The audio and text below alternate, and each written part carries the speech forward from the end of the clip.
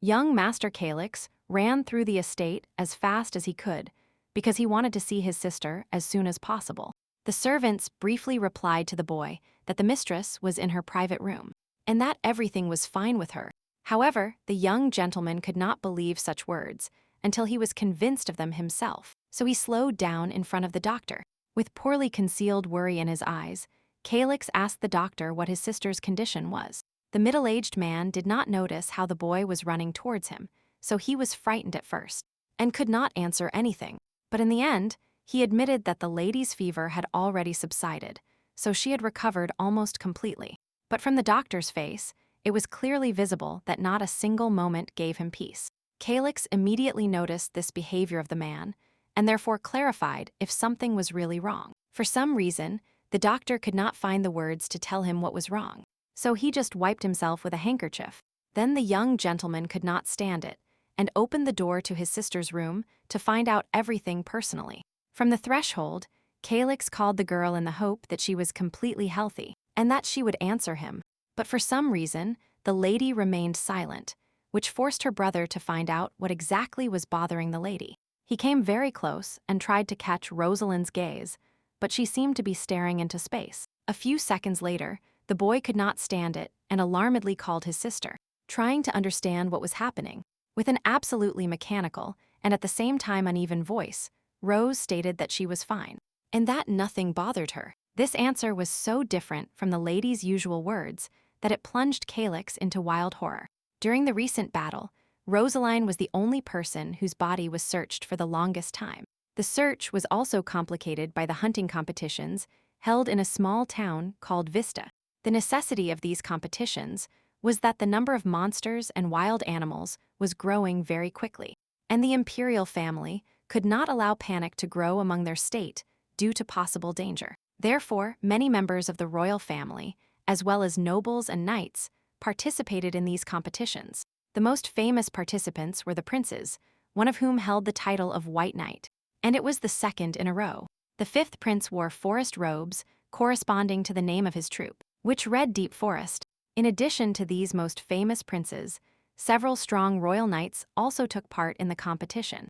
To an uninitiated person, this whole event would probably look like the most common war between people, and not a monster hunt. And it happened that on the fifth day of the competition, the neighboring state of Balta attacked the Hilavenia Empire. The squad of professionally trained assassins was suppressed at dawn, but the attackers were never identified. Moreover, even despite possessing divine healing powers, it was still impossible to avoid injuries and deaths among the defenders. In such a situation, there was no question of continuing the hunting competition, so people returned home. Only a few knights remained on the battlefield who were not so seriously injured, and they could help the rest of the fighters. Very soon, the White Knight's adjutant, who was compiling the list, realized that only one person had not been found among his squad. The man highly valued this girl because she was a loyal and brave knight. Despite her female gender, he remembered very well how he instructed Rosaline before the competition, wishing her good luck and success in her home business. So the deputy began to search for the lady's body, asking about it, just in case, even in other units. However, none of the soldiers saw long, dark hair around, so they all went to search. Finally, the group of search soldiers went deep into the forest to a high cliff. 6 days have passed since the battle, and only now was Rosalind found seriously injured. And now Calyx is facing the fact that, in the end, his sister remembers absolutely nothing about her life. This greatly saddened the boy, because at his age, he was not entirely prepared for such a situation. The doctor told the disappointing news that the lady did not even remember herself. However, the lady was able to name the name of the family crest, which gave him hope that she would regain her memory.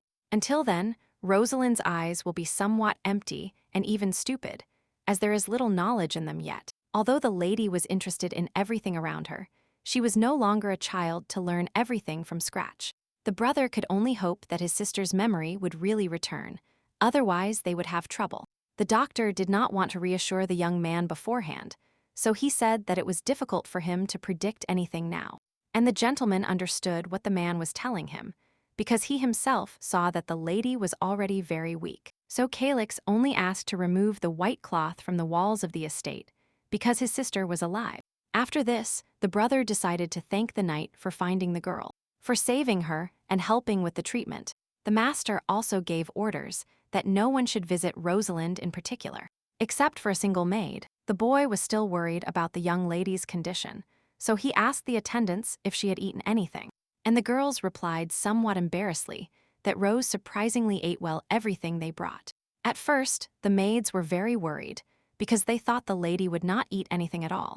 But Rosalind managed to quickly eat up to 3 plates of hearty dishes, and then she set about having dinner. Hearing this, Calix asked his assistant to bring the food to his sister's room, since he wanted to eat together. As soon as the girls left, the young man stood thoughtfully and realized that he had forgotten to do something important for his beloved. The thing is, he didn't even mention how glad he was to have her back safe and saved after so many days. Looking at the photo where they were captured together, the brother could not help but smile warmly, for he loved his older sister very much. Calix intended to talk to Rosaline during dinner today because he had something to say. However, the boy's plans were not destined to come true because he forgot everything himself when he saw the lady. They told him that the lady had hit her head hard, but her behavior was still too terrible. Even the maids, who had not seen the most orderly people, were amazed by the appearance the lady was creating. Right now, although the master did not want to admit it, his sister reminded him of a person with dementia. Suddenly, the neglected girl quickly took her brother's food, as she managed to quickly eat all of hers. Rosalind was not ashamed of anything and continued to devour meat with incredible appetite. This condition finally convinced Calix that something was wrong with his sister. For a moment, there was a dead silence at the table, because the boy could not accept the girl's behavior. In the end, the brother, as he loved the lady very much, only put down his cutlery when he calmed down. Calix asked the maid if Rosalind could already eat meat, because she was in very poor physical condition. The girl explained that she added meat to the still light morning soup, and the lady had no complications. The young gentleman stretched his lips into an uncertain smile, surprised at how quickly the young lady was recovering. Moreover, she ate so ungracefully that it seemed as if she had just eaten a wild and extremely hungry animal. The assistant quickly realized that the young man had not eaten, so she said that food would be brought to him soon. Meanwhile, the boy watched Rosalind with interest because he now noticed many new things about her. The girl ate the meat with such incredible appetite, as if she hadn't eaten for almost her entire life. Calix advised the lady not to eat so fast so as not to have a stomach ache. The lady was clearly not thinking about anything like that, as she was visibly surprised by her worried brother's words. But surprisingly, the girl immediately began to chew much more slowly, apparently listening to what she was told. This situation reminded the boy of the time when Rosaline herself said similar words to him once. And in general, the way the brother and sister were sitting now made Calix return to his childhood with her. In her teenage years, the mistress taught her brother all the rules of etiquette that she herself knew perfectly, but he would never have thought that he himself would have to teach the same to his sister. At that moment, Rosaline stuck out her tongue to lick his hand, and the master caught the girl's wrist in time. Calix asked the lady never to do that again, but tried to say it in a very gentle manner so as not to offend the young lady. The boy admitted that it was extremely difficult for him to witness such a breach of etiquette from her. A little later, since Rosalind had lost her memory, Calix reintroduced himself to her, smiling sweetly at the same time. While the brother was talking, the sister continued to eat meat, although she had already eaten quite a bit. Then Calix said that his sister was an imperial knight, and the lady was partly interested in this. The young gentleman clarified that Rosalind served in the guard of the second crown prince, and was low-ranking in the White Knight. When the boy finished speaking, all the sister's interest noticeably disappeared, while continuing to eat again. Because of the lady's indifferent gaze, the young man was not even sure if she was listening to him or not.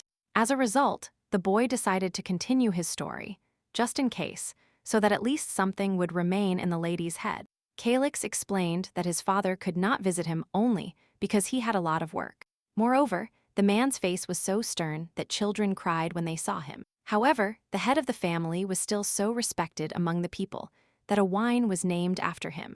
Upon hearing the word wine, Rosalind for some reason looked down, as she had not tried it yet. The brother said, with a cheerful laugh, that his sister could not drink wine because she was allergic to grapes. Suddenly, all the boy's fun disappeared because he remembered a dangerous situation. The thing is, the lady ate her steak, which was prepared with wine. Calix jumped up in horror, because he was very afraid for such a careless girl. Grabbing Rosalind by the shoulders, he asked how she felt and if there were any signs of an allergy. The sister shook her head in confusion, and the brother explained to her that she normally gets a rash. As if they were little children again, the young man asked the girl to open her mouth and show him her throat. The young lady blinked confusedly for a few seconds, and then obediently opened her mouth. Only after making sure that Rosalind's condition was fine could Calix calm down. At that moment, without even touching the door, one of the maids burst into the room calling for her mistress. The assistant again asked the lady about her well-being, as she did not know that her brother had already found out everything. The boy, watching all this, just awkwardly scratched the back of his neck, but did not interrupt the caring maid. A little later, the girl apologized for accidentally not following her mistress. But since Rosalind maintained her calm demeanor, one could be glad that nothing had happened. Just in case, the assistant promised to bring the lady allergy medicine.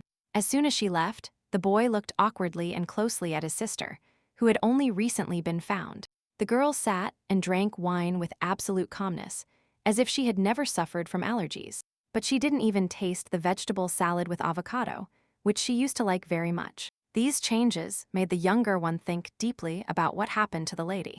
Once upon a time, Rosaline, with a cheerful smile, taught him to pay attention even to the most insignificant details. And at this moment, Calix was trying to analyze the lady using the methods she taught him. But the girl's face remained just as indifferent, no matter how closely the young man looked at it. A few days later, the maids were already talking about the lady starting to eat with cutlery. It was at that moment that Rosalind walked past the gossips, but paid no attention to them. The girls followed the owner with their eyes and noticed that she was barefoot, which they considered elegant. Moreover, lately the young lady not only walked barefoot, but also with her hair down, which also seemed rebellious. All these rumors quickly spread throughout the palace, so the assistant brought them to Calix in the form of papers. In the documents, it was written that the mood of the public improved due to the fact that Rosalind survived. This was not at all what the young gentleman expected to read, but he was glad that the rumors were not terrible. The only thing the man did not fully understand was how people outside the estate knew that the lady was walking barefoot. But he was not going to do anything with the story of Rose playing with the children, although he was surprised. Then the assistant reported that the countess had temporarily arrived at the estate and invited her children to dinner. For Calix, this meant a small problem because he had to prepare his sister. He saw that the young lady was again sleeping in the hallway, although she had a very nice room of her own. Unexpectedly for the boy, the lady's mouth opened slightly, as if she were trying to say something barely audible. The young gentleman paid attention to this, as it was precisely this kind of observation that his sister once taught him. But then loud voices of the maids were heard outside the window, talking about their daily chores. The girls laughed cheerfully, commenting that their workday would soon end. Rosaline, without opening her eyes, watched the attendants, as if carefully studying their behavior. The sister's mouth opened slightly again, and her brother realized that she was relearning her language, which scared him. He remembered once again how the elder sister asked the boy not to miss even the most insignificant things. The mistress assured that the teenager would be able to read people when they tried to lie to him for some reason. Calix still remembered that many members of his family seemed friendly, but were not kind. Now the young man was interested to know if the lady in her current state was capable of lying, and if she knew how to lie. Then the girl turned and met the gaze of her brother, who had been watching her intently all this time. To avoid awkwardness, the boy hurried to say that his mother had returned, and she wanted to have lunch together. Rosalind's face suddenly lit up, as she found this event extremely interesting to her. The girl jumped off the windowsill and approached her brother, calling him by name, because she wanted to tell him something. And then, with a sweet smile, she invited him to go together, repeating the words of the maids who were talking under the windows. For Calix, this was a big surprise, because until that moment the girl had not spoken much. He assumed that the lady learned quite quickly and remembered many things just by listening to others. But the young man would deal with this later. But for now, he asked the maids to make his sister look good. As the young gentleman walked towards the hall, where he was going to wait for Rosaline, the assistant asked him if everything would be all right. The gentleman himself remembered that it was better not to tell the Countess about his daughter's dementia, but he hoped to have time to teach his sister. And indeed the lady quickly remembered everything her brother told her, which could not but please him. When the children entered, the Countess was very happy to see them, as she did not often come to the manor. Calix immediately asked how Mom was feeling, because they hadn't seen each other for several months.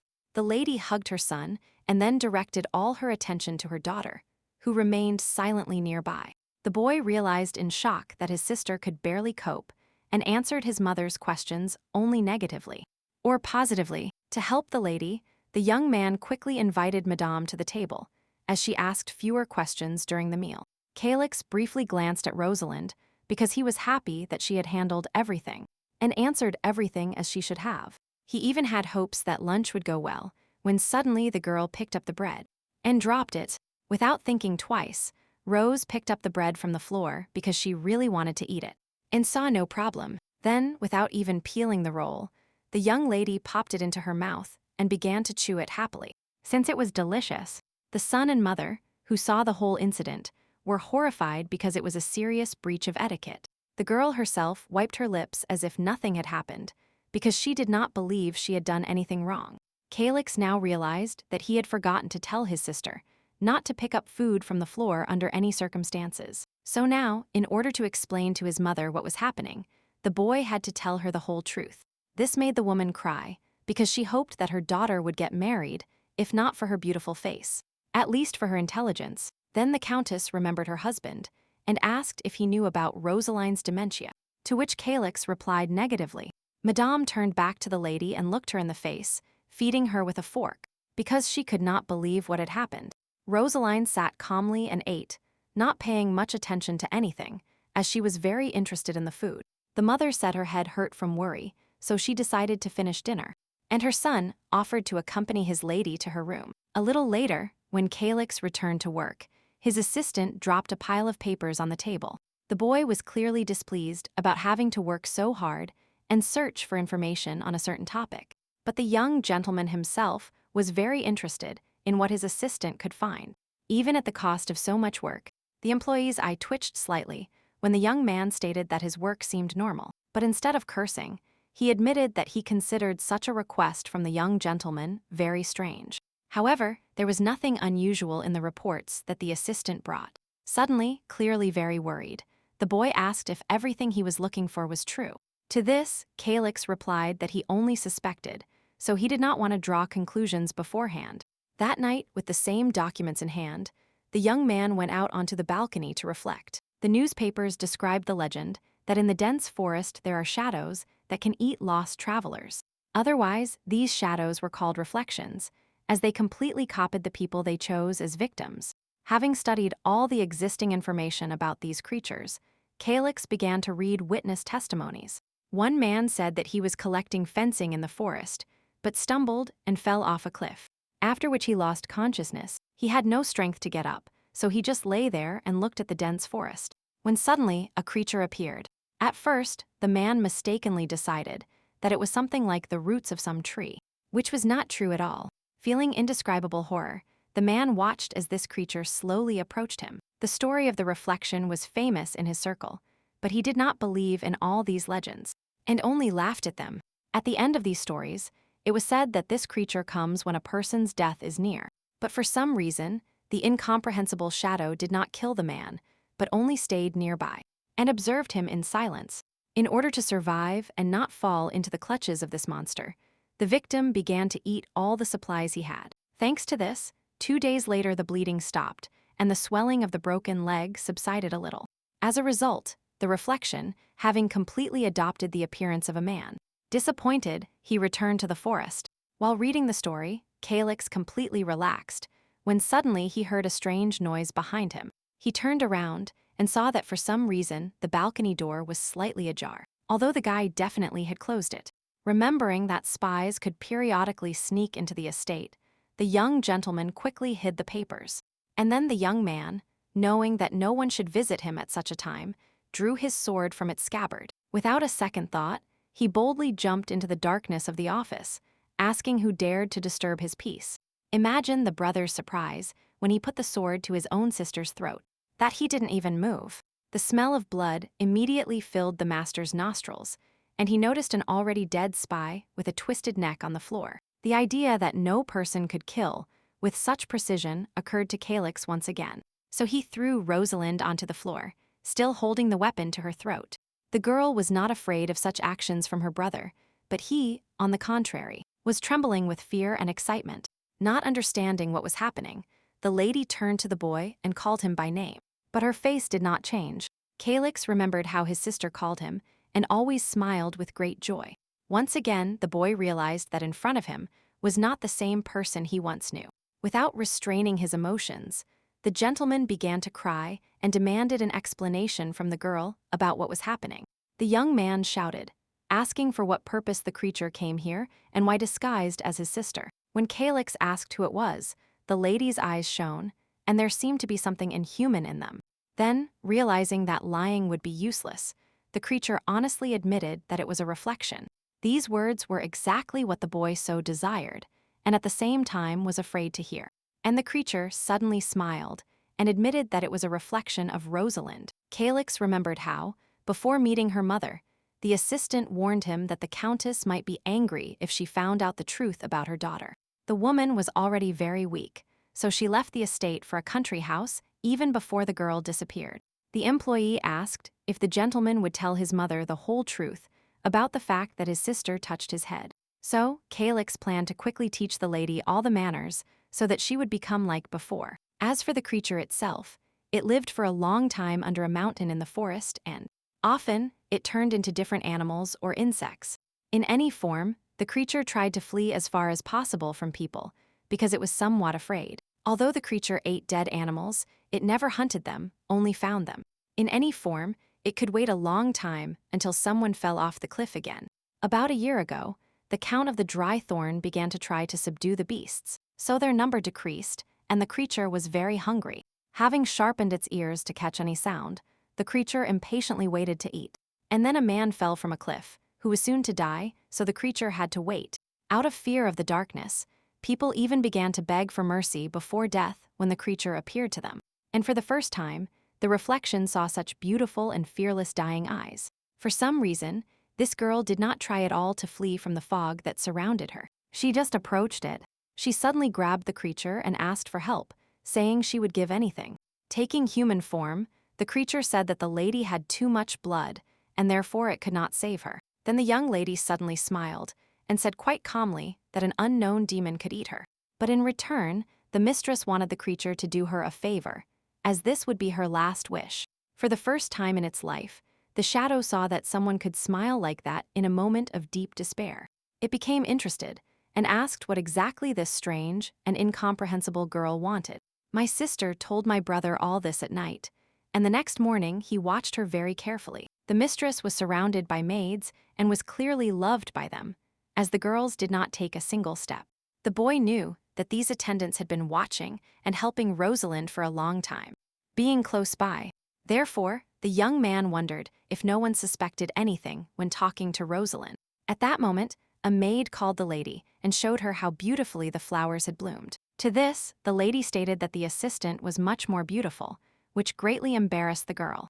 This act by the young lady was immediately appreciated by the other maids, who heard everything perfectly, and they also felt embarrassed. Calix felt an unpleasant shiver run down his spine for what had happened. Because it was not typical for his sister, he realized that this creature was also one of those that so easily steal other people's hearts with its praise. Once again, the boy became convinced that this reflection was not his sister, which made him furious. At night, the girl admitted that she had come to protect her, and Calix tried to find out who exactly.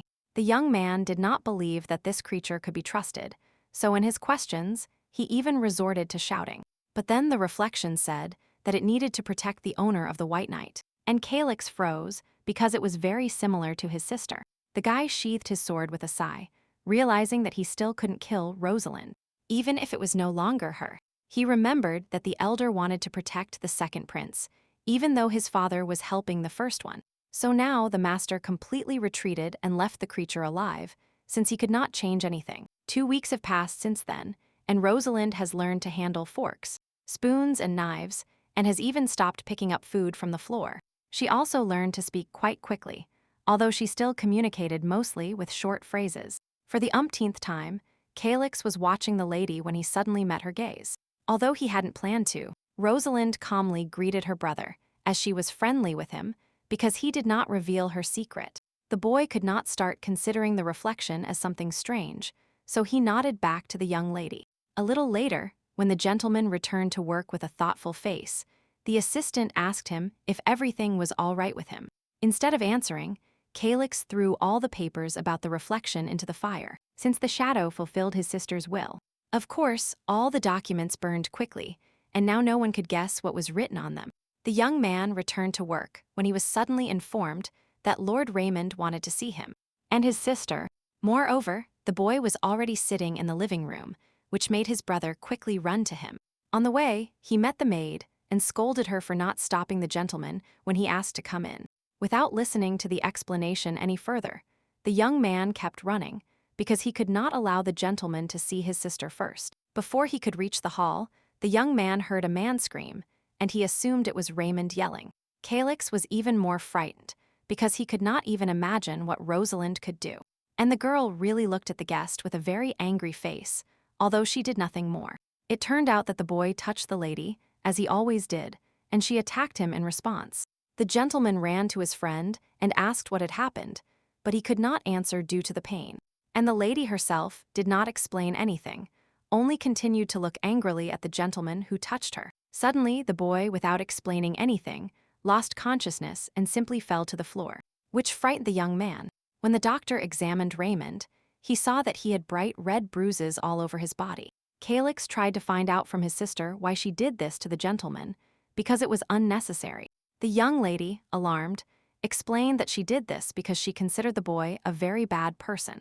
The maid heard this and said she had something to say, so the gentleman began to listen to her.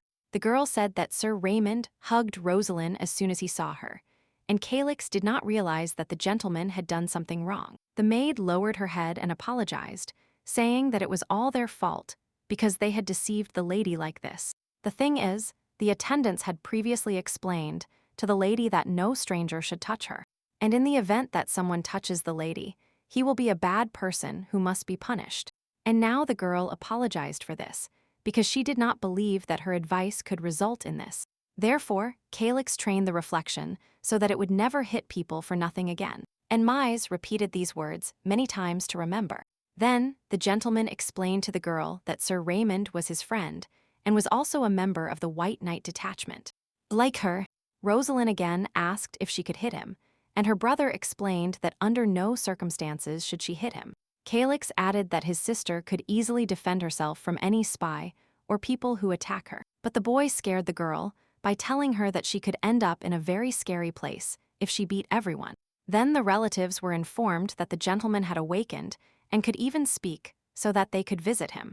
However, Raymond himself, although he regained consciousness, was in a very bad mood because of what happened.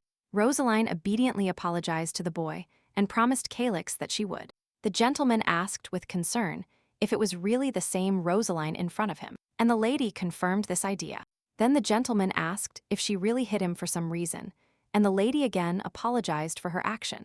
Raymond, seeing Miss reaching for her cookies, said that this time he would forgive her. Meanwhile, the girl took a whole handful of cookies and began to eat them calmly, as if that's how it should be. This made it clear to the gentleman that something was indeed wrong with Rosaline, and he asked Calyx what was happening. The gentleman had to confirm that the lady was no longer the same as before, and the gentleman asked her once again not to hit him. After that, Raymond could not contain himself and hugged the young lady again because he was very happy that she was alive. Rosalind herself experienced nothing at that moment because she actually didn't know this boy at all. A little later, the three of them sat down for tea, and the young men began to talk about the Black Moon, of which Rose had also never heard. Then, the brother explained that their neighboring kingdom of Balta opposed the Empire and worshipped it, and was a fanatic of magic. They believe that Crintidanian exists, who is the god of darkness and chaos, and is also the true god. The second prince has the greatest power, which is why he calls Idlabhim the true god, and keeps the people of the Black Moon under control. The girl was told that when the prince was attacked again, he created the detachment of the White Knight, of which she was a member. Raymond had already talked about the detachment, and seeing how enthusiastically the lady chewed, he also doubted whether she was listening.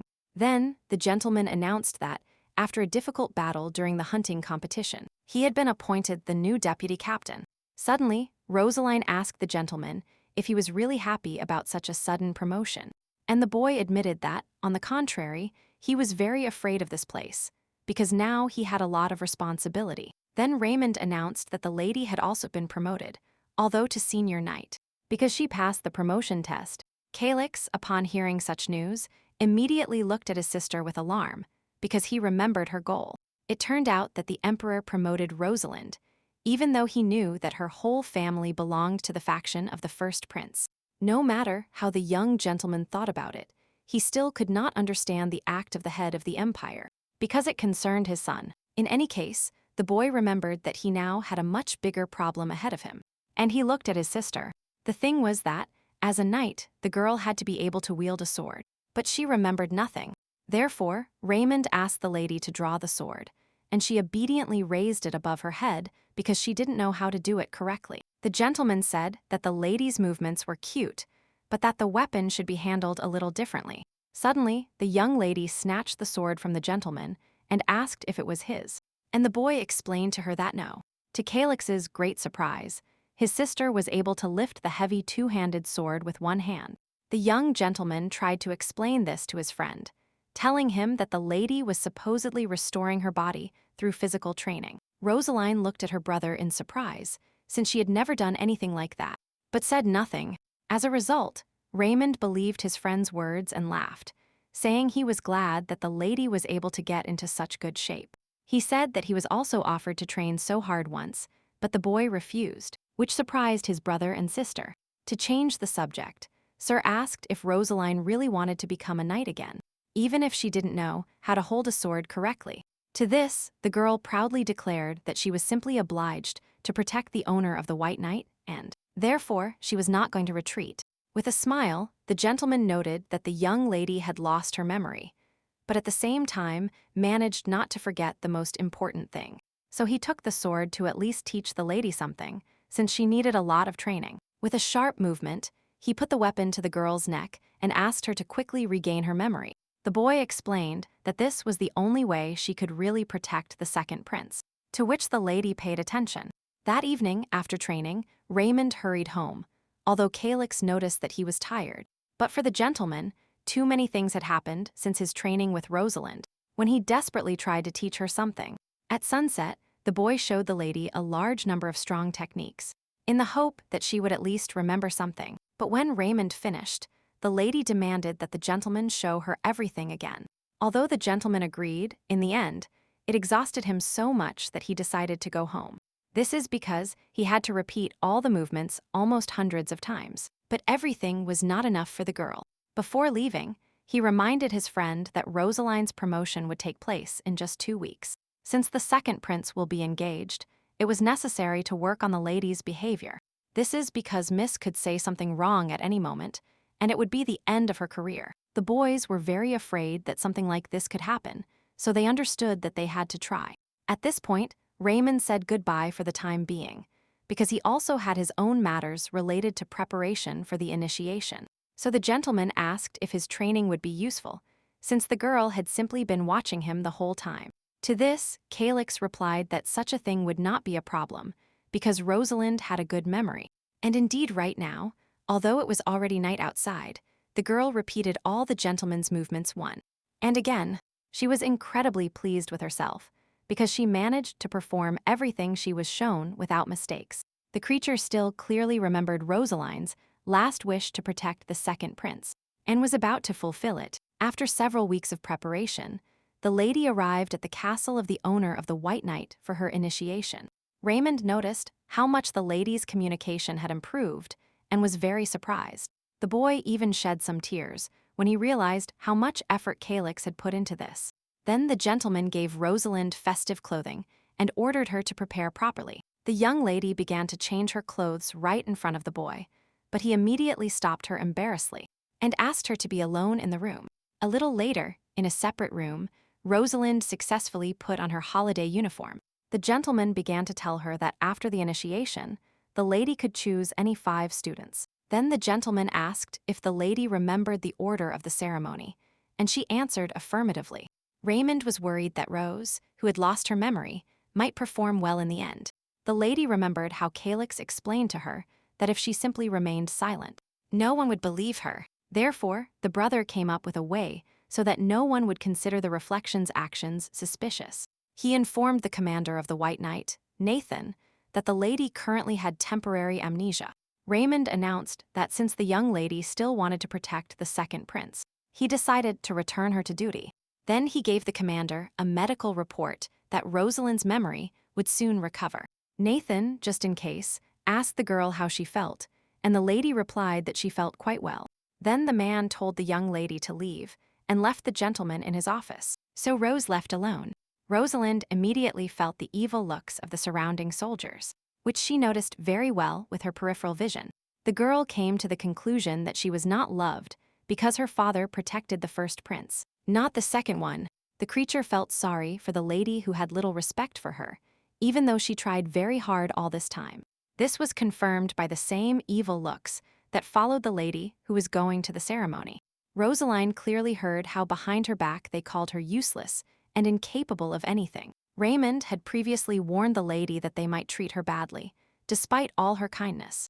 With this in mind, the girl lined up and began to wait for the prince to appear to begin the ceremony. Suddenly, when she saw him, the reflection was very surprised, because she did not expect such an appearance from the boy.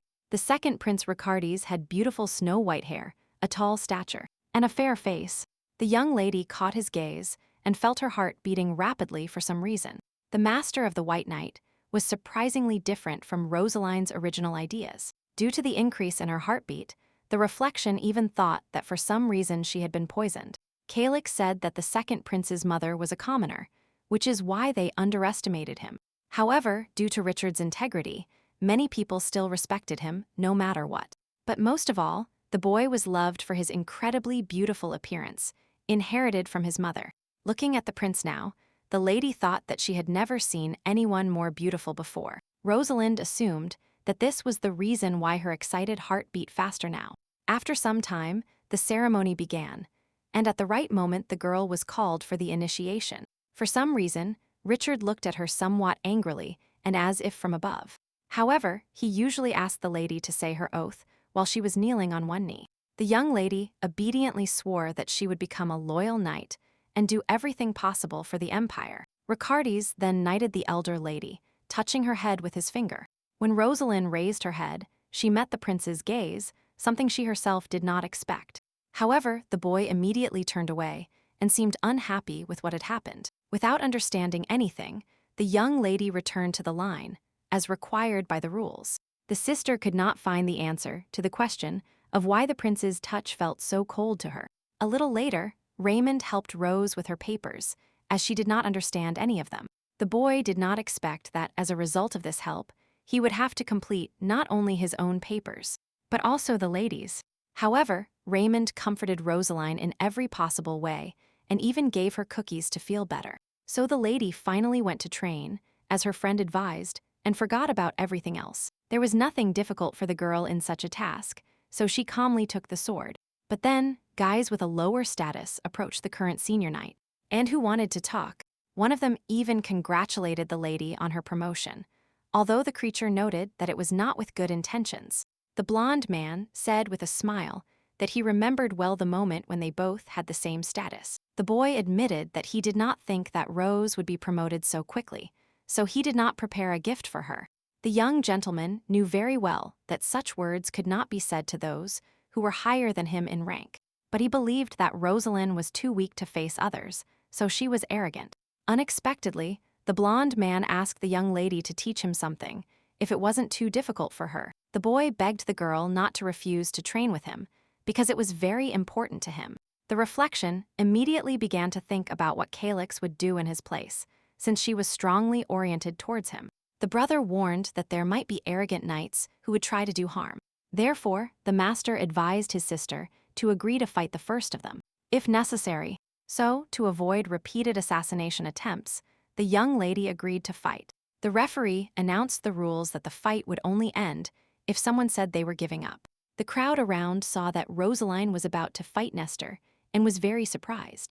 The blond man himself had no doubts about his easy victory, so he smiled cheerfully. The boy believed he could finish the lady with one blow, so he boldly ran forward. Imagine Nestor's surprise when Rose ended up hitting him faster than he hit her. The soldiers were as astonished by this as the blond man himself, because they believed Rosalind was fighting poorly. But in the end, the girl hit the boy's hand with incredible ease, and he couldn't stop. It turned out that the lady's blow was so strong that Nestor's sword even flew to the side. However, the blond man could not believe the girl's strength, so he thought the lady was simply lucky, and he demanded another round. The young lady agreed to fight, but for some reason she sheathed her sword, although she shouldn't have. Then, in full view of everyone, the girl completely threw her sword aside, which no one expected. Suddenly, Nestor realized that the young lady insisted on fighting barehanded, even though they were in different weight classes. The blond man even now decided that nothing would go well for the lady, because she was also a girl and, therefore, inferior to him in strength. However, for some reason his hands kept trembling, which meant that the boy was nervous for some reason. Unexpectedly, Rosalind, without waiting for her opponent's first move, jumped forward with a punch. As a result, Nestor not only fell to the floor, but also flew several meters further, which surprised him. But the failure did not stop there, as she approached her opponent again and grabbed him by the neck. With a look of fear on her face, Rosalind asked if the blond man wanted to keep fighting, but he didn't have time to answer. Before the boy said he gave up, the girl had already started beating him without listening. A few minutes later, the deputy captain burst into Raymond's office and interrupted his work. The man did not explain anything and simply walked behind his desk, as he was clearly excited. Only when Nathan sat thoughtfully at his desk did the gentleman dare to ask what had happened. The deputy captain said with a grim face that Rosaline had been assigned to escort the second prince. Raymond was very surprised by this news, because he did not expect something like this. The man briefly said that the lady had beaten Nestor, and the gentleman immediately rushed to find the girl. He could not understand why the lady would do something like that out of the blue.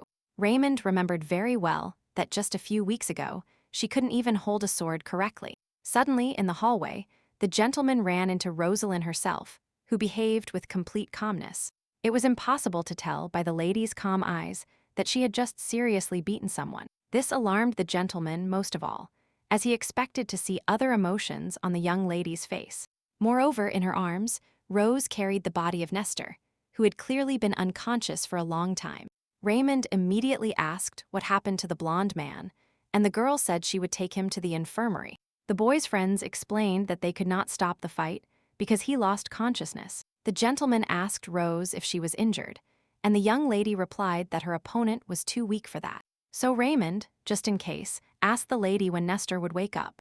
He also advised not to wait until someone faints next time, and the lady agreed. As for the history of the empire, the current emperor and empress were distant relatives. Since no one objected, the first Prince Elpidio was born, and his status was very high.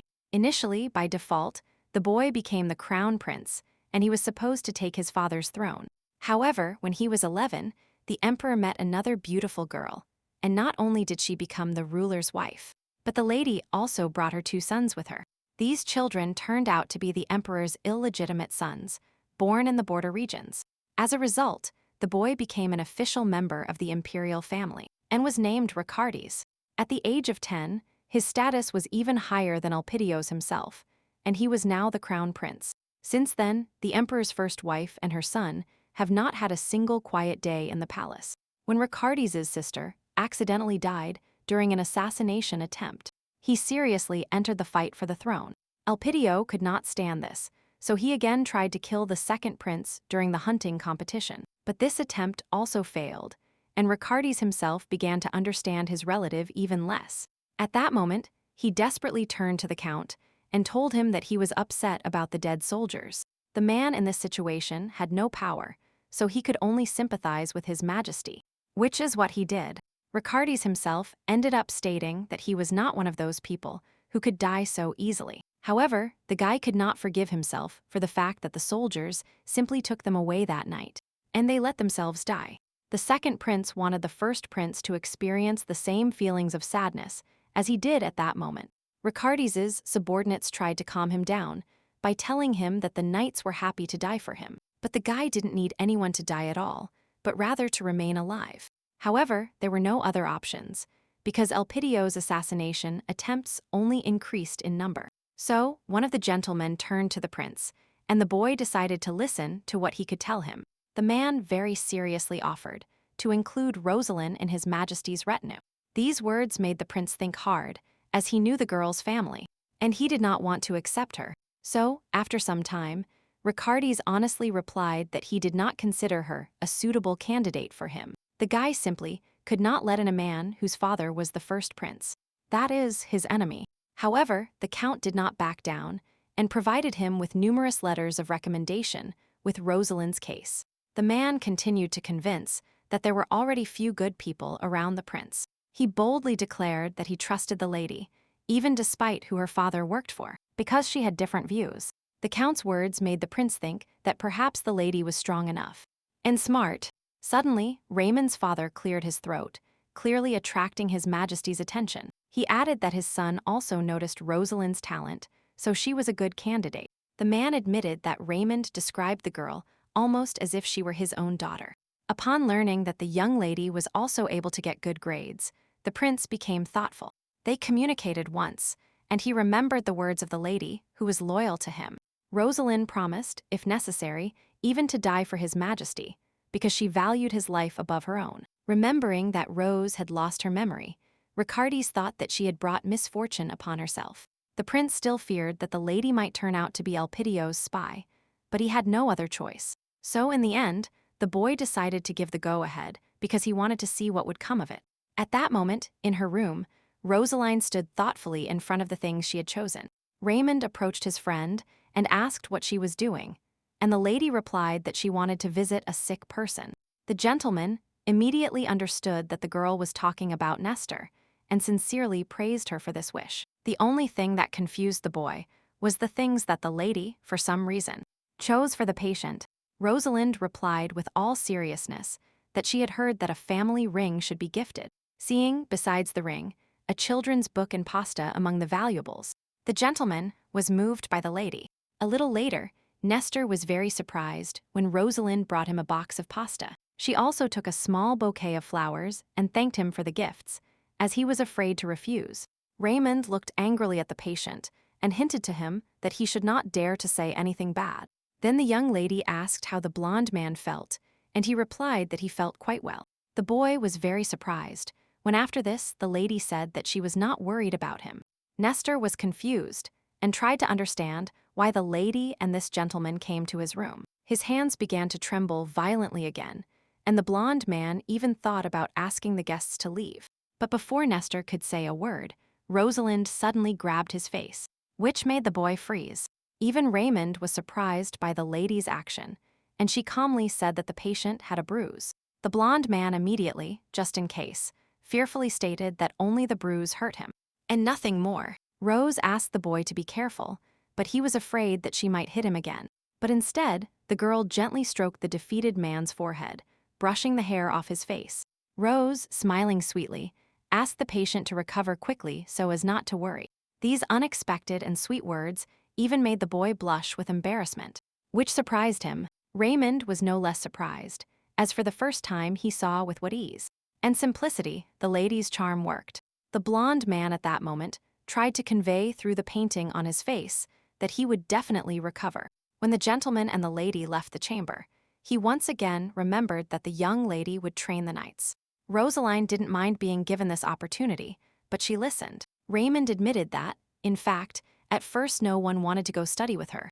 However, after the fight with Nestor, everything changed, so the boy handed the lady a bunch of papers with the interested ones. Then he pointed his hand towards the line of newcomers and told the lady that she could choose. Indeed, the knights had already lined up, and each of them hoped to be chosen. Seeing the knights approach, on command, they greeted their superiors in a single chorus. Rose, without even looking at the papers, began to look at the people independently and, therefore, approached them. Raymond was surprised when the girl silently handed him back the documents, because this was not usually done. It was the first time Lord had seen someone start choosing, without even reading at least a few questionnaires. Meanwhile, Rosalind had already started selecting students for herself, and she approached a boy. The young man clearly felt uncomfortable under the lady's gaze, but he did not move. After a few seconds, the mistress moved away, and he could breathe calmly as the tension subsided. Rosalind walked further among the ranks, still choosing her own students.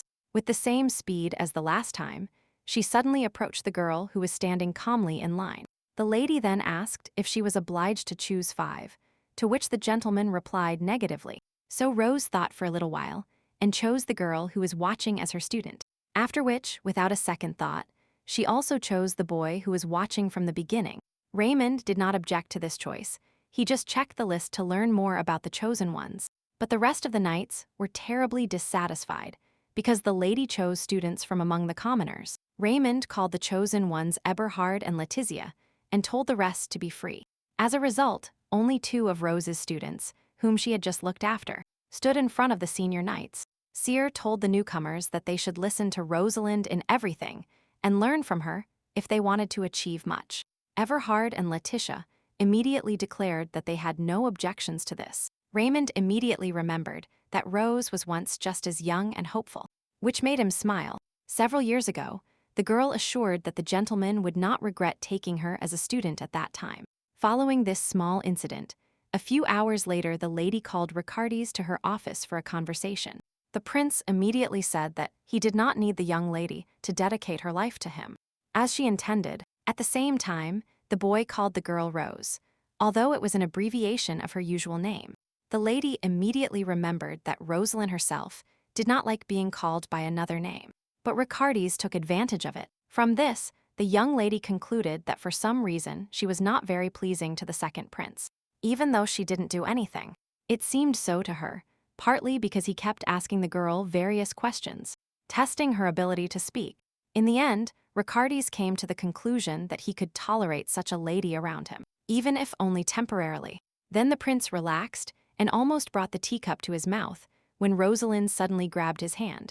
This unexpected action by the young lady caused great irritation in the heir, who had just accepted her presence. And the girl herself didn't even think of letting go of his hand, as if she were completely right. The assistants in the office tearfully asked Rose what she allowed herself to do.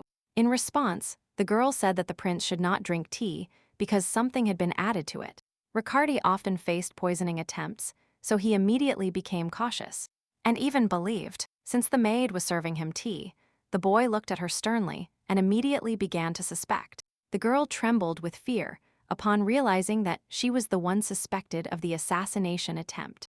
She said that she tasted the tea herself before giving it to the prince, so everything should be fine. The assistant also added that the poison had no effect on the prince anyway, so why would she poison him? Rosalind replied to this by saying that enemies might want to check that all poisons are ineffective. Lost in thought, Ricardi suddenly said that Rose's words made a lot of sense, so they could be true. The heir suggested that enemies could create a poison that would not affect him, and the maid shuddered. Suddenly, the girl's face changed a lot, and in a second she pulled a weapon from the hem of her dress. She shouted that she wanted to kill the prince and threw all these knives at him, wanting to hit him. But Rosalind, with incredible ease and speed, fought off everything her assistant threw at her. Seeing the way the lady moved, Ricardes realized that she was much more capable than he thought. Without hesitation for a second, Rose lunged at the maid who was trying to attack the prince. The girl tried to defend herself and quickly threw the tray next to her at the young lady. But Rosalind easily stopped this blow because she had a good reaction, although she was a little distracted. Then the maid immediately took advantage of the moment and ran towards the prince to quickly kill him. Ricardes himself did not move at all and even allowed the weapon to almost touch him. And the prince really didn't have to do anything, as the lady herself repelled the assistant's attack. To prevent the girl from falling and running out again, and also attacking, Rosalind grabbed her by the neck. The lady had already raised her fist, clearly intending to continue attacking. As she had done with Nestor, the people around didn't even notice when the lady managed to put her sword back somewhere. Switching to fists, one of the assistants shouted at the young lady to stop, because it was impossible to kill the traitor. These words took effect on Rosalind, who froze and raised her fist, but she did not hit. Then the reflections seriously stated that this girl was not dead yet. Ricardes said that they should first listen to the maid and then attack, because otherwise they would not receive information. The prince addressed Rosalind by her full name, which surprised the lady. And she stopped. Then the girl let go of the traitor and stepped aside so as not to fight anymore. The heir immediately asked how the lady realized that the maid was an assassin because she was well disguised. Rose admitted that she was strongly guided by her senses and not by her mind all this time. And that's why, as soon as she entered the room, she smelled the blood emanating from this girl. Even though she was just serving him, the maid could not deceive the creature. The prince was surprised to find that the lady also had a very good sense of smell that he could only envy. Moreover, Rose was able to notice that the assistant was only pretending to drink tea, as she lied from the very beginning. So she carefully poured it into her sleeve herself, and no one in the room noticed. The lady told him this, and the boy did not expect that the lady also had such a good power of observation. Suddenly, fearfully, Rosalind suddenly noticed that the prince was still bringing the cup of poison to his mouth. However, she immediately jumped and covered the heir's mouth, and then took the cup away so that he wouldn't drink anything. The prince's assistant immediately asked the girl to take her hands away and hand him the cup because she was overstepping her authority. But the heir asked that the tea be given to him and not to his assistants, if the young lady wanted to earn forgiveness, which no one expected. The prince explained this by saying that he wanted to know what kind of new poison his enemies had invented. While everyone in the room was arguing among themselves, Rosalind began to examine the contents of the cup. Without the others knowing, the reflection used its abilities to analyze the contents. And looking inside, the young lady realized that magic had been especially mixed into the tea in the form of poison. During her training on the estate, Calyx showed his sister objects imbued with magic. The girl herself noticed that there were particles of magic in all these knives, which greatly surprised her. The brother admitted that he took this weapon from their enemies, but had no idea how they created it. But if there is magic in the poison, then the priest's treatment will yield no results, which was very dangerous. So Rosaline told everyone that this poison came from a hunting competition. The lady's words frightened and alerted everyone present because the matter was serious. Ricardes asked how the lady understood this, since she had just looked at the tea, but had not even tasted it. The mistress remembered her brother's words that it was forbidden to talk about the fact that she saw magic. So she phrased her question by asking the prince if magic could be mixed with holy power or not. The prince really remembered that he could not heal anyone in the hunting competition. This fact greatly frightened the boy, although he tried not to show his emotions to anyone. Ricardes didn't even want to think about the fact that someone would create a poison that he couldn't handle. In fact, in this case, the authority of his empire will considerably decrease, which will benefit the Black Moon. Because of all these thoughts, the prince came to the conclusion that it was time to see the witch. This woman, who knows the future, has been trapped in the dungeons of his empire for a long time. At that moment, she was whispering that she didn't have much time left for everything, but she didn't care. For a long time, the witch was ready to face death with a smile at any moment, because then the empire would also perish. The next morning, Eberhard ran to Letitia with news about their teacher. As he was delighted, the girl also knew that Rosalind easily defeated the assassin on the first day. While they were discussing the rumors, the newcomers did not immediately realize that their teacher had approached them quite closely. As soon as they noticed her, the boy and the girl immediately bowed timidly and greeted. The lady calmly replied to her students, greeting them too, although she clearly heard their words. She remembered Raymond's words about how the newcomers felt honored and proud to learn from her, and the young lady could only help them by teaching them to fight with swords, which is what she was going to do. So Rosaline gave the boy and the girl wooden swords to practice with her, and not to hurt themselves, but the students held these swords with trembling hands because they were very scared. The lady could not understand why the new girls were so afraid of her. It seemed to her that she was going to fight the cutest and also defenseless fawns. Moreover, curiously, even the deer had a much greater sense of danger than its students. The lady concluded that now Letitia and Eberhard could die, and they wouldn't even understand it. The boy and the girl were scared when they heard from the young lady that everything was very sad for them, since they were trying to study. Without explaining anything, the lady once again repeated her words and at the same time frowned for some reason. Letitia and Eberhard did not argue with the teacher. They simply lowered their heads because they were sad. The lady simply sighed at this, because she still wanted to help the newcomers, so she tried to come up with a plan to train them. Therefore, Rosalind suddenly announced that from now on she would attack both of them, and that they would have to defend themselves. Thus, from early morning until late at night, the lady promised to train the boys like this. These words only scared the boy and the girl even more, as they did not trust their abilities. At that moment, the prince, surrounded by assistants, went down to the prison to speak with the witch. The count next to him was not happy that an heir of his status was visiting such a dark place. To this, Ricardes replied that he could not wait until they brought him the information, because too much time had passed. Only now, the boy remembered that the prince had a rather strong temper, so he decided to remain silent. Then the count heard someone calling him, and a chill ran down the guy's spine from fear and horror, and the prince himself did not even flinch at his face, although many of the prisoners also pitifully called him. When they arrived, he barely saw the witch. The assistant realized that she had been in prison for a long time, but he did not understand why the heir was going to meet such a dangerous person. When they approached her, the witch deliberately paid no attention to anyone, staring at the wall.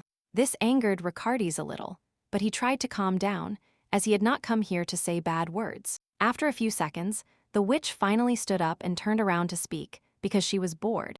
Unexpectedly for everyone, she abruptly grabbed the bars with her hand, but this did not help her at all, although it scared the others. The woman covered her nose with her hand in disgust, because she did not like the people of the empire. Seeing this, before starting the dialogue, the prince specifically asked the witch how she felt.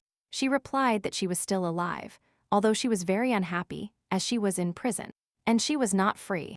Knowing that the woman might attack, Ricardes ordered his assistants not to approach her just in case. The witch laughed and said that she only wanted to stroke the prince's hair. That was the only reason she could suddenly jump out. To this, the heiress replied with a sad sigh that she still did not know how to communicate normally. And then she took out a bottle of that same tea and gave it to the woman to examine. The witch did not expect to be brought something like this, and so she became very interested. The woman was intelligent and skilled, so she immediately recognized the black tea inside the bottle, even though she didn't even taste it. Then she concentrated and brought it closer to her face to observe the contents more closely. Seeing why Ricardes brought the tea, the woman laughed heartily and maliciously. Because she understood everything, the prince immediately assumed that she was laughing like this because she could wonderfully see the magic inside. Meanwhile, the witch whispered that now that such a poison had been invented, the empire had no chance of winning. She boldly called this product the greatest discovery of her state, which could not help but please her. Ricardes asked for more details, and the woman said that magic was mixed with the poison. This is exactly what the heir wanted to hear, so he was about to leave, since he had learned everything he needed. Following him, the witch whispered angrily that she would definitely see the prince fall, no matter how much he wished. Because of this, the count hurried even more to leave this place and ran after the heir. After this dialogue, that same night, Ricardes stood thoughtfully on the balcony and thought about the witch's words. The boy was annoyed by the fact that the woman promised to watch him from the darkness, because he knew she could do it. She constantly reminded him of the mysterious legend about the black moon and the white night. The day the god of light reached its zenith, and the god of darkness hid. A blessed light illuminated the entire world. According to legend, everything flourished and the black star faded into the background of the sky. After this, the god of darkness Danian hid in the moon, and remained there in silence until better times. Ricardes knew that even a few aristocrats believed in this true legend, although they should have, but the prince could not understand why the witch said that the god of darkness would take over his empire. Then the boy suddenly noticed a silhouette not far from him, which greatly frightened him. It turned out that, for some reason, Rosalind climbed directly onto His Majesty's balcony, although this was not allowed. When asked what she was doing here, the young lady replied that she was protecting the heir. Just in case, the prince asked if she shouldn't have done this only from morning till night, and rest the rest of the time. To this, the lady replied that it seemed to her that an assassin could come at night. Only then did Ricardes notice another silhouette on the ground, and therefore turned around sharply. It turned out that another mercenary lay there, and the lady wisely left him alive for the time being. A little later, the soldiers quickly took away the unfortunate traitor at the prince's request. The only thing that surprised them was that for some reason Rosalind was in the prince's chambers at that moment. The heir heard the whispers of the knights, and so he felt somewhat ashamed of their speeches. Because they were right. So he himself decided to discuss this situation with the girl, who once again took a fighting stance. It occurred to Ricardes to conduct the conversation over a glass of wine, although he never thought he would live to see something like this. He courteously and gallantly invited the lady to his room, and then invited her to drink with him, while he was already pouring the wine. At first, Rose politely refused, but the heir insisted, and she had to agree. The girl remembered very well that she could not get drunk now, so she did not want to take a glass. At that moment, the prince thought anxiously that the lady does not know that her personal space should not be violated at this moment. However, for some reason the boy decided not to read the lady's moral, although he had the opportunity. Seeing a bottle of wine, the young lady scanned it just in case, but found nothing. Then suddenly, she clinked her glass with the prince, which he did not expect, as it did not conform to etiquette.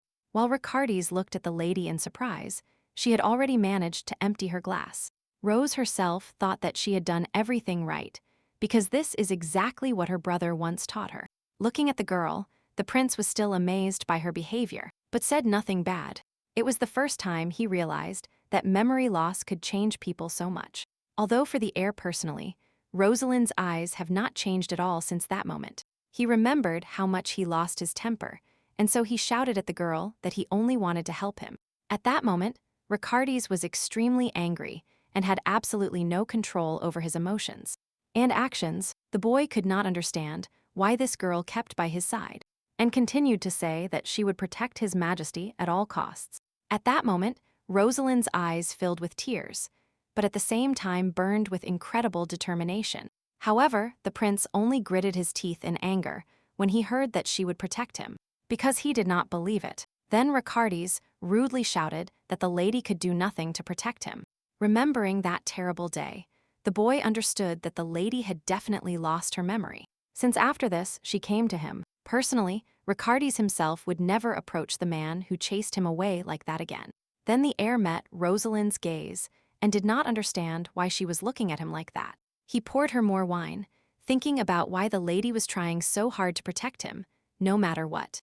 As a result, a few hours later Ricardes was very intoxicated, but Rose felt nothing at all. Seeing that the prince fell asleep due to the amount he drank, the lady decided to help him because she wanted to continue caring for him. So she carefully took His Majesty in her arms to carry him to bed and help him sleep. When the girl succeeded, the lady also gently and warmly covered the prince with a blanket. Just in case, the lady was about to leave when she suddenly heard Ricardes's calm voice behind her. This made the girl turn around and listen so she could correctly distinguish the words. The prince was clearly half asleep, but somehow he could still whisper the question of why the lady was with him. The reflection remembered her promise to the real Rosalind who was already dead, but they made a pact.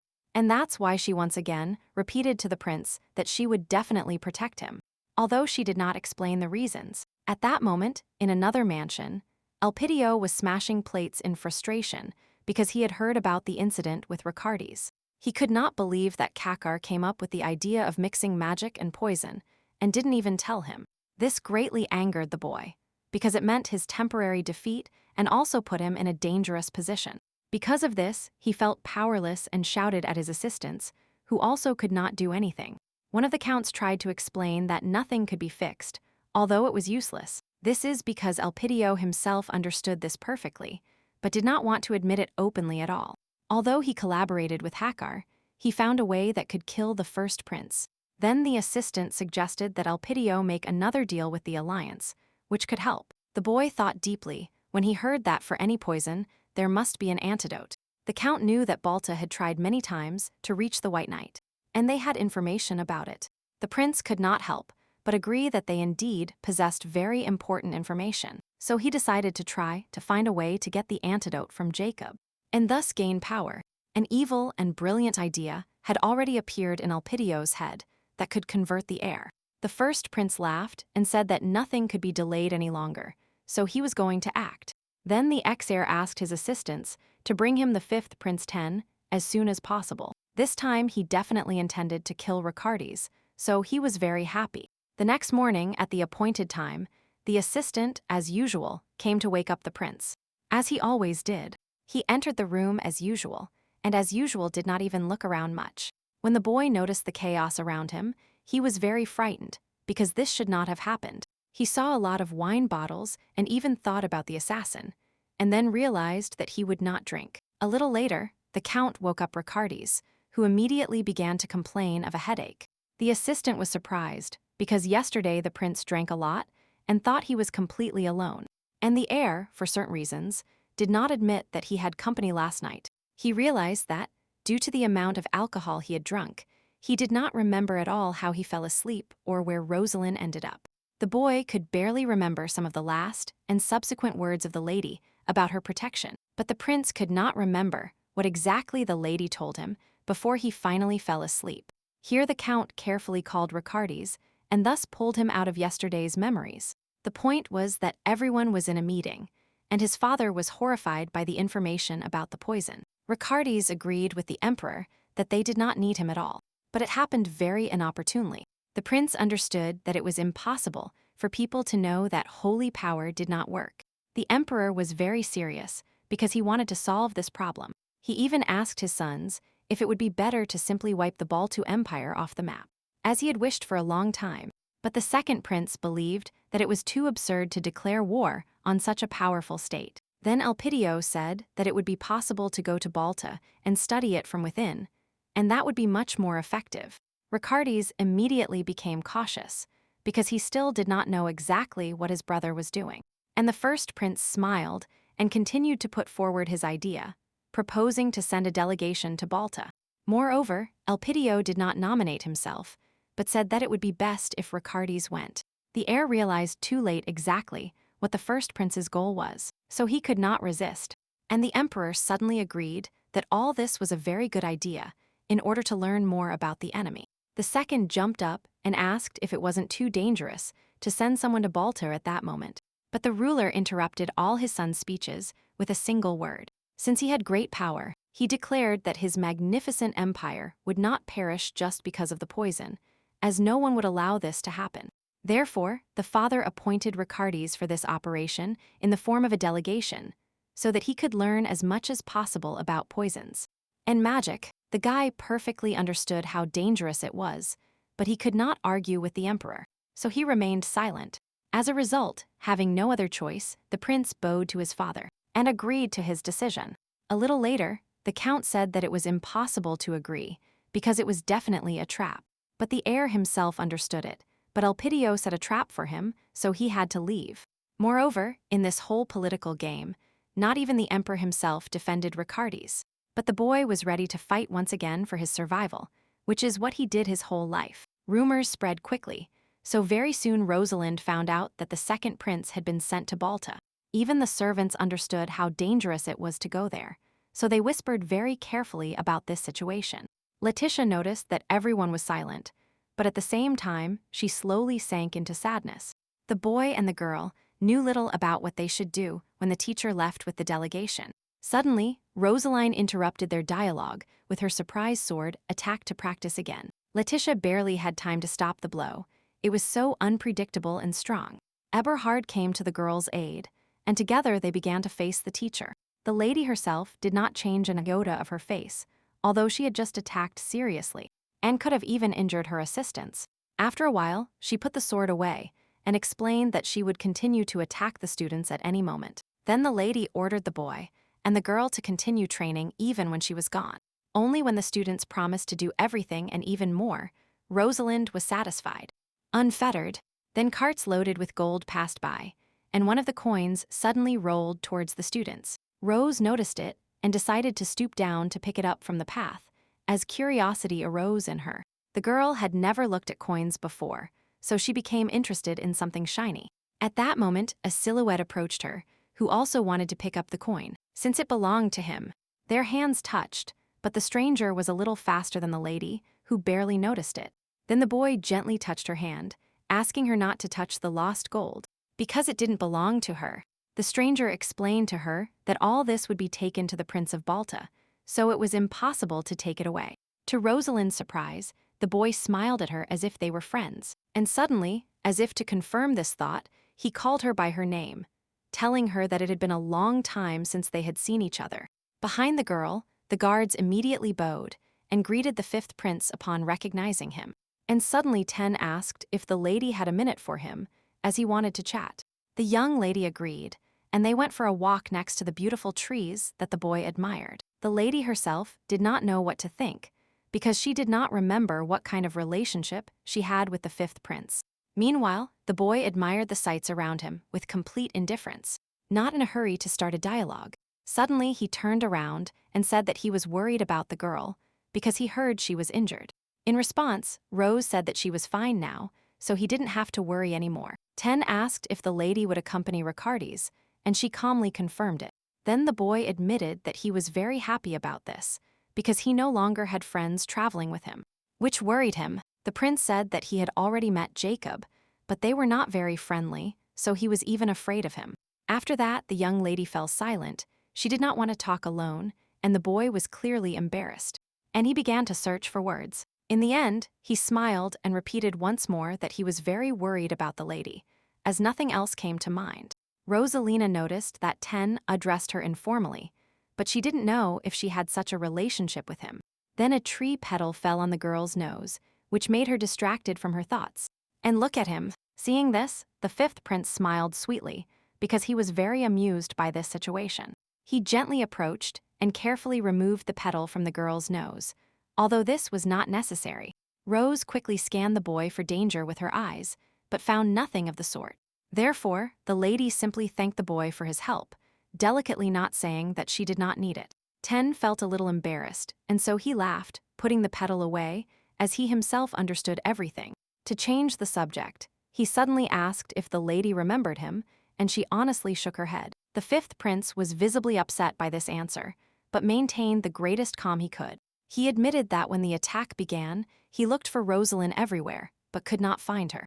The young lady clarified how far her cliff was, and the boy said it was in a completely different direction. The prince apologized for not being able to help her, and not even coming to her because he could not. He also added once more that he was glad that the lady was finally able to recover on her own, and did not need any help. The girl was surprised to notice that for some reason the fifth prince was smiling a lot, which she saw for the first time, so she returned his smile as sincerely as possible to support him this way. When Ten saw such a beautiful smile from the lady, he became very embarrassed because it was his first time. The boy even forgot what he wanted to say, and simply turned around so as not to blush even more. As a result, he barely managed to say that they would definitely see each other again, and then quickly ran away. Rosalind greeted her new friend confusedly, as she did not understand his reaction, but she did not try to catch up with him. Then the girl thought seriously, recalling everything she had learned, because something didn't add up in her head. Previously, Raymond admitted that he did not see her at the beginning or at the end of the battle in the hunting competition. After talking with Ten, the lady again thought about her death during that incomprehensible night. It became clear to her that not only was she not seen, but Rosaline, in principle, was not on the battlefield. After concluding the contract, the reflection immediately healed all the body's wounds so that she could study them. And then she noticed that on the girl's back there was a very strange and serious cut that could not have been left by a person. Now the creature wondered if someone else could have attacked Rose that day, about whom no one knew anything. But at that moment, the lady had to see her brother, who was already waiting for her, so she ran towards him. The boy was pleasantly surprised to see the girl, because she behaved exactly like the old Rosaline. The young lady even ran and hugged Calyx in the same way that Rose of the past would have, because she suddenly wanted to do it. Then the sister looked at her brother and smiled tenderly, without saying anything, because it was not necessary. The boy was surprised to notice that the reflection's smile had become more natural, as if she had gradually socialized. He admitted to himself that for a moment the lady really reminded him of his sister, although this was almost impossible. However, the boy still could not restrain himself and affectionately hugged the girl, because he really wanted this. It is true that then the knight became embarrassed, and so he quickly moved away, because the reflection was not his sister. However, during a dialogue with the girl, Calyx noticed that she had significantly improved her social skills, and the lady said that Ricardi's ordered everyone to see their family before he died. So she came. Such words from the prince did not surprise the boy at all, as they often attacked him. Calyx understood why the prince was afraid, because Jacob was closely related to the Black Moon, which was dangerous for them. Therefore, with genuine concern, he asked the girl who was enjoying her food to be much more careful. But suddenly, Rosalind asked her brother to interrupt his speech and look somewhere. Then she gave back the food bag, which the boy did not expect, because the young lady loved it very much. Before Calix had time to understand what was happening, his sister suddenly ran away from him to the side. For some unknown reason, the lady suddenly walked directly towards the huge wall in front of them, as if she had noticed something. The brother watched the girl silently and amazed and realized that there was someone behind the wall.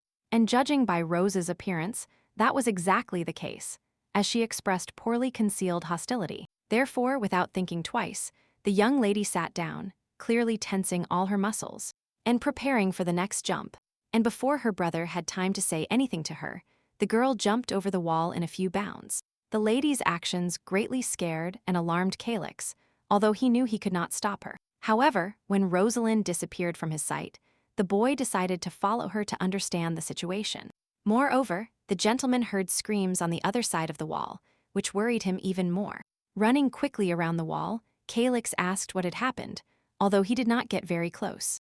Imagine his surprise when he saw Rose attacking some people. It was Eberhard and Letitia, but Calix did not know them and therefore misunderstood everything. So the boy shouted that he had already bought a cake for his sister, so she could stop. This distracted the lady, which Letitia immediately decided to take advantage of while she still had a chance to escape. The girl ran out with all her might, which did not escape the gaze of the attentive and sensitive lady. Rosalind's eyes shone, and she quickly analyzed the surrounding situation, guessing where to strike. Then she threw the sword and landed right in front of the fleeing woman, which greatly frightened her. Letitia realized that once again she had failed to escape her teacher, so she surrendered silently. And Rosalind approached and took her sword, because the training was over and there was no point in continuing to fight for it. The lady calmly announced that her students had died again, and somewhat disappointed, sheathed the sword. She began to scold the boy and the girl, who were again not attentive enough. Rose explained that they should pay attention to all the sounds around them, including her jump over the wall. Observing the training, Calix suddenly smiled unknowingly because he liked it. A little later, when the lady was free, she began to feed her sister again, who was very happy about it. The brother even noticed that the lady's mood had changed a lot, and now she could express true joy. Meanwhile, he remembered very well how distant and cold Rose had been from the beginning, but now the reflection looked like the most normal and happy person living a normal life. But when his sister told him, her brother did not expect to hear that the lady's heart would race upon seeing Riccardi's. The lady still could not understand why her heart beat wildly then, because there was no reason for it. Not even her brother could give a normal and truthful answer to this question, so he just said he didn't know. The only thing that reassured his sister was telling her that her heart beat fast when she saw the prince. Then the boy changed the subject and said that he was afraid of his lady's trip to Balta, because it was dangerous. But the girl herself was calm, because she supposed they would have a similar conversation.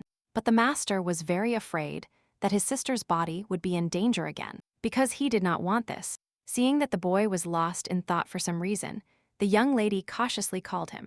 But this had no effect, and he remembered how he once begged the lady to stay with him, although she was definitely leaving. And now Calix understood that all his words and persuasion would be equally empty and useless.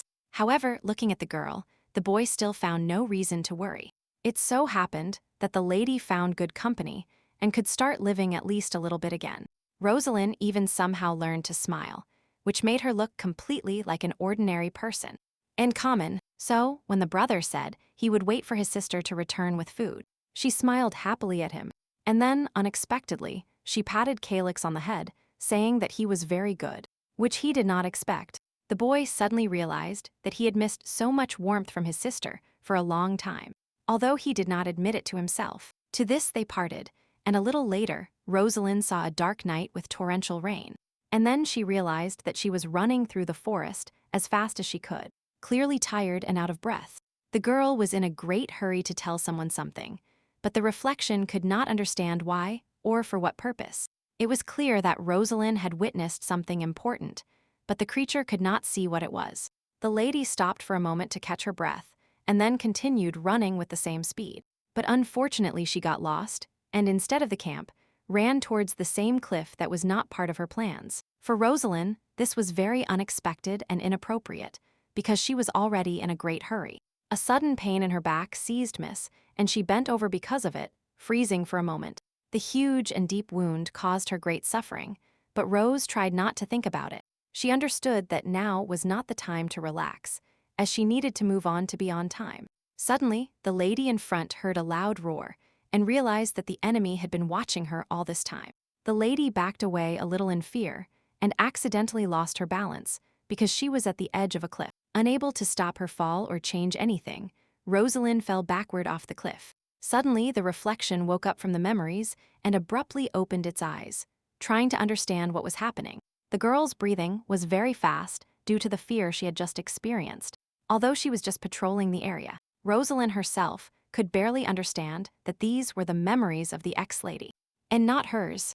The next morning, all the city dwellers saw off the prince's delegation, and the young lady tried to forget about everything for now.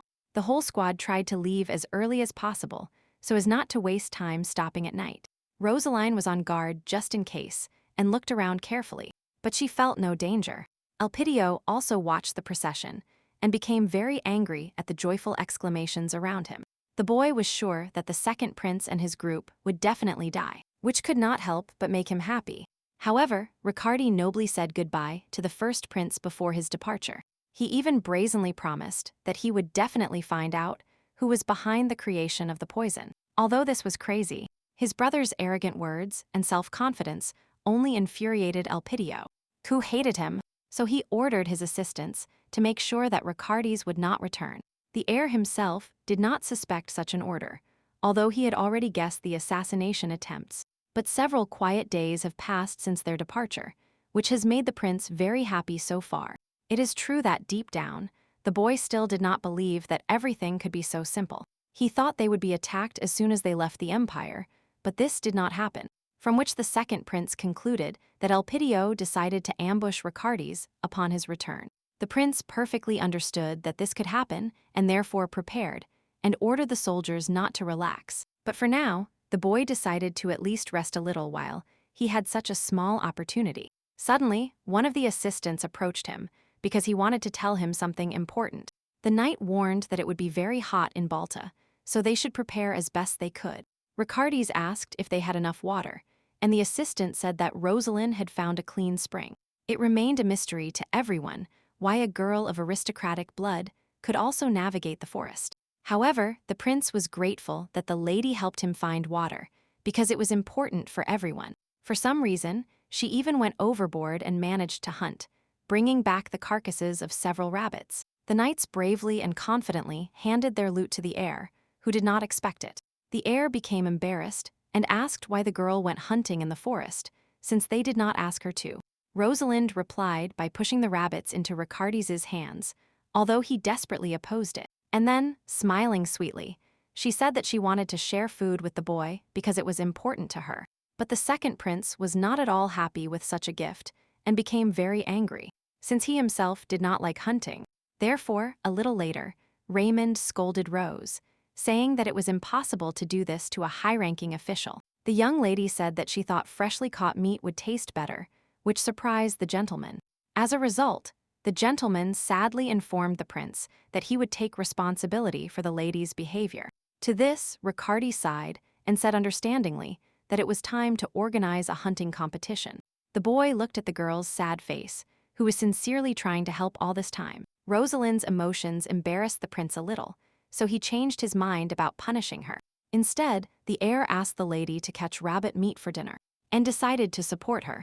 Upon hearing this, Rose smiled incredibly happily, because she really wanted this, and she understood the order correctly.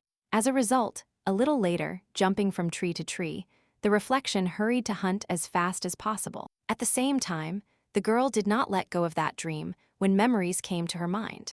The mistress was annoyed by the fact that at that moment, she could not remember anything else. Suddenly, Rosalind heard a wounded deer howl somewhere not far from her, clearly asking for help. She immediately remembered how the knights in the camp set animal traps to catch someone, so the lady jumped from the tree to be the first to find the poor trapped deer and help him. Imagine Mrs. Surprise when, approaching, she saw magic emanating from the creature.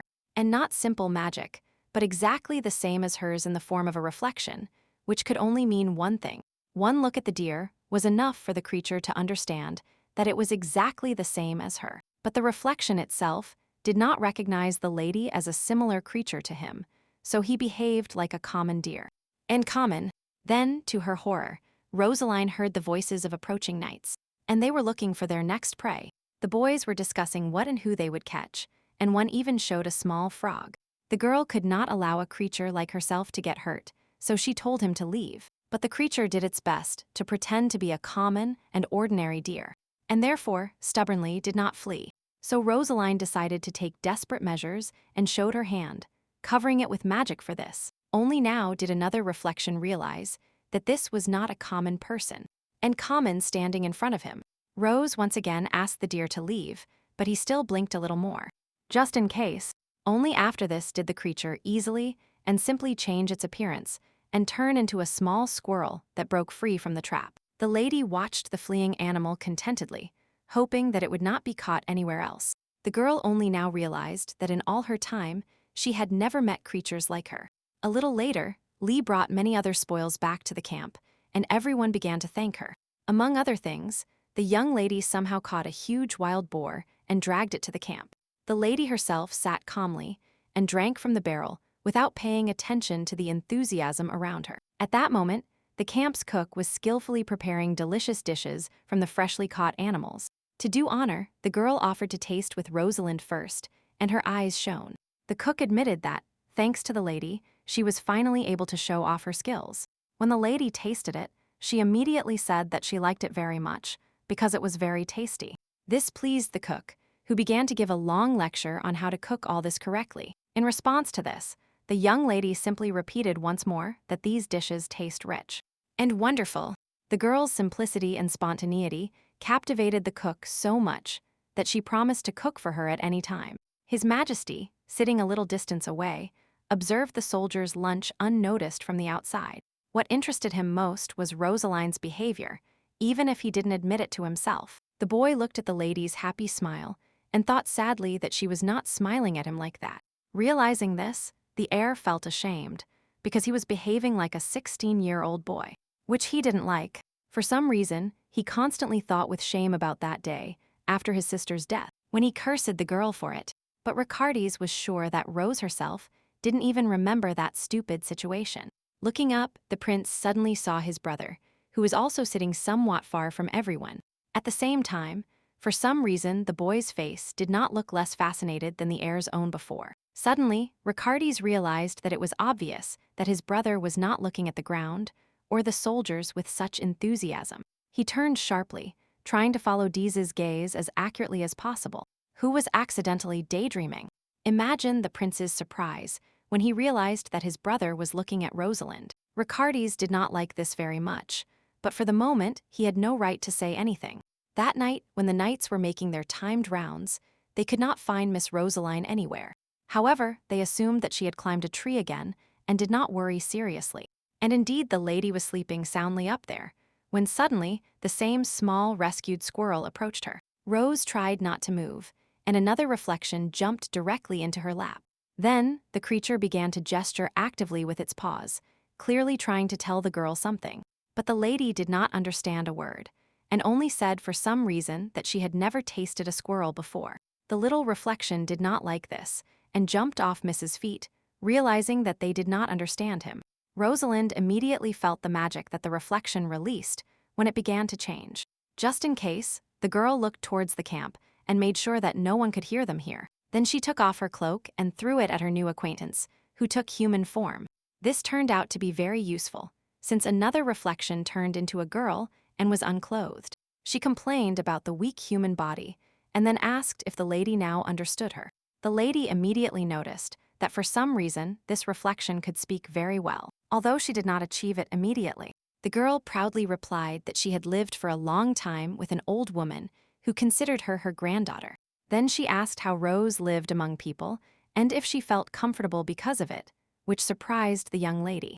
Meanwhile, another reflection said that they normally do not want to become human. After these words from the girl, Rose remembered that she always lived in the forest, and for some reason hid. She was lost in her thoughts about this, when the new girl suddenly grabbed her by the shoulders. Obviously very worried, the girl asked if Rose had accidentally eaten a living person, because that was impossible to do. Realizing that her suspicions were correct, the reflection was extremely horrified and began to curse. She could not understand why the same creature went against her instincts, which told her to flee. But Rosalind herself understood that she had broken the rules and would now have to die in this body. Upon hearing that the lady was aware of the situation, the new reflection was even more surprised, since the shadows tried to respect them. After all, at the instinct level, all such creatures understood that they could not absorb living beings. To maintain their existence, all reflections returned to their original form and ate carcasses. But breaking this rule and absorbing a living organism was possible only once. As a result, part of the creature's magic will be lost, although it will still be strong. The new girl said that this was incredibly dangerous for them, and the young lady already understood this perfectly. Now Rosaline could no longer return to her original appearance, but for the first time she had good friends, like Raymond and his still stupid students. The girl even had a family in the form of a brother, who accepted her true essence. Therefore, the lady regretted nothing, although she became weaker by an order of magnitude in the current situation. This morning, Ricardes was very amazed by the lady's action, as he did not expect this from her. Rose herself sincerely did not understand what was happening this time, so she was calm. The point is that the young lady brought a wild eagle with her to the camp that obeyed her. This eagle was actually the reflection that Rosalind found during the night. But it was impossible to tell anyone about this, so it was unclear to everyone where the bird came from. At night, a new acquaintance said that she could not stay alone with one like her, without the help of another person. Therefore, the creature declared that it would watch the lady and even help her if necessary. So now the reflection perched on Rose's shoulder in the form of a large eagle. And beautiful. Hearing this, Ricardes gave up and decided not to ask the lady any more questions, since he realized that it was useless. Moreover, all the other knights accepted the girl's new friend with admiration and surrounded him with curiosity. The boys bombarded Rose with questions about what kind of bird it was, how strong it was, and if it was possible to stroke it.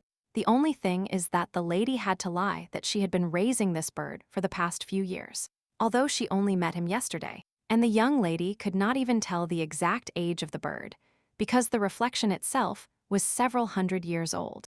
But she decided surprisingly quickly on the name Rosaline and said that the eagle's name was Macaron. Then, flying low in the air over the detachment, the bird left with everyone. Since Macaron very easily caught all kinds of prey, they quickly began to catch it, which the bird liked.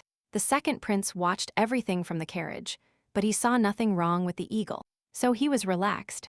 Moreover, Rose herself was clearly happy to see such a friend near her, who was a good help to her. The prince was surprised by the ease with which the girl constantly found herself in the center of the hustle and bustle. He knew that because of this, he needed to constantly watch Rosalind just in case.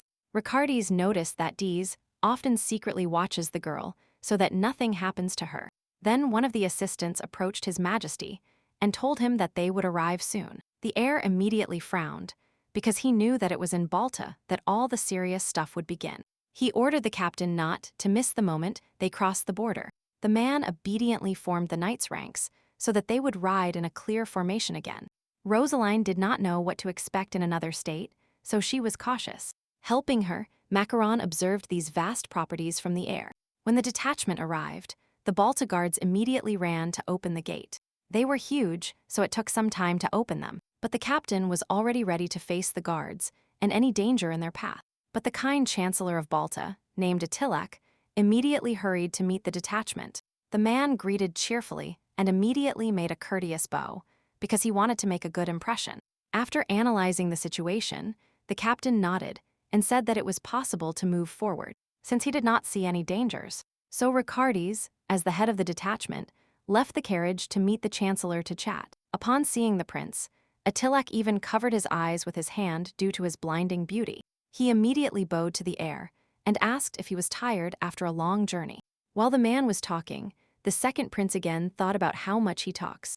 After finishing his short monologue about the heat there, the chancellor led the detachment to the palace. Rosaline rode calmly along with everyone when suddenly Raymond called her in a whisper. The gentleman, with obvious concern, asked where the girl's eagle named Macaron had gone. The lady stirred a little because of this, and so she vaguely replied that he was here somewhere. In fact, she knew very well where her new friend had gone, but she could not tell anyone about it. The thing is that the eagle reflection specially turned into a small mouse, and Rosaline, like her assistant, felt an unstable and violent aura throughout Balta.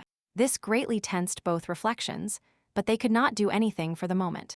But now, Rose could finally say exactly where that part of the tea poison came from. Usually, such energy is emitted by rare, ferocious predatory animals called Masara. And in this country, for some reason, absolutely all the guards had exactly the same aura. This annoyed the lady, so she decided to consult Macaron in her room. The most important thing for the girl was that no one from Balta had felt the magic on her yet. The mouse agreed with this, and also added that many here probably formed a special group. Sharply approaching the reflection, Rose asked him to run away if he felt threatened. In response, the mouse also asked the lady to run away, but she said that, unfortunately, she could not do it. The lady turned around and explained to him that she had someone to protect, so she could not flee now. This time, the girl was going to protect the second prince at all costs. Then the young lady noticed that for some reason, the mouse began to speak normally for her, and not as before. She asked the creature about this, but he himself could not give an answer to such a difficult question. Then Raymond knocked on the door and entered the room, asking if Rosaline had unpacked her things. Then he announced that the prince ordered everyone to gather, which surprised the lady. When everyone was gathered, Nathan began to talk about how well they had worked during the journey. In response, a voice was heard in the crowd among the knights, jokingly asking for a pay raise. At that moment, Rose also heard Macaron's quiet whisper, who considered the captain handsome, and the man himself said that he could not guarantee that everyone would survive on the way back. However, even without the commander's words, the knights perfectly understood how dangerous their journey was. Then, Nathan named a small group of soldiers who had to escape the palace with the prince. They called Rose, and she knew that the others would have to fight to buy time for Ricardi's. However, the soldiers were ready to give their lives for the heir if necessary. The captain looked closer and saw determination in his soldiers' eyes, and was very pleased with this. After this, his assistant ordered everyone to rest well and prepare for battle. Before Nathan left, Rosaline pushed her way through the ranks of soldiers and approached him. The young lady remembered her brother's words, who told her to be very careful in Balta. The guy said that if the lady did not know what to do, she should go to someone and ask. And now the girl chose Captain Nathan as a reliable person. Raymond emphatically indicated to the lady from behind his shoulder that she was doing something wrong again.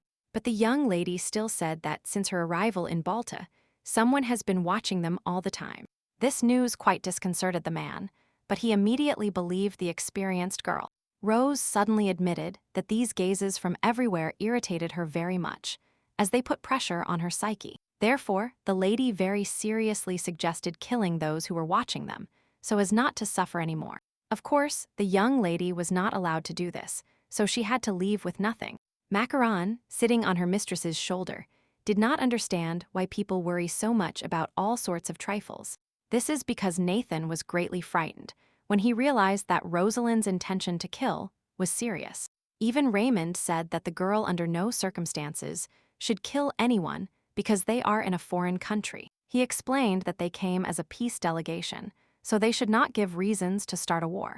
The gentleman also felt bad because they were being watched, but he did not want to fight. Then the gentleman added that Rosalind should not even touch anyone with a finger, so she should not try. This still made the girl feel a little offended, because her actions were limited. Suddenly, Macaron jumped to the floor and said that Rose personally could not do anything. And after that, the mouse declared that she herself would watch those who were watching them. The mistress looked at her friend with concern, and then realized what she herself could do. At that moment, the prince was cheerfully changing his clothes in his chambers after a difficult journey. The assistant handed him a change of clothes and told him the following on the prince's agenda. Ricardi's, upon learning that he only needed to meet with the chancellor, was satisfied.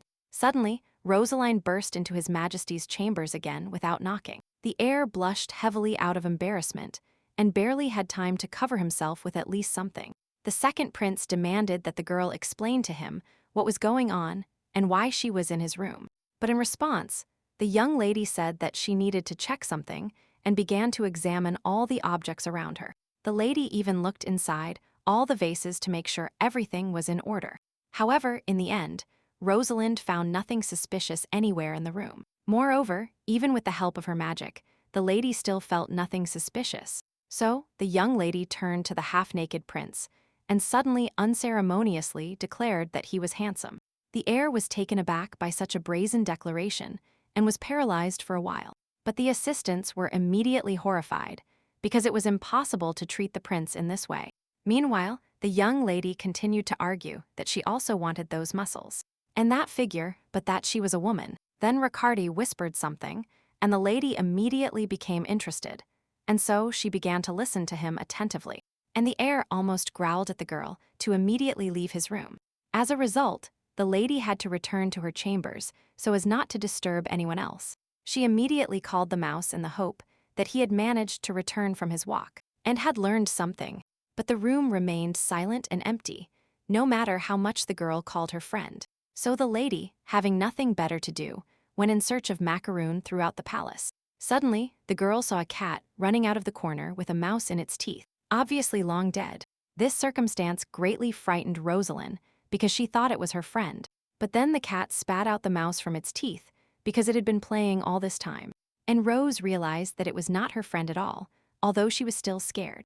Then the girl, with more strength, began to call Macaron, for whom there were so many dangers in the palace. Without thinking twice, the lady began not only to call the mouse, but to search for him throughout the palace.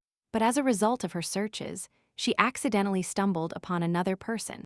The Balta boy came out of the bushes looking displeased and asked what kind of noise the young lady was making. Rosalind saw him for the first time and therefore did not know the best way to address a stranger. Then the stranger saw the girl and was clearly interested as he approached. Carefully and very cautiously, he took a lock of her hair to look closer. The boy explained his action by saying that the young lady had very beautiful hair. Then he asked her name, and the girl said Rosalind because she did not want to lie. The stranger said, with a smile, that the young lady had a very beautiful name, and laughed a little. The girl looked at him and thought that he was a good person, since he constantly gives compliments. However, despite everything, for some reason Rose had a strange feeling of anxiety inside. Then the man said that his name was Jacob, and that he was the first son and also the prince of Jazala Adona. Only now did the lady realize that this particular person had been her target all along. So she immediately bowed and said that it was a great honor for her to meet him. But to this, Jacob said that if the young lady is in Balta, then she should greet in the same way as them.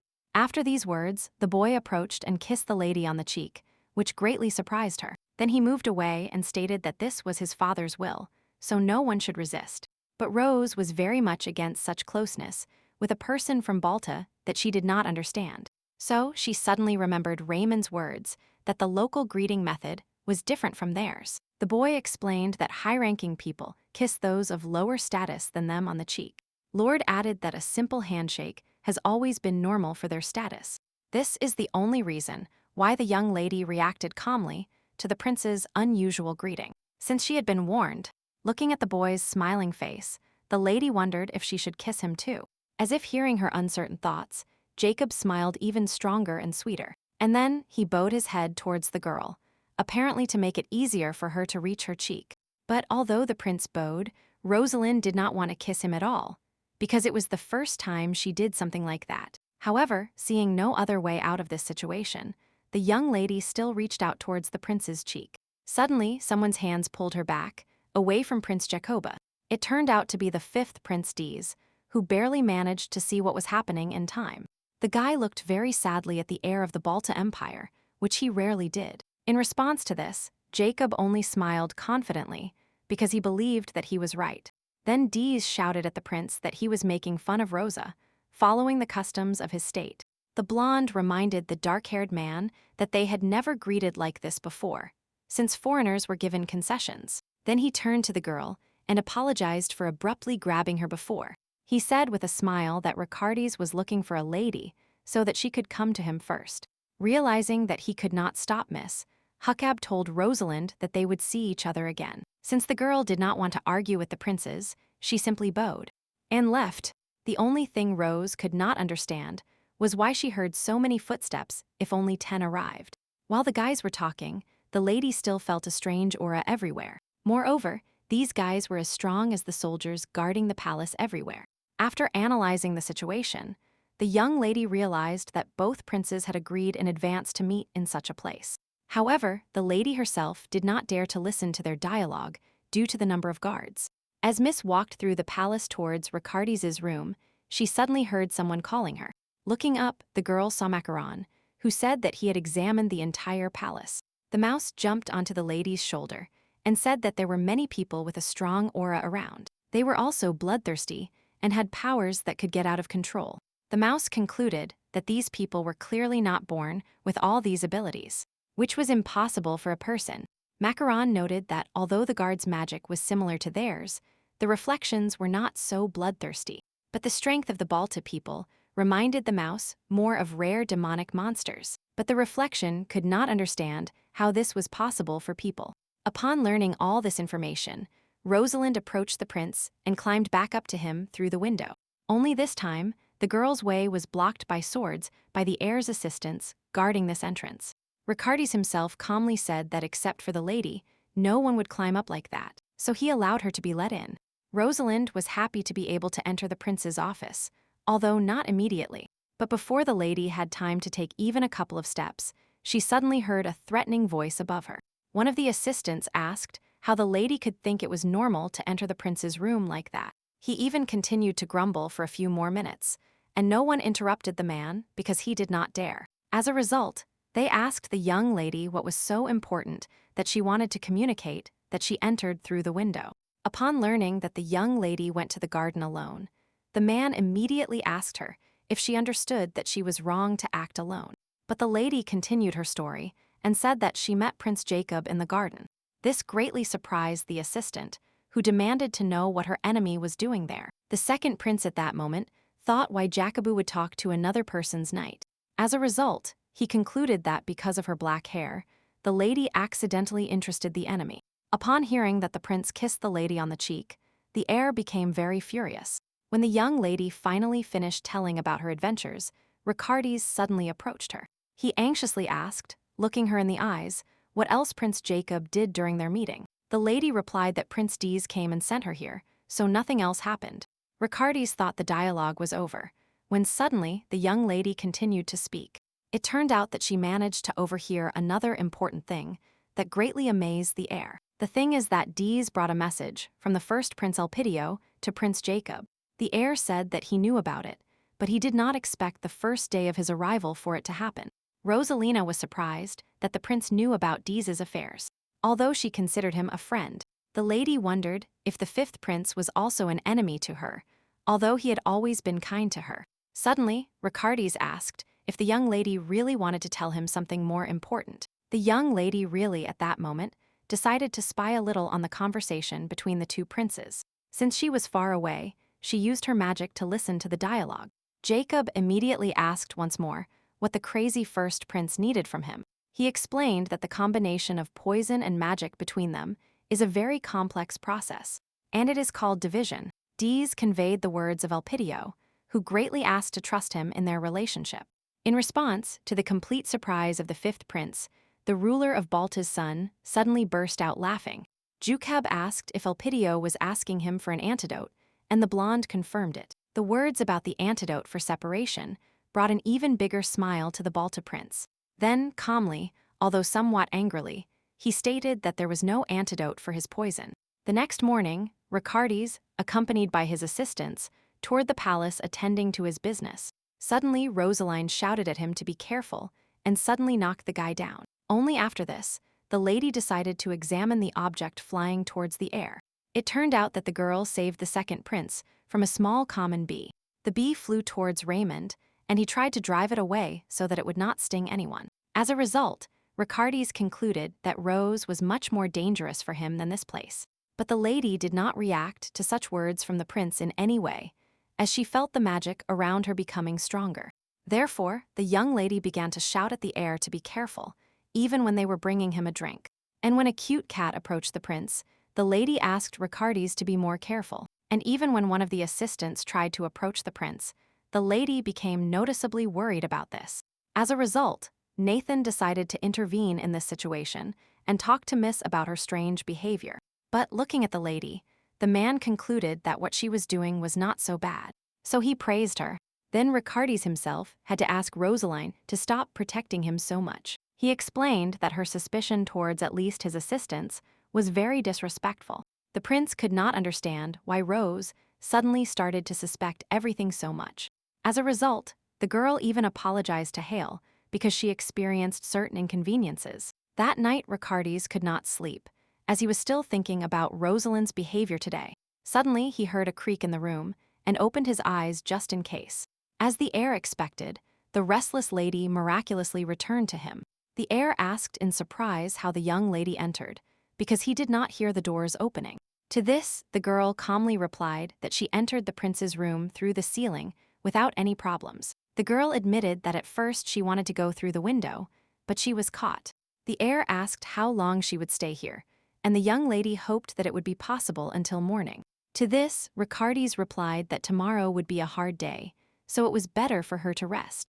Rosaline asked if she could lie down under the prince's bed, but he tried to drive her away. The heir was indignant again because the lady had come to him and wanted to stay. But then the girl said that she was simply scared, which greatly surprised the second prince. It turned out that Rosaline was worried about the fact that all people could easily die. Ricardi realized that the young lady was right and could not even object to this. So the boy made a bed for the girl on the sofa and told her that it was better here than under the bed. When Rose lay down, he asked her not to do any more nonsense in his style. Rosaline immediately asked what the prince meant, but at first he was silent out of mischief and shame, and only a little later, he replied that she should not do anything at all, since the girl could very well do it. Then the young lady wished Ricardes good night, and he suddenly smiled because of it. The heir had not heard such pleasant words for himself for quite some time, although he liked them. That night, the lady had a dream in which Ricardes' sister was with documents, and she counted how many people had died. The real Rosalind thought it was 900, but the prince's sister corrected her. With a sad smile, she lamented that for some reason not more was said about 23 nights. However, the princess still tried to smile, even in such a difficult situation for everyone. The lady was surprised at how compassionate Lady Sestia had become despite everything. Rose called the girl and told her that it would be better if she returned this document as soon as possible. Otherwise, Ricardes might have realized that his sister was in his office again and got angry about it. To this, the princess stated that her arrival must remain a secret from her brother. Sitting in Ricardes' chair, the lady asked her assistant if she had ever been to war. Rosaline calmly replied that she had fought before, although only behind military lines. Hearing this, the princess visibly sank and became thoughtful, as she was sad to hear such a thing. To Rose's surprise, the girl suddenly admitted that she was very scared when thinking about such things. Sestia excitedly asked why the people around her died so easily, because that was what bothered her the most. Looking at the princess, the assistant realized how much she was trying to show only the good side. But no one knew exactly what was happening, how the dark side was fully revealed. So, just in case, Rosaline confidently declared that she would protect the princess at all costs. These words deeply struck Sestia and gave her hope that everything would be fine in the end. Therefore, she smiled cheerfully and gratefully at her devoted and strong assistant. A few days later, the prince and princess had to leave as quickly as possible due to an attack. The brother gave his carriage to his sister and asked her to leave first so as not to get hurt. The prince whispered to her with a smile that she could arrive safely and that he would be next. But on the way, Ricardes' carriage was noticed by the enemies, and upon recognizing it, they immediately decided to attack, thinking that the heir was there. Only inside was not the prince, but his younger sister, along with her assistant Rosalind. Sestia, who was mortally wounded, was glad that Rose luckily was not hurt. Barely speaking due to the pain, the girl made a final request to her assistant. Upon dying, she begged her to protect her brother at least now, because she loved him very much. Rosalind could not hold back tears at such a situation, and promised that she would do her best. After this, the girl woke up, and it turned out that she was crying not only in her sleep. The young lady looked at the boy who was sleeping peacefully, and realized that everything was in order now. The girl realized that she could not allow her brother to die after his sister. This morning, Ricardes announced to everyone that Jacob had authorized his squad to carry weapons everywhere. The assistants immediately became cautious, because today there was a very important meeting with the prince. The heir was sure that this was another trick of the supposedly hospitable host. Therefore, Ricardes ordered all his soldiers to come to the meeting unarmed. Above all, this order annoyed Rosalind, who was going to protect the prince. The girl thought that at least she could bring a knife with her, without anyone noticing. The heir understood what the lady was thinking, so he asked her to remove all secret weapons from her clothes. Then the young lady had no choice but to obey His Majesty. Ricardes himself said at that moment that he believed they had simply decided to scare them. Therefore, he asked everyone around him to act carefully, but without provoking anyone. So this afternoon, Prince Jacob was the first to come to the meeting and eagerly awaited the others. He smiled upon seeing his guests, who arrived easily without being late. To the surprise of the ruler of Balta's son, the entire detachment arrived completely unarmed, which was immediately noticed. The prince knew perfectly well that if Elpidio was in Ricardes's place, he would have come fully armed. So, with a smile, Jacob thought it would be much more difficult with the second prince. The man asked if the guest had requested even more people for his delegation, and his assistant confirmed it. But even before leaving for His Majesty's empire, this small request was denied to him. In part, the Prince of Balta felt sorry for Ricardes, who was abandoned by his own country. But the second prince himself tried to behave with dignity, no matter what happened around him. When the guests arrived, Jacob greeted them and once again politely introduced himself to everyone. Ricardes thanked the ruler's son for the warm welcome when he suddenly began to approach him. Rosalind immediately acted to protect the prince, but Raymond immediately forbade it. However, even the gentleman was confused by the fact that Jacob had no sense of distance when getting too close. To the great surprise of everyone present, the son of Balta suddenly greeted Ricardes with a kiss. For the second prince, this was so unexpected that he was even paralyzed. The boy tried to move away, but Jacob hugged his guest quite tightly, and the future ruler himself smiled sweetly and said that he had long wanted to see the heir. However, Ricardes himself experienced no reciprocal enthusiasm from the start. Although he was forced to hide it, Jacoba's maids noticed the second prince's confusion and assumed that he did not know their greeting. It is true that the girls themselves were embarrassed by the fact that guests were not normally received in this way. The prince himself tried to pull himself together because he understood that he should not show emotions in public. Meanwhile, the ruler of Balta's son offered to drink to their long-awaited acquaintance. In order not to spoil the relationship, Ricardes was forced to raise his glass too. They clinked their glasses before drinking the contents, as the rules demanded. A little later, the prince noticed that for some reason, Rosalind had not eaten anything during all this time. He told the lady that she did not have to fast while they were at the meeting, but the girl stubbornly declared that she would be near the prince all the time because she was worried about him. Then, the heir ordered Raymond to feed the young lady, and the gentleman obediently led her aside. Ricardes himself at that moment went to see Attilac to talk to him about business, and Rosalind could only look at the prince from afar and sigh, as she was forbidden to approach. Suddenly, the gentleman put the delicious meat into her mouth so that the lady would finally eat. Rose said that it was very tasty to her, and Raymond said that she could eat anything. Then the young lady heard a familiar voice suddenly politely ask her how she was tonight. It turned out that the fifth prince, who had become bored, approached the lady to have a dialogue. Raymond immediately asked if the boy had rested, and he replied that the gentleman would not be hurt to rest. As a result, the boys started talking among themselves, and Rosalind suddenly remembered an incident. The gentleman once told the lady that he knew Dees because they had the same mentor. However, the lady herself, for obvious reasons, did not remember meeting the blonde before. Raymond explained that the three of them used to study together in the library. Dees immediately confirmed these words, as he himself well remembered such a pleasant moment. Then the blonde saw that the lady took the kebab and told her that this was his favorite food in Balta. The girl immediately agreed that it was a very tasty dish, so she ate it with pleasure. Then the prince said that in Balta there was also delicious wine, which Rose should try. Then he suddenly remembered another delicious dish and said that he would bring it now. Raymond shouted at the boy to be careful and not to fall, although he was already an adult. Rosalind noticed that the gentleman and the prince communicated quite well with each other. The young lady asked if the gentleman was ashamed that 10 was actually an enemy of the second prince? Upon hearing this question, Raymond immediately sighed sadly and deeply, and became much more serious. In response, he said that he was very good at separating work and personal relationships. The boy was worried that one day the blonde would listen too much to Elpidio, and as a result, Dees could accidentally take a very dangerous path, which was what worried Raymond. But the gentleman really hoped that this would not happen, and that everything would be fine with the fifth prince. Lord said that as a child, Dees survived a fire in which his parents died. After this, the boy had to recover for several years, being alone. When he returned to the palace, everyone turned their backs on him, and even Ricardes could not help it. And then the first prince, who had his own plans, came to Dees's aid. At that moment, the girl and the boy were found by the fifth prince, who simply brought them drinks. Rosaline immediately took her glass, as she had long wanted to drink at least something.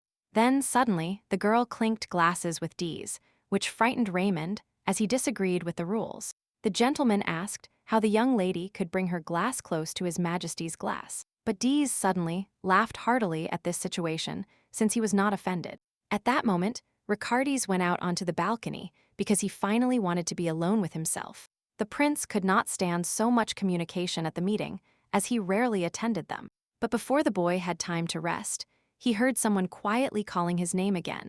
Then the second prince had to smile and turn to the man who had come. It turned out that the third princess, named Ganji, approached him to find out how the banquet was going. The heir said that he liked everything, but decided to look at the moon for a while. The girl smiled because she herself was quite romantic and dreamy by nature. Then she apologized for distracting the prince from his solitary occupation. However, the princess admitted that she was specifically waiting for the moment when Ricardes would be alone. The heir anxiously asked if the young lady really wanted to tell him something important. To this, Ganj smiled mysteriously and said that she really had something to share. The prince became very interested in what the foreign princess could tell him. The girl began to speak, but unfortunately, she did not have time to tell her guests anything, all because the lady's assistant, who had been looking for her everywhere all this time, came out onto the balcony. Because of this, Ganji realized that, unfortunately, she would not be able to talk to Ricardes today. Therefore, the girl expressed her hope that next time they would succeed. Finally, she said that the boy really chose a beautiful place to watch the moon. The princess herself would like to stay on the balcony instead of returning to the stuffy hall. In the end, Ricardes was left alone, as he had originally planned, but regretted not having learned anything from the lady. At that moment, Rosaline was still eating delicious food, when suddenly the prince approached her. He realized that the lady seemed to enjoy the food from his country, which pleased the boy. Rose did not have time to chew to say anything, but Jacob advised her not to hurry, mouth to be able to speak after that. Suddenly, Jacob became thoughtful and approached the lady when an idea occurred to him. He said that he would like to see Rosaline in her beautiful traditional clothes. According to the Balta prince, this outfit would suit a foreign girl's face very well. The boy even dared to ask if the young lady would wear the outfit if he personally chose it for her. But Rosaline refused with absolute confidence, despite the fact that it was the Prince of Balta himself. She explained that she was not a guest, but only an escort and would behave accordingly. To this, Jacob said with confidence that he would not do anything to Ricardes while he was in his palace. The girl was surprised when the prince found out that she was very worried about the heir's safety. Rosalind was afraid that her thoughts could really be written on her face, because that would annoy her. Rose's sincere concern made the Balta prince laugh, and in the end, he could not contain himself. But the girl herself did not understand why the boy was laughing. And suddenly, Jacob asked bluntly if perhaps the lady would go to work for him. But she refused. He began to convince himself that the young lady perhaps would not answer immediately. But then an assistant approached him. Rose was surprised that the prince suddenly ended the dialogue so quickly, but she made no objections. Finally, the boy touched her hair and asked her to think again about his proposal. He promised that he would always wait for the girl if she decided to come to his side. Only after this, the prince followed his assistant, who informed him of the mess in the temple. The ruler of Balta's son thought that he would be sad if Rosalind died, and then he thought angrily about the intruder who, for some reason, had burst into his secret temple. This very intruder turned out to be Ricardes, as he went to explore the surroundings. He found the famous statue of Balta, to which they prayed during the wedding ceremony. The prince thought about why in all legends the god of light appears together with the god of darkness. He looked up and suddenly realized that something was wrong with the sun's symbol in the temple. Usually, the sun was depicted brighter, but this ornament was too dark. Riccardi approached the drawing, trying to understand why it was made this way. Suddenly, Hakob appeared behind the heir, accidentally startling him. The second prince was not happy with the appearance of his interlocutor, as he still wanted to be alone. However, he still had to keep a stiff upper lip, so the boy smiled sweetly at Hakob. But then, unexpectedly, the son of Balta said that the Black Moon had invented a new dangerous poison. Riccardi assumed that the prince was just pretending not to know absolutely anything about this. He looked at the sun on the wall again and suddenly realized what it was really about. In fact, a moon was depicted there, similar to the symbol of Cryan from the legend. He remembered the witch's words and wondered if she meant that the blessed night could not be returned by divine power alone. The prince also realized that the poison called fission was once named fragment. Riccardi assumed that this poison was a fragment of the Black Moon itself from the known legend.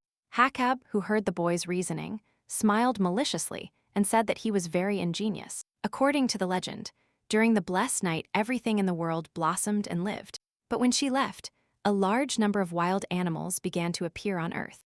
Because of this, many began to pray for the night to return and peace to come. But this did not bring results, so the people decided to wait until the one who would save them arrived. Moreover, to bring back the blessed night, one needed to be able to wield magic. When Riccardi talked about this, his assistant said that such people are very difficult to find. Due to the persecution in the state, everyone hid their strength a long time ago and began to hide. The prince agreed that finding mages was a problem, as they hid well. The heir had no idea how to organize the search now. But above all, in this situation, the prince feared that Elpidio would find out about his plans. Suddenly, a breathless assistant ran to the prince and brought him the news. He said that Rosalind wants to see the heir and is already running to the office as soon as possible. It turned out that the girl somehow found a red fragment on which she felt magic. It was the first time Riccardi saw something like this and found it incredible. The boys immediately became interested in knowing where exactly the lady found something so dangerous and useful for them. Rose could not tell anyone the truth that it was Macaron who stole this fragment. The mouse said that there were many more such things, so he brought one to his friend. Therefore, the young lady had to admit that she simply stole the fragment somewhere in the palace. To which Riccardi, instead of cursing, asked if the lady had been caught by chance. To this she replied negatively, although the prince asked several times again to be sure. As a result, the assistant was very surprised when the heir did not even scold the girl. The guy tried to explain to Riccardi that Jacob would not forgive them if he found out about the theft. But Rose said that no one noticed if a fragment disappeared, because there were many. Then the prince asked the assistant to simply let him deal with everything. The heir was glad to have proof that Balta practiced magic. The assistant was forced to admit that His Majesty was right in his reasoning. Then the boy praised the lady and even offered her cookies as thanks for her work. He asked the girl not to tell anyone about this situation, and she immediately agreed for the sake of cookies.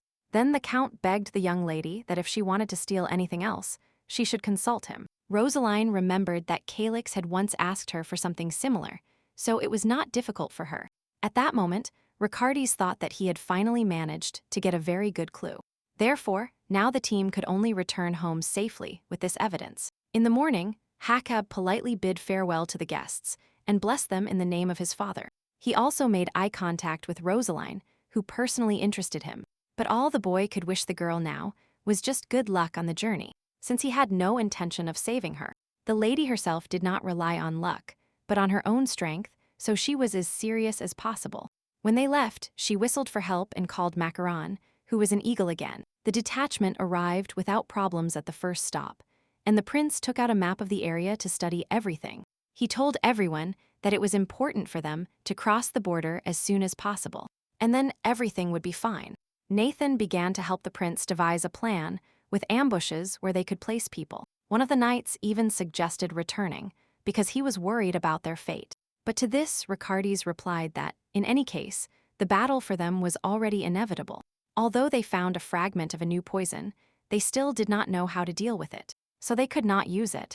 The heir understood that the difference in the number of soldiers would be huge, because he was denied an escort. Therefore, this time, instead of attacking, the prince thought about how exactly he would defend himself. However, Ricardes understood that in any case, hard work would still have to be put into the plan. At that moment, Jacob was in his secret dungeon, where he kept many fragments. The prince took a small piece in his hands and asked his interlocutor if he knew how much this fragment meant. The chained man replied that he understood everything perfectly and was ready for anything. Then he added that he already wanted to start what the prince had prepared for him. The ruler of Balta's son was pleased with this answer, so he smiled satisfied at the soldier. Then, the man brought the fragment close to the man's skin, knowing that next he would do everything himself. Jacob knew that this technique caused great pain to the one who was pierced by the fragment's magic. But the prince could not miss such a great opportunity to deal with Ricardes. However, he incredibly wanted to obtain the boy's body, as he possessed sacred power here. The soldier's body quickly managed to completely absorb all the cursed magic of the fragment. He felt as if he had been reborn and improved his physical abilities. Hakab saw that the experiment was successful and asked the man to return what was stolen. And now, already in the forest, the mercenary was confident that he would succeed. He felt so refreshed and strong that he was no longer afraid of anything in the world. Other mercenaries also managed to prepare an ambush and knew that the prince's detachment would soon reach them. The task of the Balta detachment was to capture Ricardes before he crossed the border. Rosaline remained near the white carriage, but could do little to help her allies. Due to the rain, the girl's hearing was dulled, so she was very nervous and looked around. For some reason, the situation around her reminded her of the past, when Sestja died by accident. The reflection recalled the thoughts of the real Rose, that it was she who should have died at that moment. The girl cried, holding the dead princess in her arms, and promised to protect the prince. Then the young lady noticed how Macaron flew above her, giving a signal that only she could understand.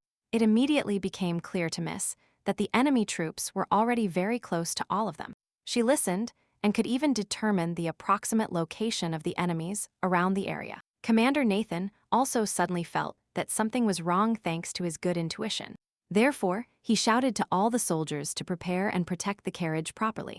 This captain's orders came just in time because the enemies began to attack. One of the mercenaries said that the victory would be theirs because they were blessed by the spirit of Giskel. To this, Nathan declared that God himself was on their side, so they would still see who would win. This phrase greatly annoyed the mercenary, so he propelled himself with all his might. He jumped and attacked first, but the enemy did not manage to kill the captain with one blow, as he blocked the blow. However, Nathan was surprised by the strength with which the stranger attacked him. Then Ricardes's knight shouted to the others to act according to their plan. Noticing that the captain was distracted, the mercenary began to fight even harder to defeat him faster. But then, out of the corner of his eye, he noticed a movement that, in theory, should not have been nearby. It turned out that the white carriage, sparing no effort, rushed directly towards the surrounding enemies to crush them. As a result, the men barely had time to jump aside so that the horses would not accidentally run them over. Imagine the mercenaries' surprise when they realized that there were several such carriages. The leader immediately became very angry because he did not want to let the second prince escape. So, shouting an oath, he rushed again to attack Nathan, knowing that he had a strong opponent in front of him. But the captain did not bother with close combat, trying to retreat as frequently as possible, just in case. At that moment, some of the mercenaries realized that they still had to follow the carriages. Therefore, one of the main enemies gave the order to his soldiers to split up. But one of them noticed that for some reason, there was still some carriage in its place. It was unclear if there was anyone inside, but the man found it suspicious. Therefore, he sent his squad forward and decided himself to check why that carriage was in its place. First of all, the mercenary was interested to know if the detachment near the cart would protect it. Rosaline immediately noticed that the enemy was heading towards them, so she trembled a little inside. For greater comfort during the battle, the girl even took off her hood, despite the rain. Upon seeing that there was a lady in front of him, the mercenary was even disappointed and decided that he had wasted his time. However, he decided to kill these people, so he gave the order to attack the remaining soldiers here. And the man himself immediately jumped into the carriage to see if there was anyone inside. Due to his strengthening, the mercenary did not consider ordinary people as worthy opponents for him. Imagine his surprise when one of the same strong soldiers was thrown into the carriage. The man could not understand how someone could deal with an enhanced human so quickly. Meanwhile, Rosalind easily and quickly dealt with another reinforced mercenary. The enemy, still sitting on the roof, saw such a strong girl for the first time in his life. But what scared him the most was her gaze, which for some reason stared fixedly at him. Rosalind immediately noticed that all the opponents around her had powerful magical energy. Therefore, the ordinary soldiers who fought the mercenaries were at a disadvantage. However, Rose herself was no longer a simple person, so she could become stronger. To do this, the young lady released some of her magic, thanks to which she enormously strengthened her hand. The girl felt that now was the right time to use real power. And it was with such power that the lady rushed to attack all the mercenaries in succession. The lady's speed increased so much that the men barely had time to react. Even the allies began to fear the Miss's power and were glad that she was fighting for them. The mercenary watching, Rose from the roof of the carriage, could not understand what was happening to her. He realized that she was very strong and was even a little scared by this, because he did not expect it. However, the mercenary ordered himself not to be distracted, as he had not yet checked the carriage. His most important task was to find the second prince among the others as soon as possible. But when the man broke through the roof, to his surprise, he found no one inside. The soldier could not understand whether the prince had escaped or if he was not inside. Then he realized that for some reason, the battle was still going on, even though his allies were very strong. Looking around the battlefield, the man realized that all those who fell were only from his black moon. The mercenary could not have expected this, so he was paralyzed for a moment in complete shock. The man did not know exactly what he had missed and where he had miscalculated, so he felt fear. At that moment, the other part of the squad was still chasing one of the carriages, trying to catch up with it. Then the leader heard the shouts of his soldiers behind him and therefore turned around to find out what was happening. It turned out that for some reason, a huge eagle attacked the mercenaries as they walked, and the men could not defend themselves from it because the bird was too fast. The leader could not believe what was happening because he expected a battle with people, and not with an eagle.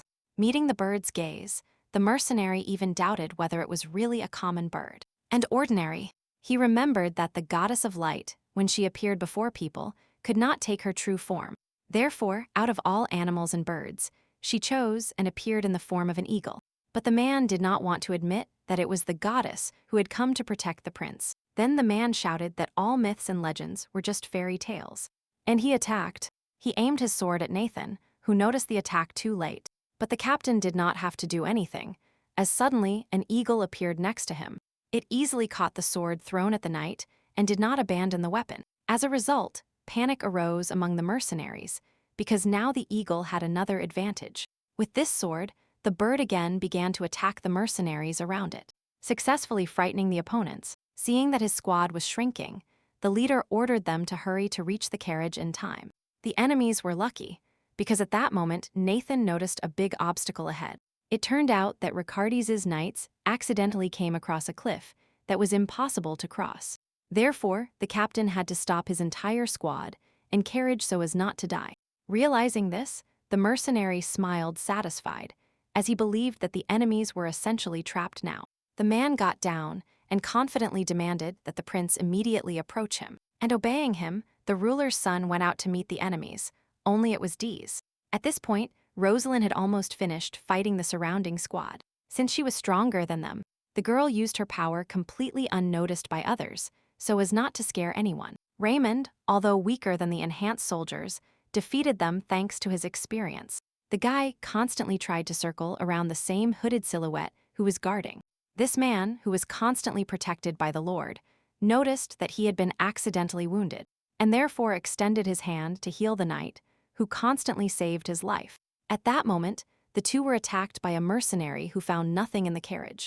Without thinking twice, the silhouette drew his own sword to deflect this unexpected blow. It arrived just in time, but due to the recoil, the guy's hood covering his face flew off accidentally.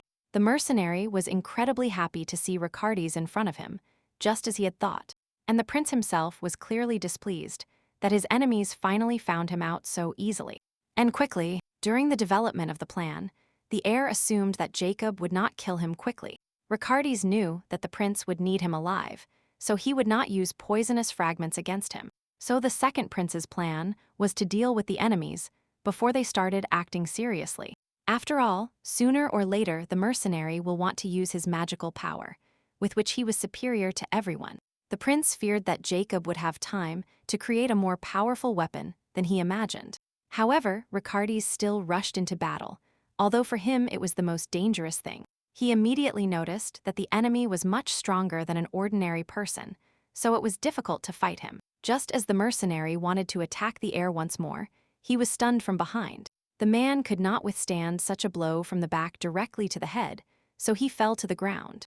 Realizing that Rosalind was using her hands, the prince asked her to fight with swords. Before this, while discussing the plan, Ricardes said that he would heal the knights during the battle. But the captain asked His Highness not to be so reckless and not to take part in the battle.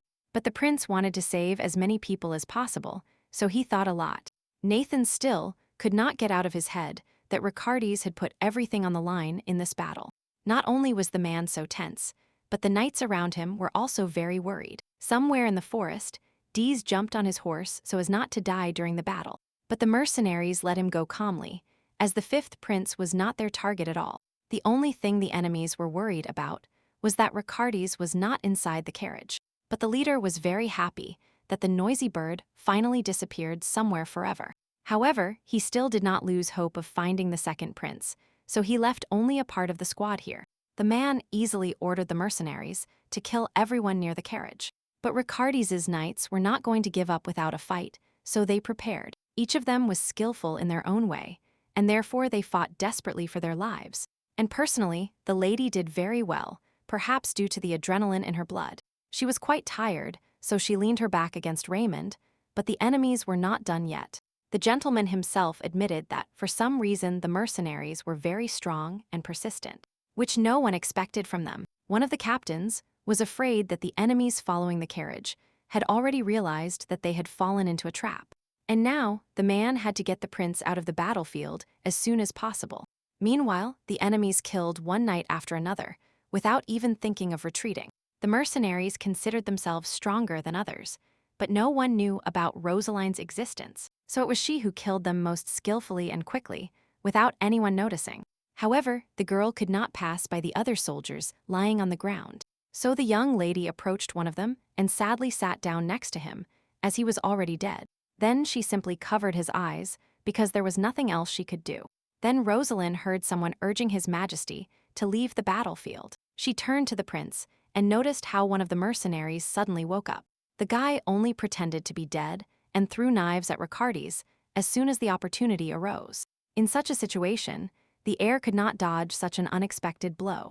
But Rose turned out to be much faster than the enemy, so she pushed herself and jumped towards the prince. She easily picked up Ricardes in her arms, moving him away from the affected area as quickly as possible. And the other assistant at that moment deflected some of the knives flying straight towards the target. The man furiously whispered that he was doing all this for fame when he realized that he had missed the target. And those were his last words when Raymond pierced the mercenary with his sword. The assistant, turning to the heir, asked if everything was all right with him. And thanks to the soldier's actions, Ricardes was not even injured at the end of this battle. He said that it was time for them to leave so as not to fall into another trap. At that moment, Rosalind took a step and suddenly felt a sharp pain in her shoulder. Only then did the girl realize that she had been wounded during the last attack. But above all, the lady was worried that her energy had somehow become unstable. At that moment, Nathan accidentally missed a serious blow due to his fatigue. The mercenary admitted with surprise that he did not think the commander would last this long. However, he now declared the end of Ricardes's knight who fought so honorably. He had already raised his sword for the final blow when he suddenly heard a strange sound. The mercenary turned suspiciously, not understanding what had just happened. Imagine Nathan's surprise when a huge bear suddenly attacked the enemy in front of him. Then the bear, already almost completely covered with someone else's blood, suddenly stopped in front of the captain. But for some reason, the beast suddenly left and began to attack the rest of the mercenaries with a menacing roar. The blonde was no less surprised than Nathan that a bear had suddenly appeared among their ranks. For some reason, the animal only touched the mercenaries and paid no attention to Ricardes's knights. This gave the soldiers a slight advantage and a breather, as many could no longer fight. And the bear continued to drive away the enemies, hitting their paws left and right. The beast was so strong and formidable that even the reinforced mercenaries could do nothing to it. Ricardi's soldiers watched in amazement as the bear fought for them. Nathan said that he doesn't know what is happening, but that this is a good opportunity to rest. So he ordered all the knights to attend to the wounded, to reduce the number of dead. The enemies at this moment did not come up with anything better than to flee into the forest.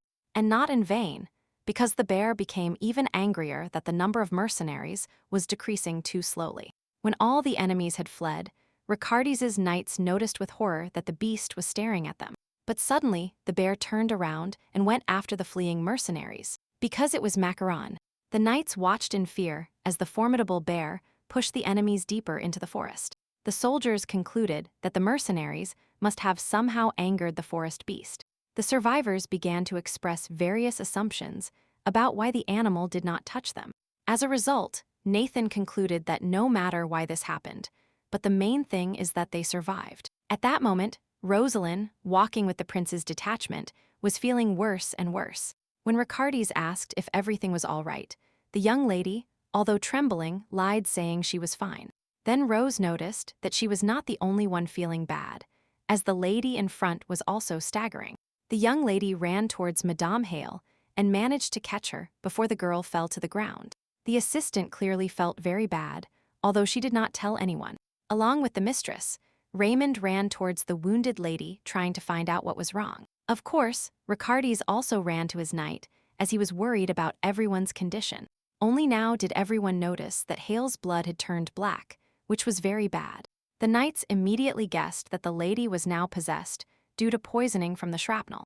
Rosalind realized that Miss had also been wounded by that mercenary, and that the poison had also entered her body. But Rose herself was not human, so the fragment affected her somewhat differently. Meanwhile, the prince tried to heal his assistant's hand with his holy power. But no matter how much effort the heir put in, it was all absolutely useless. Unexpectedly, Hale herself stopped the prince and told him that he was using too much power. Ricardi's shouted that the lady needed to hold on a little longer, and thus they would reach their goal. But the girl had already made her own decision, which no one would like. She took out her sword, on which she leaned, and declared that she would go another way.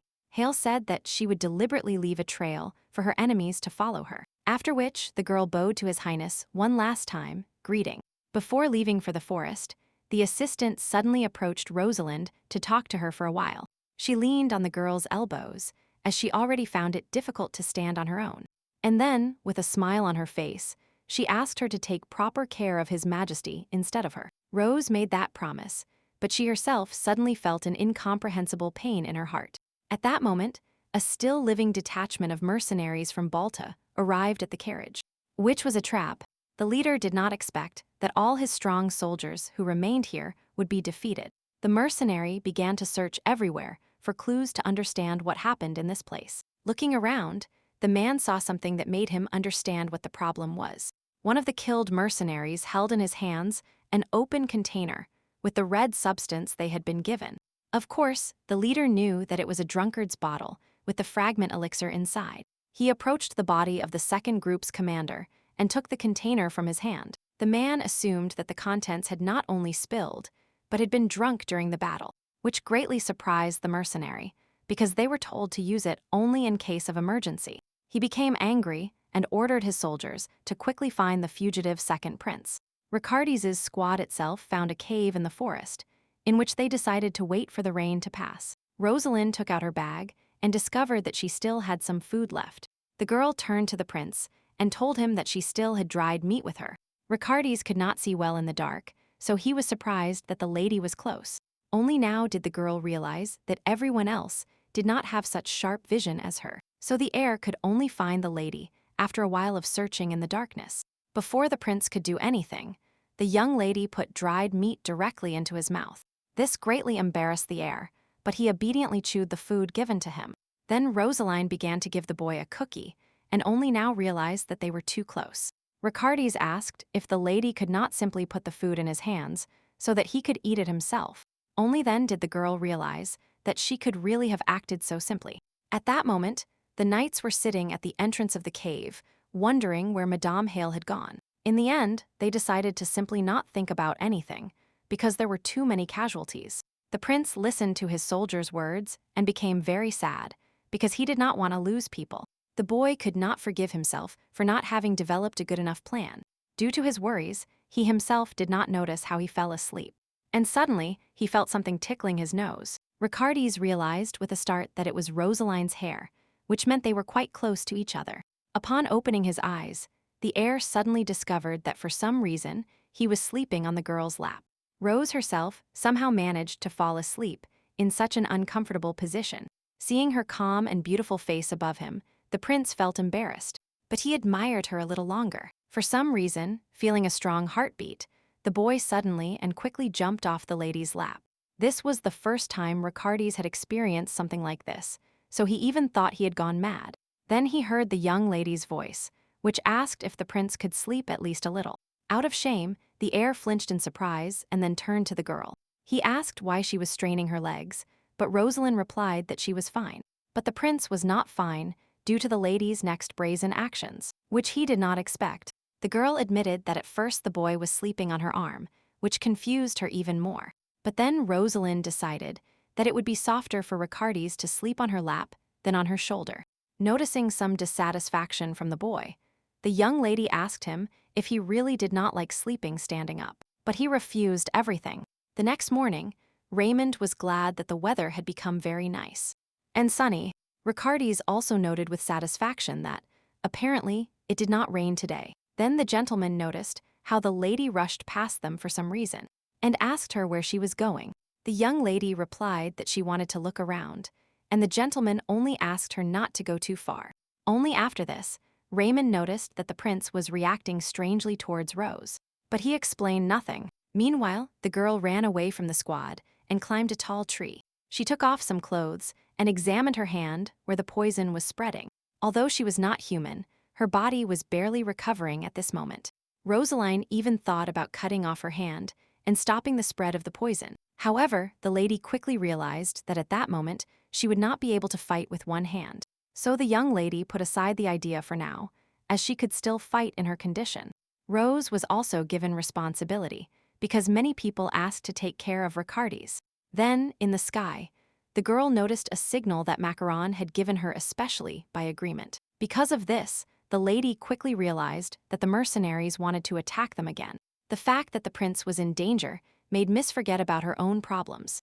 Then she ran towards the heir so fast that he was even a little scared. His Majesty immediately asked why Rosaline returned to them so quickly. To this, the girl stated very seriously that the enemies were already almost approaching the detachment. Upon learning that the young lady wanted to stay, Ricardes was surprised and scared at the same time.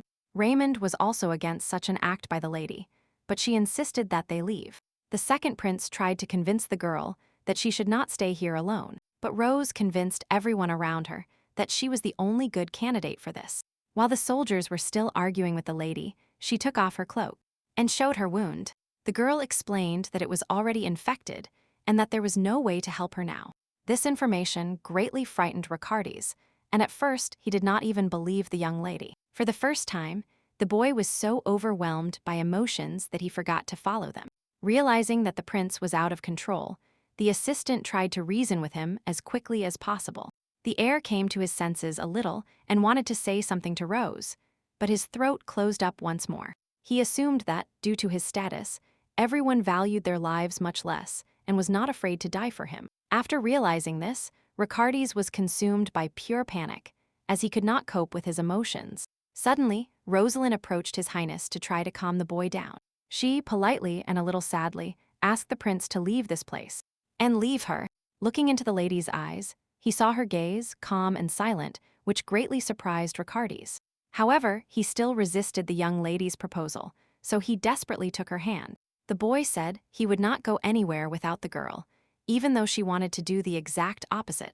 To persuade the lady, he even whispered her name softly and kissed her gently on the forehead. Rosalind felt the warmth of another human body for the first time, which she found very pleasant. However, in the end, the young lady convinced everyone around her that she was the one who needed to stay here alone. As she approached, she counted the number of mercenaries and found that there were about 12 of them.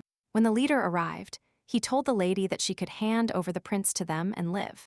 The mercenary immediately warned that it was better for the girl to cooperate with them instead of fighting. He said that otherwise the lady might end up like her comrades, and threw something into Rose's hand. Catching this object, which she did not understand, Miss found that it was a lock of Hale's hair. This provoked incredible anger in the girl that she had never experienced before. Therefore, the young lady confidently stated that the mercenaries would die soon, which they did not expect. However, Rosalind still brazenly repeated that now she would not let anyone leave here alive. Since the girl no longer had to worry about anyone seeing her, she released more power.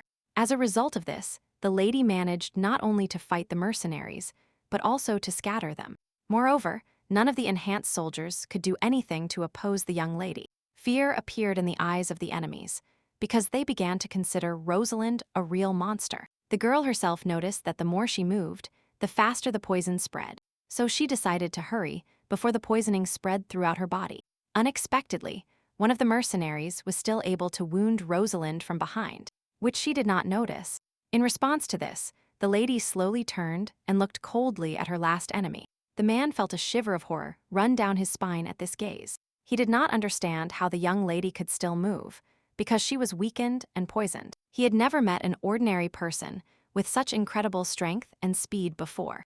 Rosaline, meanwhile, asked the mercenary how many of his allies were left. The man, answering her question, thought that the lady's strength was on a completely different level. He had only one option for who this terrifying girl could really be. Therefore, he asked in horror if she was really the goddess of darkness from the known legends. But the angry lady did not answer the mercenary, but only silently attacked him. Rosalind was in such a hurry because her strength was already running out, and she needed to finish the fight. When she defeated all the mercenaries, the lady wiped the blood from her nose, which was flowing due to fatigue, with her hand. She threw the enemy's sword next to him, as she preferred to fight with her fists, and left. At that moment, Riccardi's and all the survivors of the detachment fled through the forest to the border. Moreover, the prince shuddered and got scared at every creak he heard on the way. When one of the sounds did not arrive, the guy stopped and began to search for the source. It turned out to be just an ordinary hare that was very afraid of people, and galloped away into the forest. Riccardi realized how nervous he was now because of this journey and battle. The heir apologized to the staff for stopping them again because of his nerves. The captain was the first to open the door and enter the hut, where they agreed to meet with Rosalind. The prince was annoyed to see that the room was empty, as he expected to see a lady there. He collapsed tiredly near the wall and thought about how many people could survive in the end. The captain said that His Highness should rest and not worry too much again. The boy himself understood this, but he could not relax because of everything happening around him. At night, when everyone was asleep, the prince suddenly felt someone touching his hair. Riccardi's immediately realized that it was a pleasant dream, but he continued to look at her anyway. He admitted to the lady that he was tired of everyone dying around him, and she looked at him sadly. In the dream, the young lady advised the boy to eat something tasty, which made him smile. He touched her cheek with his hand, but felt almost nothing because he was dreaming of the lady. However, Riccardi still admitted that he was very afraid that she would eventually die because of him. The heir again said that he would not return to his home without the girl. She whispered that her whole body hurt, so the prince would have to leave without her. But the prince kept pleading with the young lady, who still looked at him sadly. Suddenly, the assistants woke up the heir, who jumped up sharply at this. Waking up from his sleep, the captain explained that they heard some suspicious noises outside the hut. But as soon as Raymond rushed out the door, he found no enemies there, but only Rosaline. The girl, although still alive, was in very bad shape, so they asked her not to close her eyes.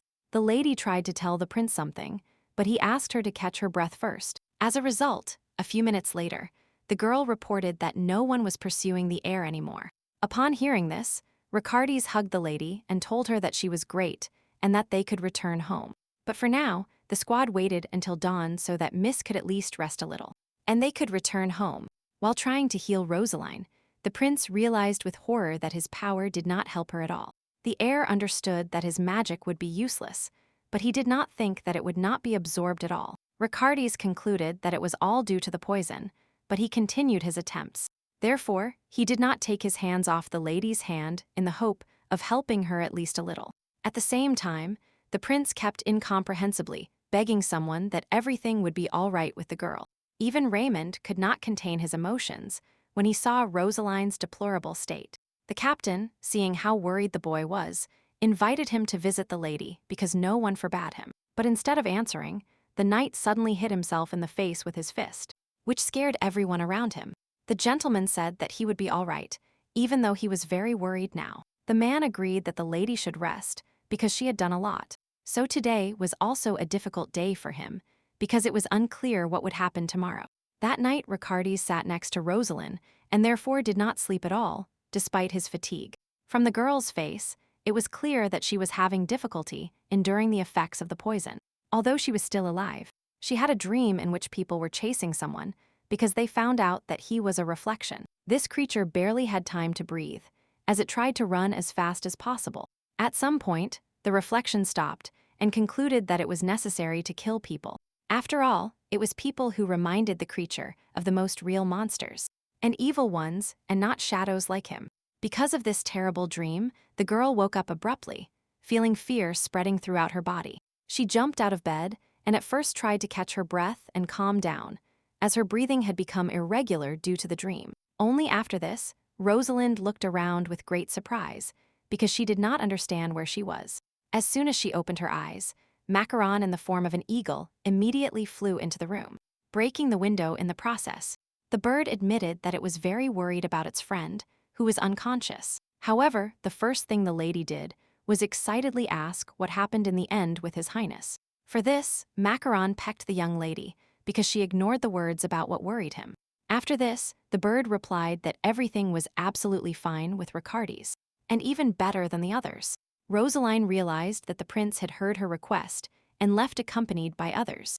To this, Macaron said that he flew to check how his rose was doing. But the young lady did not appreciate this concern, so the reflection pecked her again. Then he said that, when Ilevinia's soldiers returned from Balta, they were attacked by a Black Moon detachment. As a result, due to the need to collect the fallen, the border between the states was temporarily opened. And this happened thanks to the active cooperation with King Balta, whose name was Jigsaw. The soldiers who collected the fallen considered it a miracle that the detachment managed to return. Even before the delegation left, there were rumors that they would be sent to certain death, but no one could help. Then a knight saw the battle site and could not believe that only Rosalind fought here. Having examined the battlefield, the guy trembled with horror because the bodies were brutally torn apart. Looking at the corpses, he could not believe that only one person had fought here.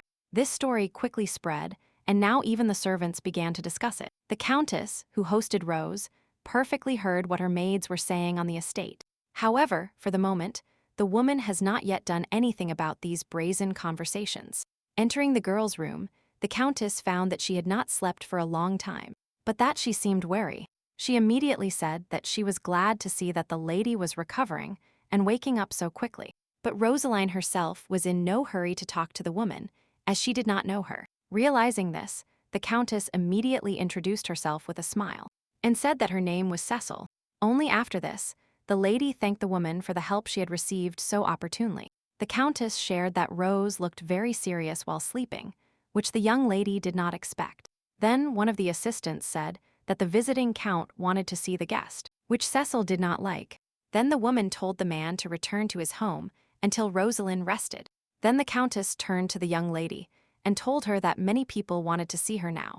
She admitted that people were planning to arrest Rosalind and lock her in a dungeon because of the rumors about her. But then, Cecile said that the girl had no reason to worry, because she was in the Fortress of Sight, and the Countess was not going to let anyone in without her personal permission.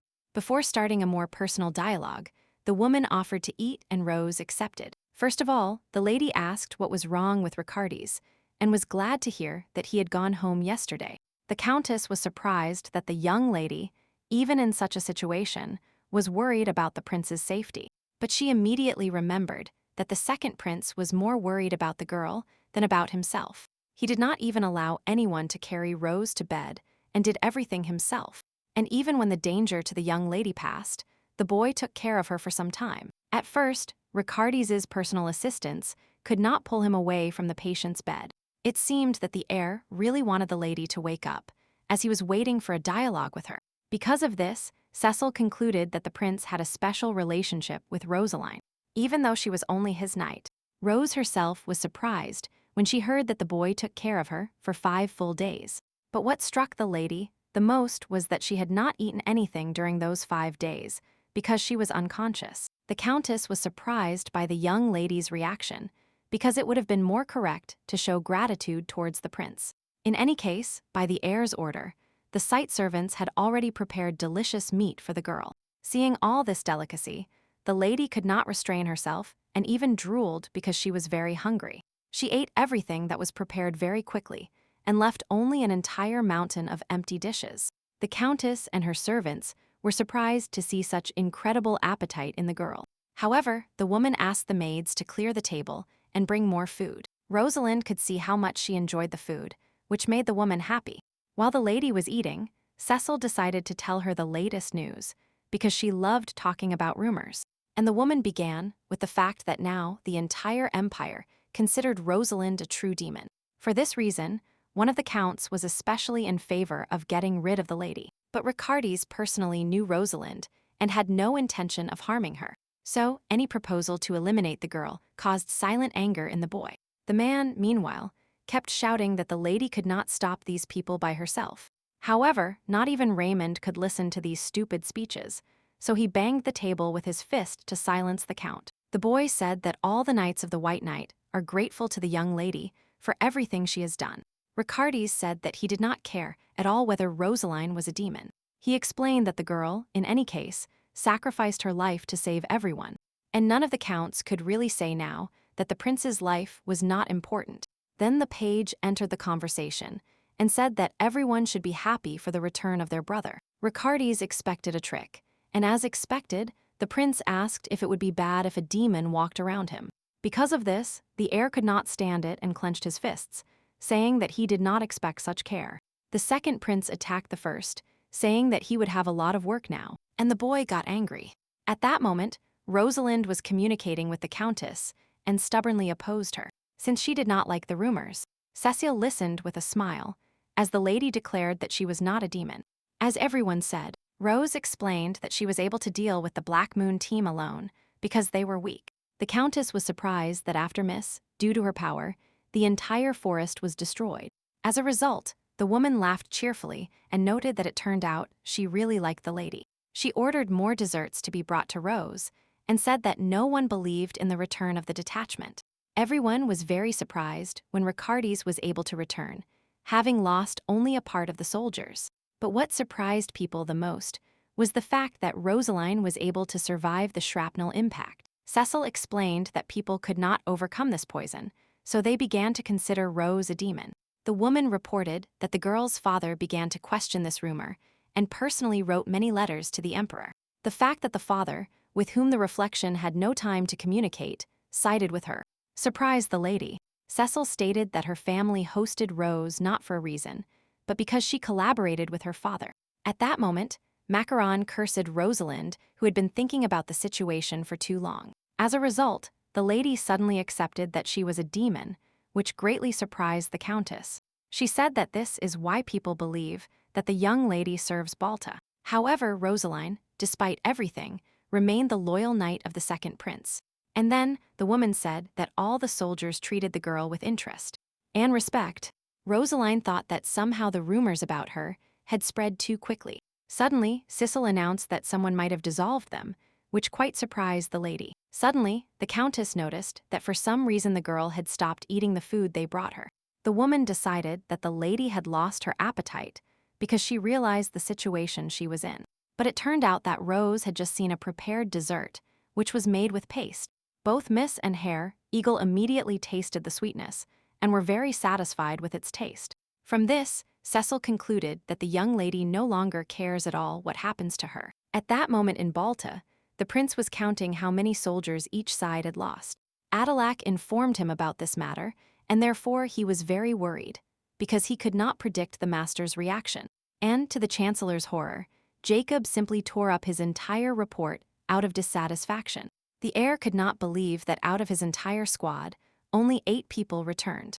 But the man did not know what to say in response to His Highness, because this is exactly how things were.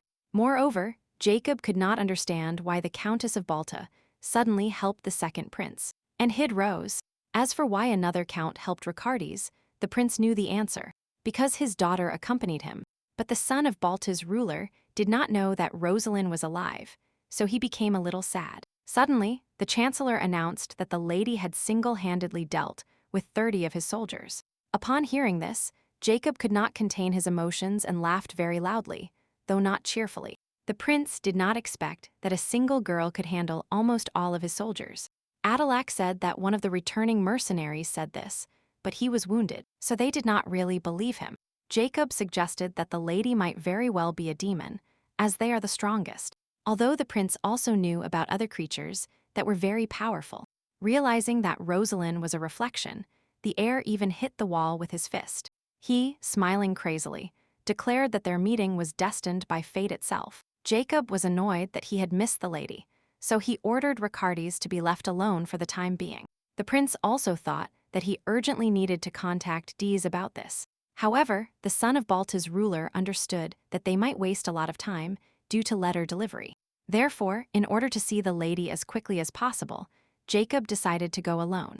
In the Illyvenia Empire, people had not treated Emperor Reno very well for a long time. The ruler's authority was noticeably weaker due to the fact that the nobility constantly encroached on the throne. To change something, the ruler began to lie that his son Elpidio had divine power.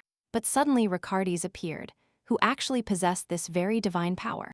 Moreover, the second prince was able to bring such valuable proof as a crystal with magic. This fragment was the only clue to solving the mystery of the Black Moon organization. Therefore, this turned out to be the most valuable thing for Reno, who was trying to show off his skills. Cecil knew that the emperor would now do everything possible to protect the second prince, who brought him a valuable object. Moreover, she hoped to benefit herself from helping Ricardes.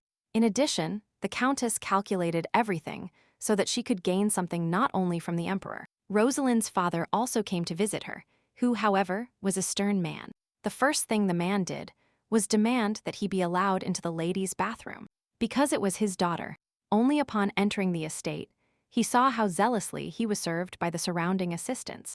While the prince carried Rose, who was unconscious at the time, the lady's father was forced to wait in the hallway. Cecil skillfully took advantage of the moment and quickly started a dialogue with the count so that he would remember her. But it turned out that tomorrow he plans to leave with the prince, as he had matters on his estate. However, the woman noticed that the man clearly wanted to tell her something and therefore froze. The thing is, he was ashamed to leave his daughter, so he asked her to take care of her.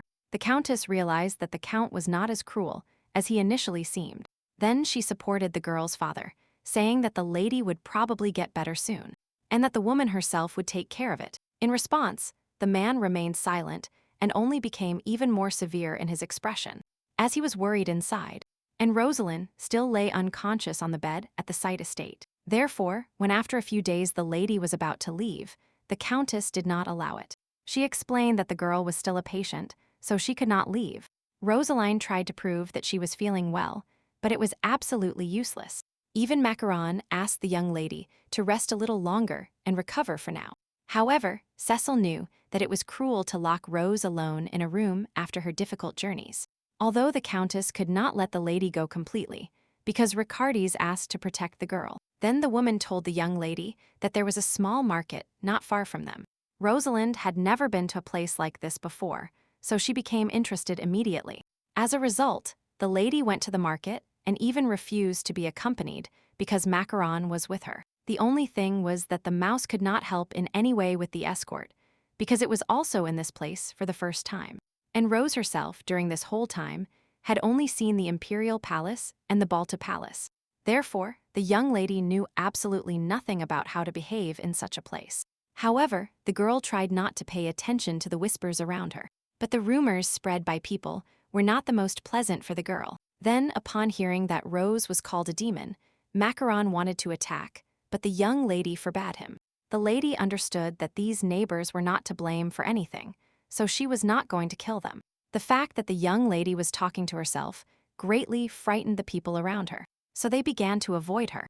And Rosalind also cast an evil look at the audience, completely scaring them. As a result, the whole crowd fled as quickly as possible to deal with their business, of which everyone had plenty. The girl suddenly remembered her brother, whom she considered good and handsome. After that, she went for a walk and suddenly saw a stall with delicious apples. At that moment, it happened that Vista came to the estate to visit his sister Calyx. He was horrified when he learned that the Countess had sent the lady alone to the market. It would seem that Rosalind greeted all the residents with great courtesy and did not offend anyone. But the brother knew that such good manners were not enough to walk around the market. Most of all, he was afraid that the lady might do something, and she had already asked him to simply eat an apple. And just a few minutes later, the young lady managed to ask for permission to take the kebab, and they gave it to her. Then, walking among the stalls, the young lady asked the people around her for a lot of food. In the end, the girl was very happy, as she was quite hungry. Then Macaron whispered that the young lady was supposed to give something in return for food. But Rosalind replied that Calyx had not told her anything about that, so everything was fine.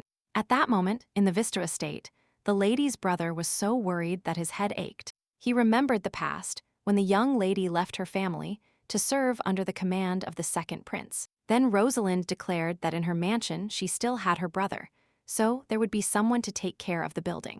However, the boy still did not understand how the girl could leave them so easily. He honestly admitted this to his older sister, and she even froze because of the sadness in his voice.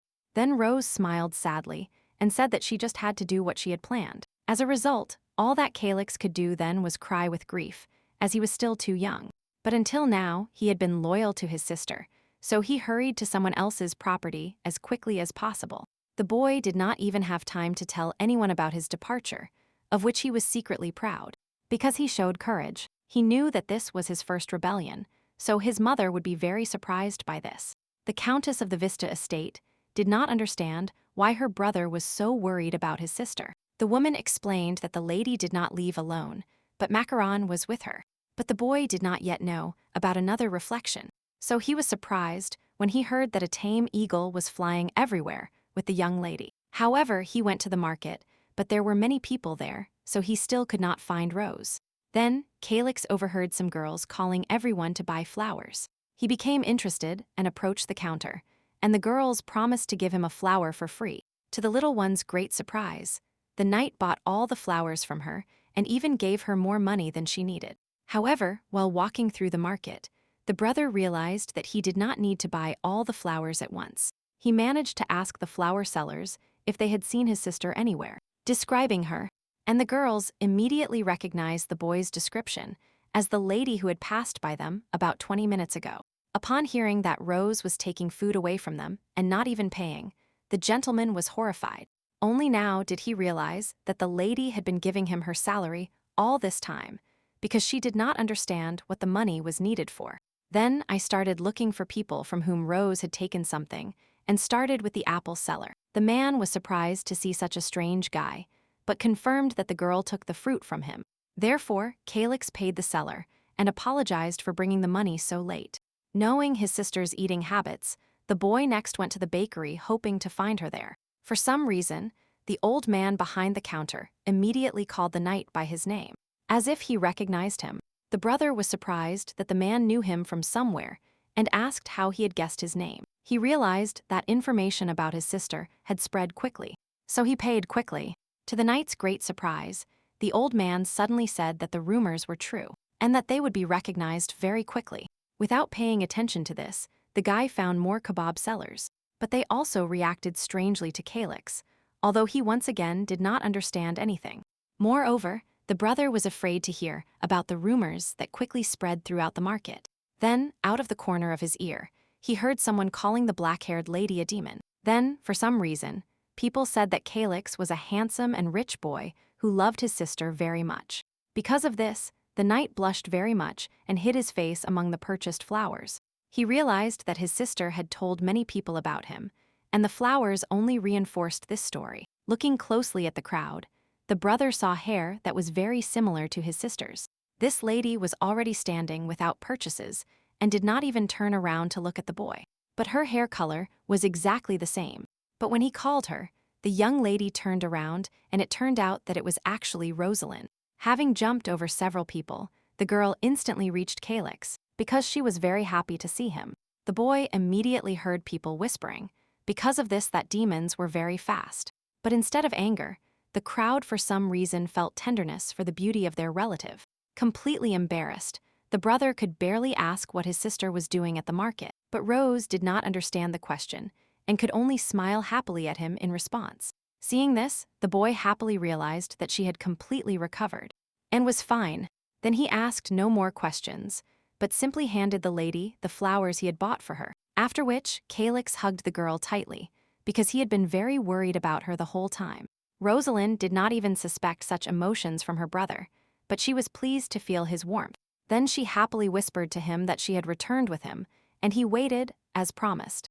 A little later, the lady was horrified to realize that she actually had to pay for the food. The brother explained that if the young lady gives nothing in return, then it is considered theft, which scared Rose. And then Calyx suddenly announced that he would return to the estate, which surprised the lady even more. The guy said that he had paid for all the food, so the young lady was no longer in danger. Then Rose focused on the bouquet given to her and realized that she liked the smell.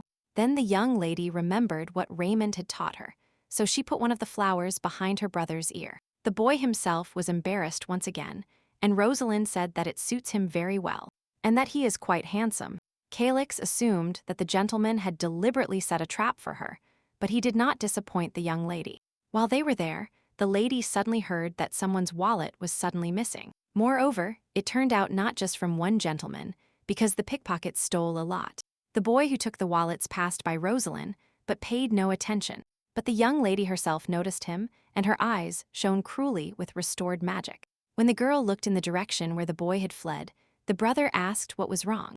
Only after this, Calyx heard people saying that the demon's thief did not want to steal anything. The guy turned sharply, but the people pretended that they were not talking about anything bad. Therefore, the brother suggested that his sister quickly return to the estate, which they did immediately. Already in sight, when the lady told her adventures, the gentleman was very surprised. Rosalind herself did not expect to meet such enhanced people, so she had nothing to add. The guy said that he had only heard about such mercenaries, as they tried to stay in the shadows. He knew that they were ready to do anything bad for money.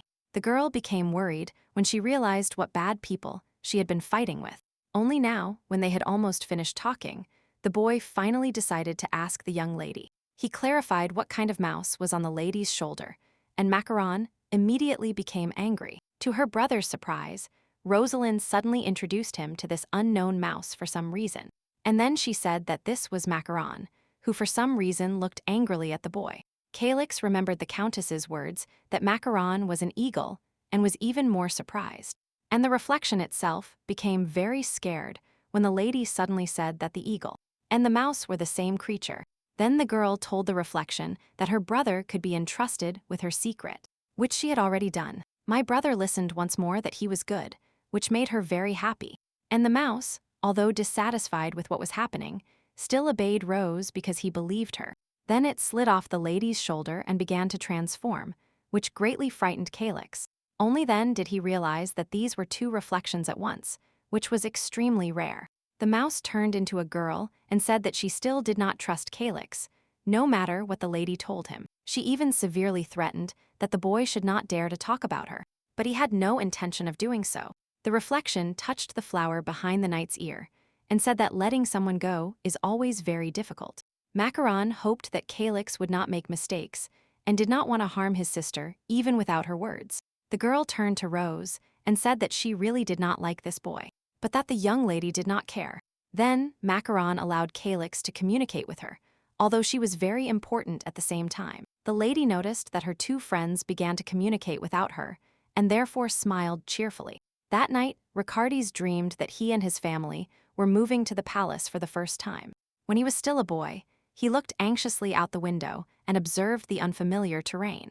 Then his mother called him and asked him to hug his little sister, who already missed him. Ricardes loved the girl very much, so he willingly agreed to his mother's request. Taking her on his lap, even while sleeping, little Sestja asked her brother to at least play with her a little. This greatly touched the prince, so he watched the sleeping girl with a smile, trying not to disturb her. Then his mother looked out the window and asked the guard if everything was fine around him. When they told her everything was fine, the woman said with a cheerful smile that she wished everything was wrong. Then she asked him to notify her if something bad happens and closed the curtain. The assistant asked the lady, horrified, why she treated the knight so cruelly. And Ricardes himself had long been accustomed to such antics from his mother, so he just smiled. After a while, the woman looked out the window again, trying to determine where they were heading. Then suddenly, she called her son and his assistant, who immediately obeyed her, and approached. The lady explained to them that the place they were going to would be very cold and harsh for them. The boy himself saw that the snow barely melted on the street and that a strong wind was constantly blowing. However, Mom patted Ricardes on the head and told him that he could endure anything. Then the son asked how long he would have to survive in such difficult conditions and harsh for him. Hearing this, the lady visibly sank, as she did not immediately know what to say in response. After a short time, she leaned down and whispered something to little Ricardes. Because of this, the heir abruptly woke up, as the dream awakened long-forgotten emotions in him. But sitting up in bed, he realized that he did not remember at all what his mother had told him then. Because of this, when Ricardes got up in the morning, he ended up having slept not at all, and was somewhat angry about this. His assistant immediately realized this, and therefore the prince admitted that he dreamed of his mother. However, he still could not remember her words, so he decided not to think about it for now.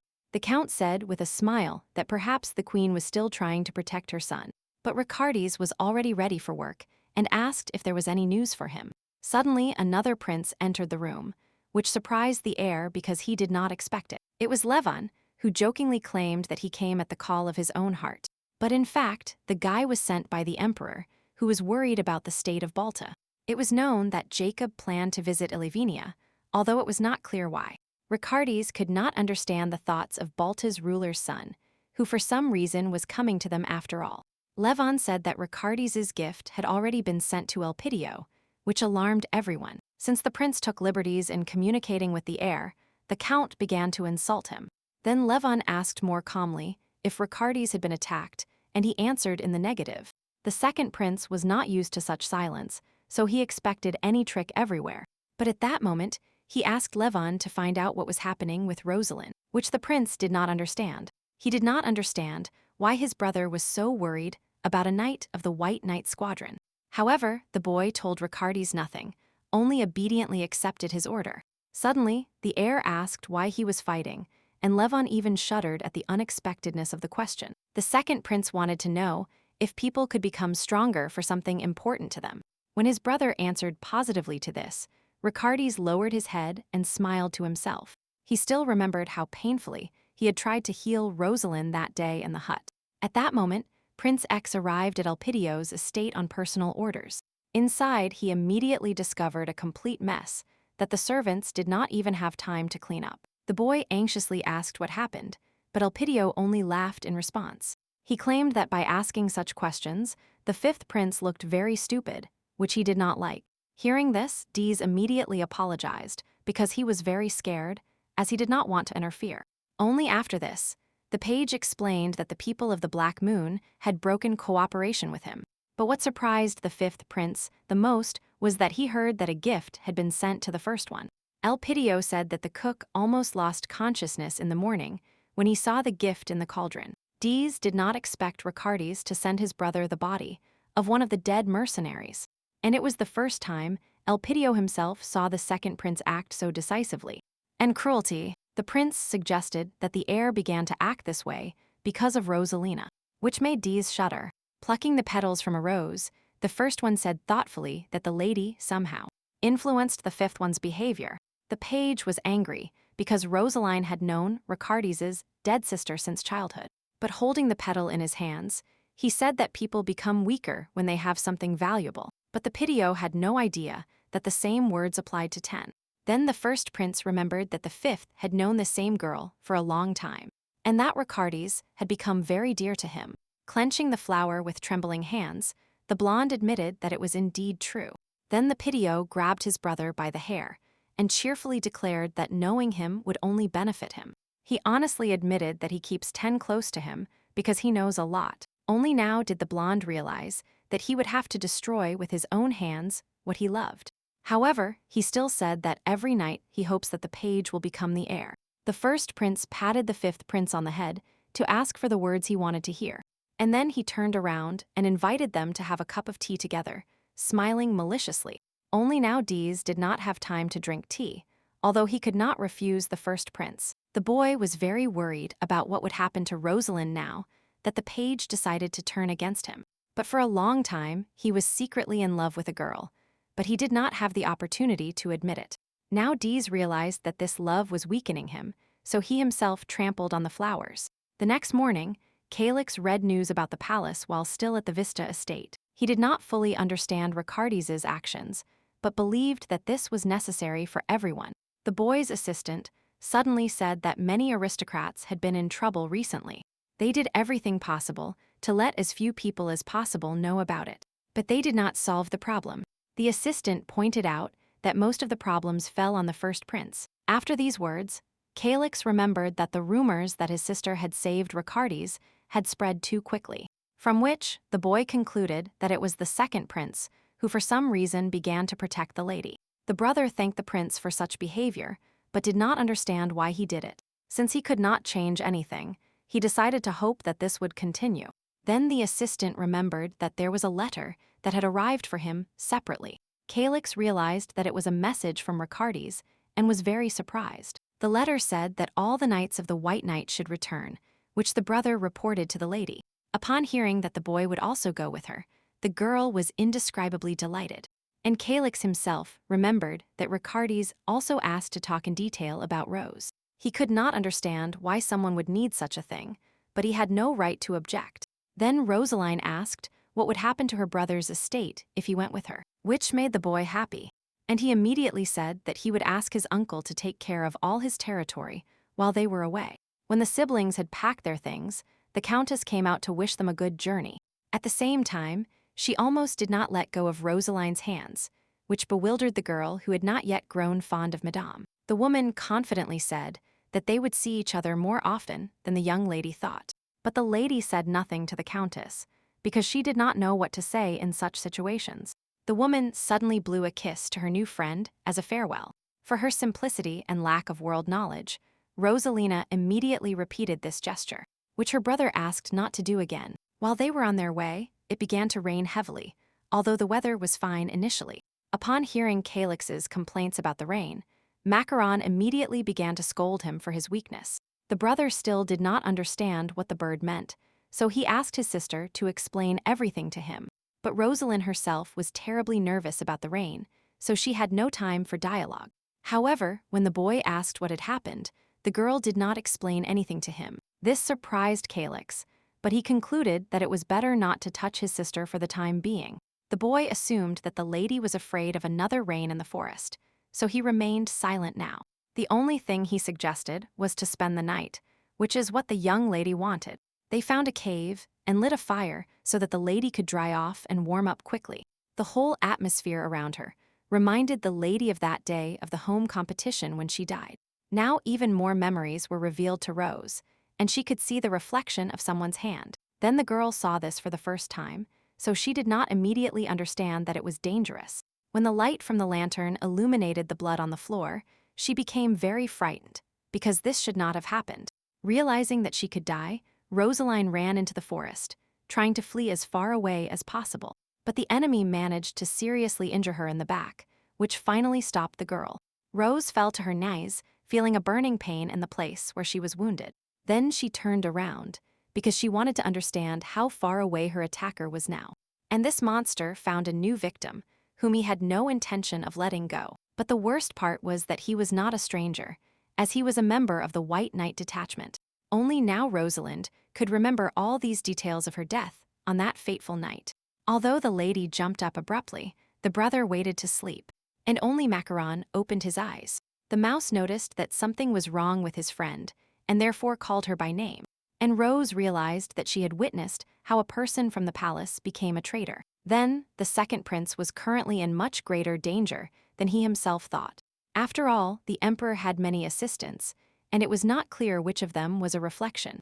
At that moment, deep in the prison, the witch suddenly grabbed the bars of her cell with her hand. Smiling for the umpteenth time, She said that she would finally see the collapse of this empire. The woman knew very well that the end of Illavenia would be bright and unexpected, something she eagerly awaited. But Rose was still thinking about why she had once become the target of an unfamiliar reflection. The young lady said with certainty that on the day of the home competition, it rained heavily. Calix immediately realized that the girl's memories had returned, and he trembled with nerves because of it. Seeing her brother's state, the lady touched his hand to calm him down. Rosalind anxiously asked if the boy was all right, who for some reason began to worry a lot. From the warmth emanating from the lady's hand, Calix felt somewhat calmer and pleasant. He didn't know exactly from which moment, but he realized that his sister's memories were returning to the reflection. The brother was worried that the lady would be too surprised by what she would eventually remember. So he hugged Miss to give her emotional support, because that was all he could do at that moment. And then the boy asked if Rose was very scared that rainy day when she was dying. Hugging her brother, the sister replied that the girl felt like her heart was breaking into pieces. Then the boy asked if the lady was in a lot of pain, and the girl began to tell how suddenly the mouse caught her attention. She shook her head desperately, begging Rosalind not to tell Calix the horrors of that day. The lady understood the sign, and therefore said that she had once died not so painfully. Hearing the notes of relief in Calix's voice, the young lady smiled happily in response. This morning Rose slept soundly and deeply, as she was tired from the previous day. The brother, who was watching his sister closely, noticed that after the rain stopped, she felt better. He covered the lady with a blanket, thinking that today it would be better for them to go to the palace slowly. Then, suddenly, the boy heard a suspicious sound behind him, which should not have happened. Calix immediately jumped up startled and drew his sword from its sheath to defend himself and his sister, but instead of an enemy, he suddenly saw an unknown guy with apples in his hands. He clearly did not care at all that the knight had drawn his weapon, which could cause harm. Calix looked at the stranger up and down and thought about how rude he was. Unexpectedly, the boy threw the apple at his brother because it was tasteless to him, and he was not going to eat it. Because of this, the young man recognized this stranger as Macaron, who thanked him very much for taking the clothes. A little later, the reflection told how he saw this body and decided to take on its appearance. At the same time, Macaron selected food for the lady, and she really liked these sweet berries. Calix decided to change the subject and asked if the shadow remembered what his sister said yesterday. There was a high probability that Rose's killer knew that she was actually dead. Macaron squeezed his hand and said that such a reflection could not get rid of the young lady. The knight concluded that his race was quite confident in their magical powers. But what worried him most was that now Rosaline would be much more attentive to everyone. Therefore, he asked Macaron to inform him if it became known who attacked the lady at that moment. The reflection was glad that the knight himself asked him for something, so he agreed. But in fact, the guy did not care who killed whom, so he threw the berry to the young lady. Rosaline, although she was sleeping, immediately caught the food, as she was always ready to eat. She tasted the berry and said that it was tasty, although not enough, but that no one else had it. Then, at that moment, Macaron declared that if anyone touched the lady, he himself would kill him. Since Calix did not know something important, the reflection turned to the boy to tell him. The reflection reported that the lady had very powerful magic, so it was not easy to kill her. Calix asked in surprise if she was stronger even than his assistant, who was just like her. To this, Macaron confidently replied that the young lady was much stronger than many reflections, including himself. This hit the brother hard, but he had long accepted his sister's essence and did not change his mind. When the girl woke up, they quickly reached the second prince's palace. Rosaline immediately ran into Raymond's arms because she had already missed him terribly. The gentleman, with a smile, asked the lady not to rush towards him so abruptly, as it was dangerous. Then the gentleman began to worry so much about the young lady that Calix did not like to hear all this.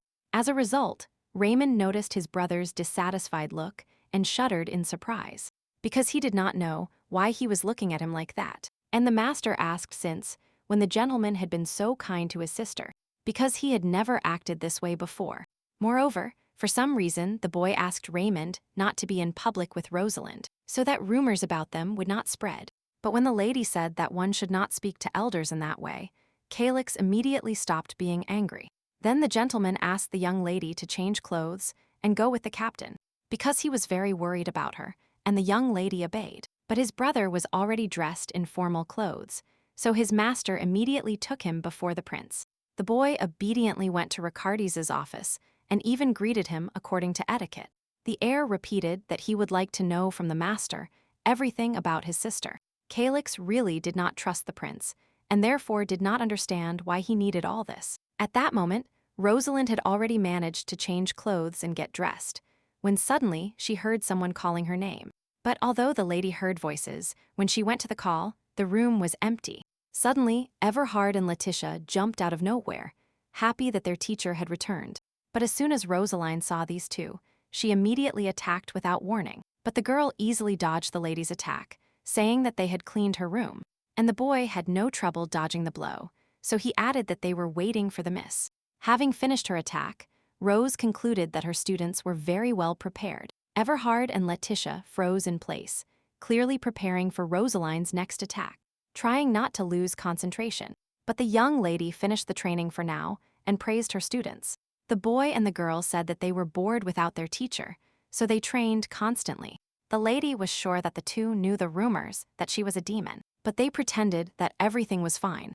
Then, the young lady heard shouts from the window calling her and went to the window. It turned out that in front of the lady's bedroom, a large number of soldiers had gathered, some of whom she knew. They all expressed their joy that the girl returned safe and sound. The students confirmed that many people know that it was thanks to Rosalind that the prince's detachment returned. Here, Everhard began to talk about the lady's demonic essence, but Letitia silenced him with a blow.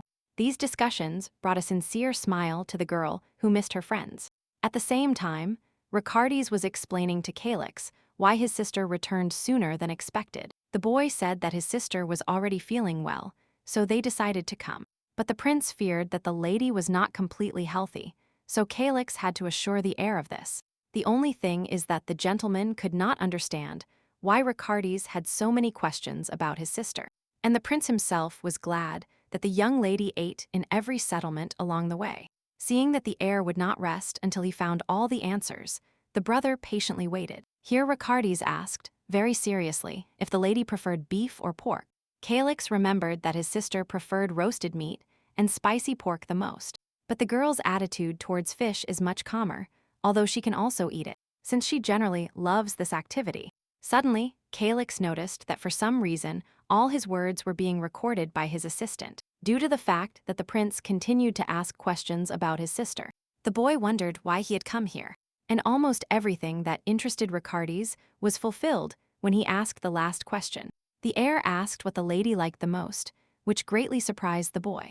The prince remembered that the girl used to have tea with her sister while eating chocolate cake, but he was not sure that Rosalind liked this cake because he knew little about her. This even angered Calix, because he realized what position Miss had been in all this time. Apparently, the lady had to constantly adapt to someone else's wishes. But now everything has changed, which is why the brother said that the girl loves brownies.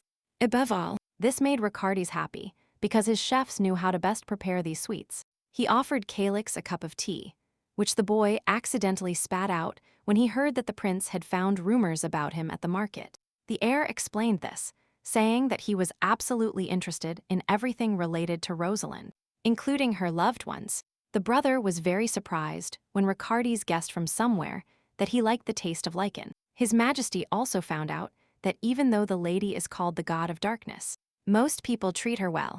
Calix did not expect that, despite the bad rumors, people would accept the girl. The man could not understand why the heir found so much information about someone else. The prince noticed Calix's disbelieving look and only sighed in response to this.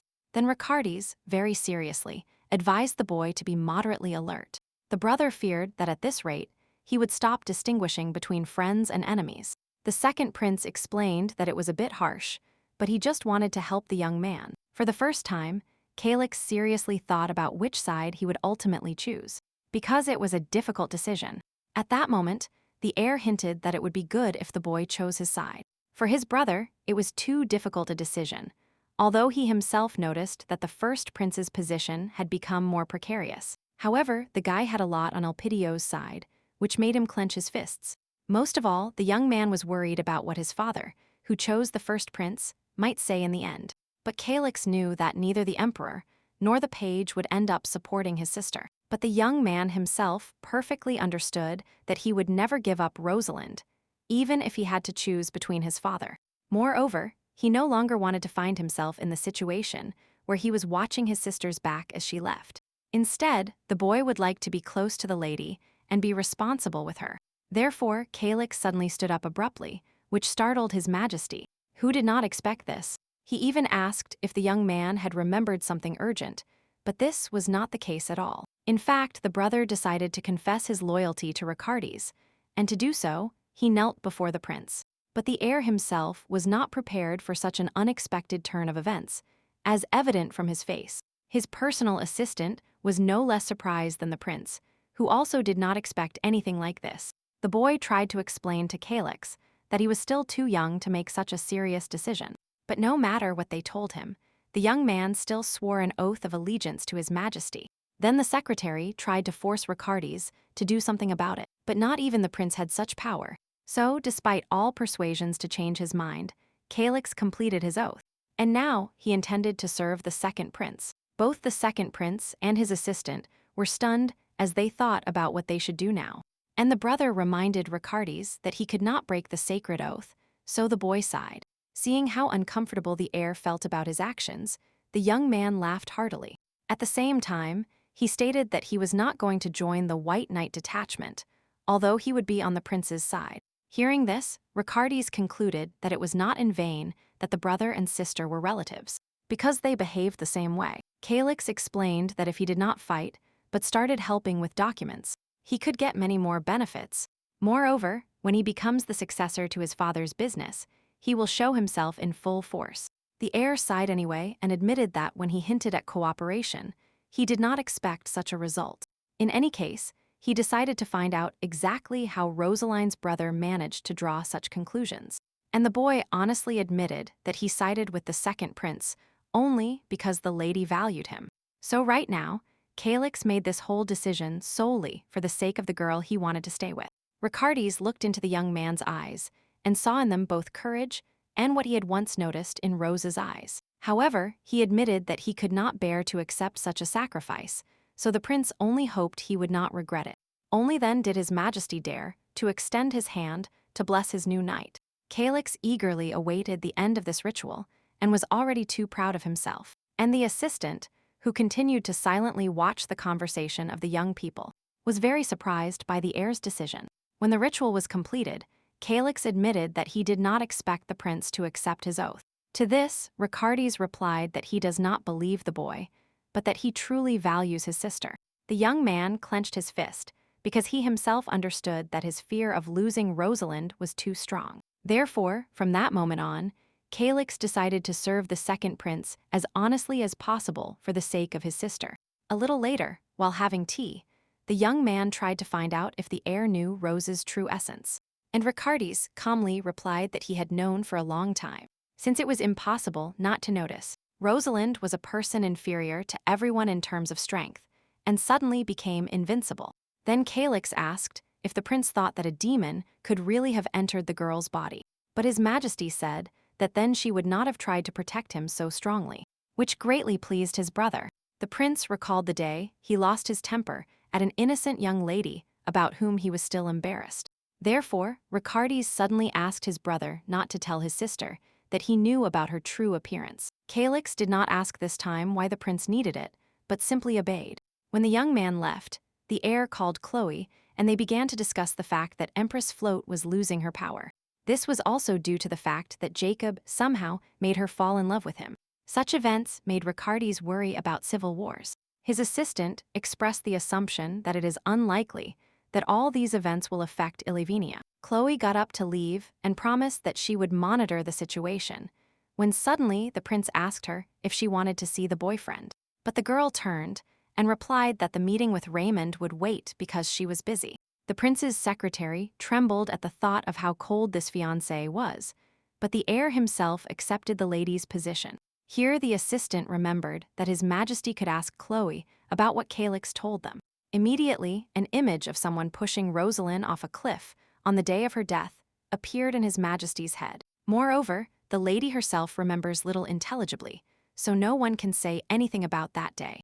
The only thing that was clear was that the killer had no doubt before his blow, although they knew each other.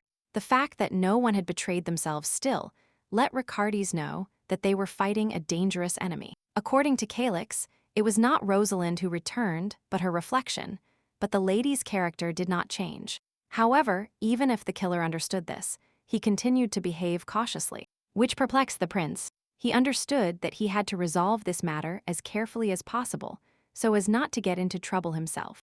At that moment, Calix came to talk to his father Burton and immediately began to scold the boy.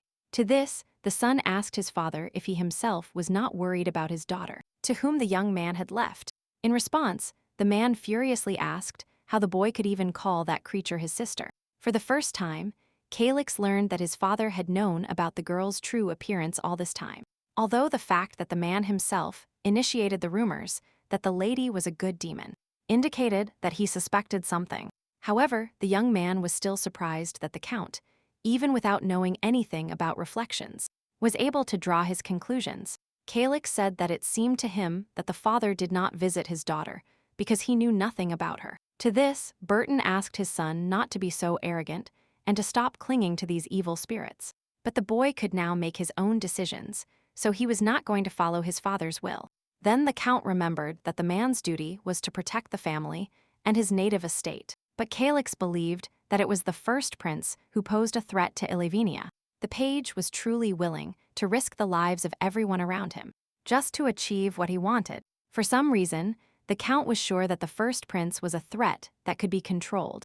Calix was very surprised when he heard that his father was not going to let Ricardis take the throne. And the man was indeed so severe that he even changed his face a lot. He recalled a situation from many years ago when the emperor broke plates in his palace out of indignation. The ruler was very worried because his influence was falling lower and lower, and he could not change anything. The people around him whispered that the page had long surpassed his father, and that he was much better. Due to the hatred awakened towards his own son, the ruler even overturned his chest chair. The emperor sincerely could not understand why people still attached so much importance to sacred power. He resorted to his faithful assistant Burton to solve his problem. With eyes shining with madness and anger, Reno asked if it was time to kill Elpidio. These words greatly frightened the Count, although all this rage was not directed at him at all. Seeing the confusion on the assistant's face, the ruler shouted even louder that he must be protected. At that moment, the emperor was sure that anyone who threatened his power must be executed. Burton perfectly understood that it was not actually about the first prince. The ruler of Illavenia wanted to continue ruling as long as he deemed it appropriate. Therefore, to save the emperor's son, the Count asked if he could find the child, and Reno became interested. Then the assistant said that in simple families, children with impressive strength are more often found. All other receivers were too weak and could not match Elpidio, but this one could. The ruler liked this idea so much that he immediately ordered the Count to start searching. As a result, Burton had to find a child about 7 years old with silver hair, or gold and good skills. The man found this child quite quickly and immediately noticed the approaching Count. After examining the child, the assistant immediately realized that he would be ideal for the role they needed. So, although the child moved away from the man in fear, he still spoke to him. A little later, Burton even found a fake mother for Ricardis, but of noble blood. The lady's father immediately met with the Count, as it was a great honor and a unique opportunity for him. His daughter was not pleased with him because she was unmarried, but gave birth to a girl from someone. The fact that Miss had the opportunity to become a member of the imperial family made her father proud. Burton asked if the woman knew her role, to which the old man replied that he had no intention of discussing such things with her. He believed that she was a hostage to the child in her arms, so she would obey anyway.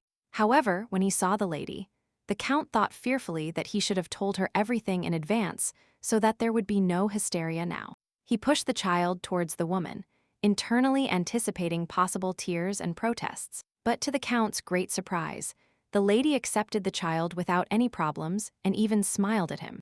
Happily, she announced that her daughter Sestja now had a very handsome brother. The child, who was constantly chased and offended by everyone, did not expect such an outcome of events at all. When his current mother held out her hand, Ricardis, out of habit, flinched in fear, fearing that he would be hit. But instead, the lady stroked the child's head, which enchanted the baby forever. Leaning towards Ricardi's, the woman said that she now had high hopes for him. Burton did not know where the creation of an illusory family would lead, but he hoped that his sacrifice would not be too great. However, it turned out that events occurred that even the Count could not predict. As a result, Ricardi's was struck by the woman he now considered his mother. She accused him that because of the prince, her only and beloved daughter Sestja had died. Almost going mad with grief, the lady begged the young man to give her daughter back. But literally, a few moments later, she realized what she had done and began to ask her son for forgiveness. The mother admitted that she was so weak that she began to bear all her sad burden on him. The young lady shut herself off a lot, and 6 months later drowned in a frozen lake. And it was not clear whether it was by accident or by herself. As a result, young Ricardi's had to bury 2 close people in a short time. When Bertin came to him to offer at least some support, the prince suddenly shared his thoughts with the Count. He surprised the man with his conjectures that if it were not for him, the page would already be dead. Which was true. Only then did Ricardi's realize what it was really necessary for, which infuriated him. The emperor's assistant could not object to these words from the boy because he was right. Then the man simply remained silent and turned away, feeling ashamed for ruining the boy's life. Because of this, Ricardi's could not bear it and laughed loudly and madly, releasing all his emotions. With a deceptive smile, he noted that at first he was provided with everything he could only dream of. And then the young man's tears fell on his shadow, lamenting that now everything had been taken from him. The heir asked if the Count remembered the day they met and spoke of his strength. Burton told the boy that he was born to become emperor, which was a lie. But with sadness in his soul, Ricardi's realized it only now, when it was already too late. Then he cried bitterly and said that it was now that his true destiny was revealed.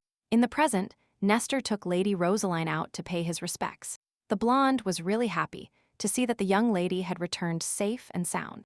But Rose herself expressed no emotion, even when the boy said that he also received the title. She only asked if Nestor really wanted to fight again, which immediately made him blush. The blonde once again, just in case, asked the lady for forgiveness for his past behavior. He whispered that he hoped the girl would recognize him, but she didn't care. Instead of comforting him, the young lady simply turned around and walked away, leaving Nestor in complete shock. The thing is, Rosalind collected beautiful flowers and really wanted to give them to a certain person. She looked at the nearby flower beds and saw the plants that Calyx had once given her. This brought the girl pleasant memories, so she smiled sweetly and snuggled up to the flowers. At that moment, one of the counts decided to tour the area near the prince's room. Then he heard an incomprehensible crunching sound from above that made the man lift his head. Imagine his surprise when he saw a white night-night with flowers in a tree. And this was Rosaline, who still neglected doors, climbing in her now favorite way. The count shouted at the young lady below because she was supposed to be at a meeting, but he could not locate her. The lady took advantage of the fact that no one could enter Ricardi's door without permission, and entered through the window. Approaching the heir, for whom these flowers were intended, the girl was surprised to find that he was asleep. Then, Rosalind could not resist and reached out towards the prince's forehead to touch him. But before she had time to touch his majesty with her finger, he suddenly writhed in his sleep. He dreamed of the continuation of the story when his mother announced to him that because of his weakness, he would spend the winter alone. The woman really felt very sorry for Ricardi's, but she could not face the loss of her daughter. This forced the heir to open his eyes and feel the same caresses on his forehead. Unexpectedly for him, he saw Rose's happy face in front of him, holding a bouquet. Ricardi's even thought at first that he was still dreaming, although everything was too real. Sitting on the sofa, the boy finally realized that he was not sleeping at all now. And suddenly, the girl handed the prince a bouquet of wildflowers she had found in some unknown place. The heir inhaled a pleasant aroma through his nose and suddenly remembered the continuation of another dream. Then he traveled with his mother in a carriage, and she told him that he would have to wait until spring. The woman begged her son to endure the difficult winter, because sooner or later the seasons would change. At that moment, the boy replied to her with a cheerful smile and promised that he would wait with all his might. Unexpectedly for him, Ricardi's realized that he had finally waited for the arrival of this very spring.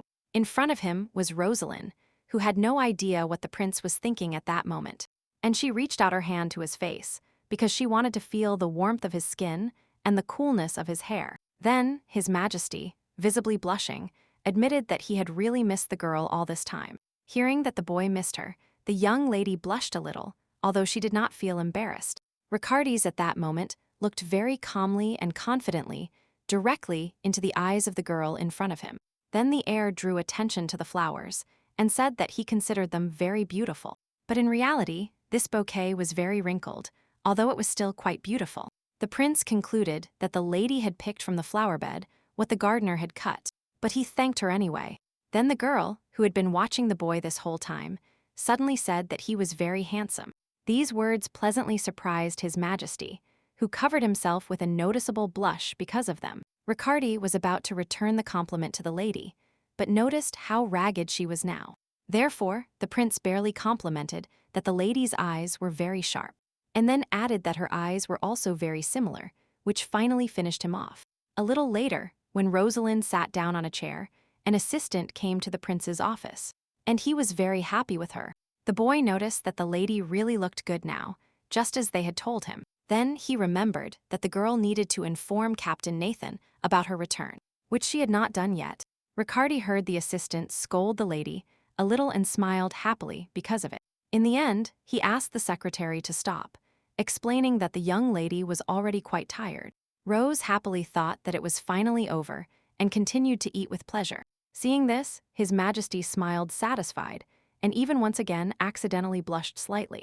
The heir's gaze was noticed by the assistant, and he was very surprised, because he could not believe that the prince liked this girl. And Ricardes himself at that moment touched Rosalind's face because she had crumbs. The heir removed them easily and skillfully, informing the girl about this. And the assistant was surprised again, but the secretary had no right to tell His Majesty anything, as it was his life. Therefore, the only thing the boy could do was to say that the prince was not looking for easy ways, which surprised him. The second remembered Calix's words, who said that in front of them there was now a reflection, whose nature was unknown. The assistant remembered this, and thought that the prince did not even raise an eyebrow upon hearing such a truth. Moreover, looking at the heir now, the secretary thought that Ricardi was beginning to treat the lady even better. And indeed, never before had a boy been able to smile so calmly and radiantly in someone's company. Seeing that the prince could finally, at least at these moments, be truly happy, the assistant did not touch him. A little later, he conveyed to the heir information that, for some reason, the fifth prince had secretly contacted Balta. Ricardes knew that Ten was working closely with the page, but it was not clear whether he was acting on his orders. And the assistant himself suggested that this time, the boy acted completely independently. This surprised the heir, because Ten had always been the one who obediently hid in the shadow of the first prince. Lately, there have been many confrontations in the palace between the page and Ricardes for the crown, and the second perfectly understood that the emperor was unlikely to allow anyone other than a blood heir to ascend the throne. Therefore, the prince considered the first attempts to overthrow him for some reason terribly amusing and absurd. But although the true heir was not determined, the fierce competition all this time prevented other princes from entering the fight for the throne. However, there were still those who could pose a threat, such as Elpidio's younger brother named Tillant, or the fourth prince named Rashalans, who for the moment voluntarily ceded power. And all the other heirs were either too young or too weak, so no one took them into account. Therefore, Ricardes could not understand whether Ten really decided to take advantage of the prince's quarrels and take the throne on his own. Rosalind, who silently listened to all these dialogues, did not even try to say anything. The assistant noticed that the lady had finally realized the gravity of the situation, and that's why she was as quiet as possible. But in fact, the girl was still very hungry, so that was all she could think about. Suddenly, the second prince stopped the conversation upon hearing the lady's stomach growling.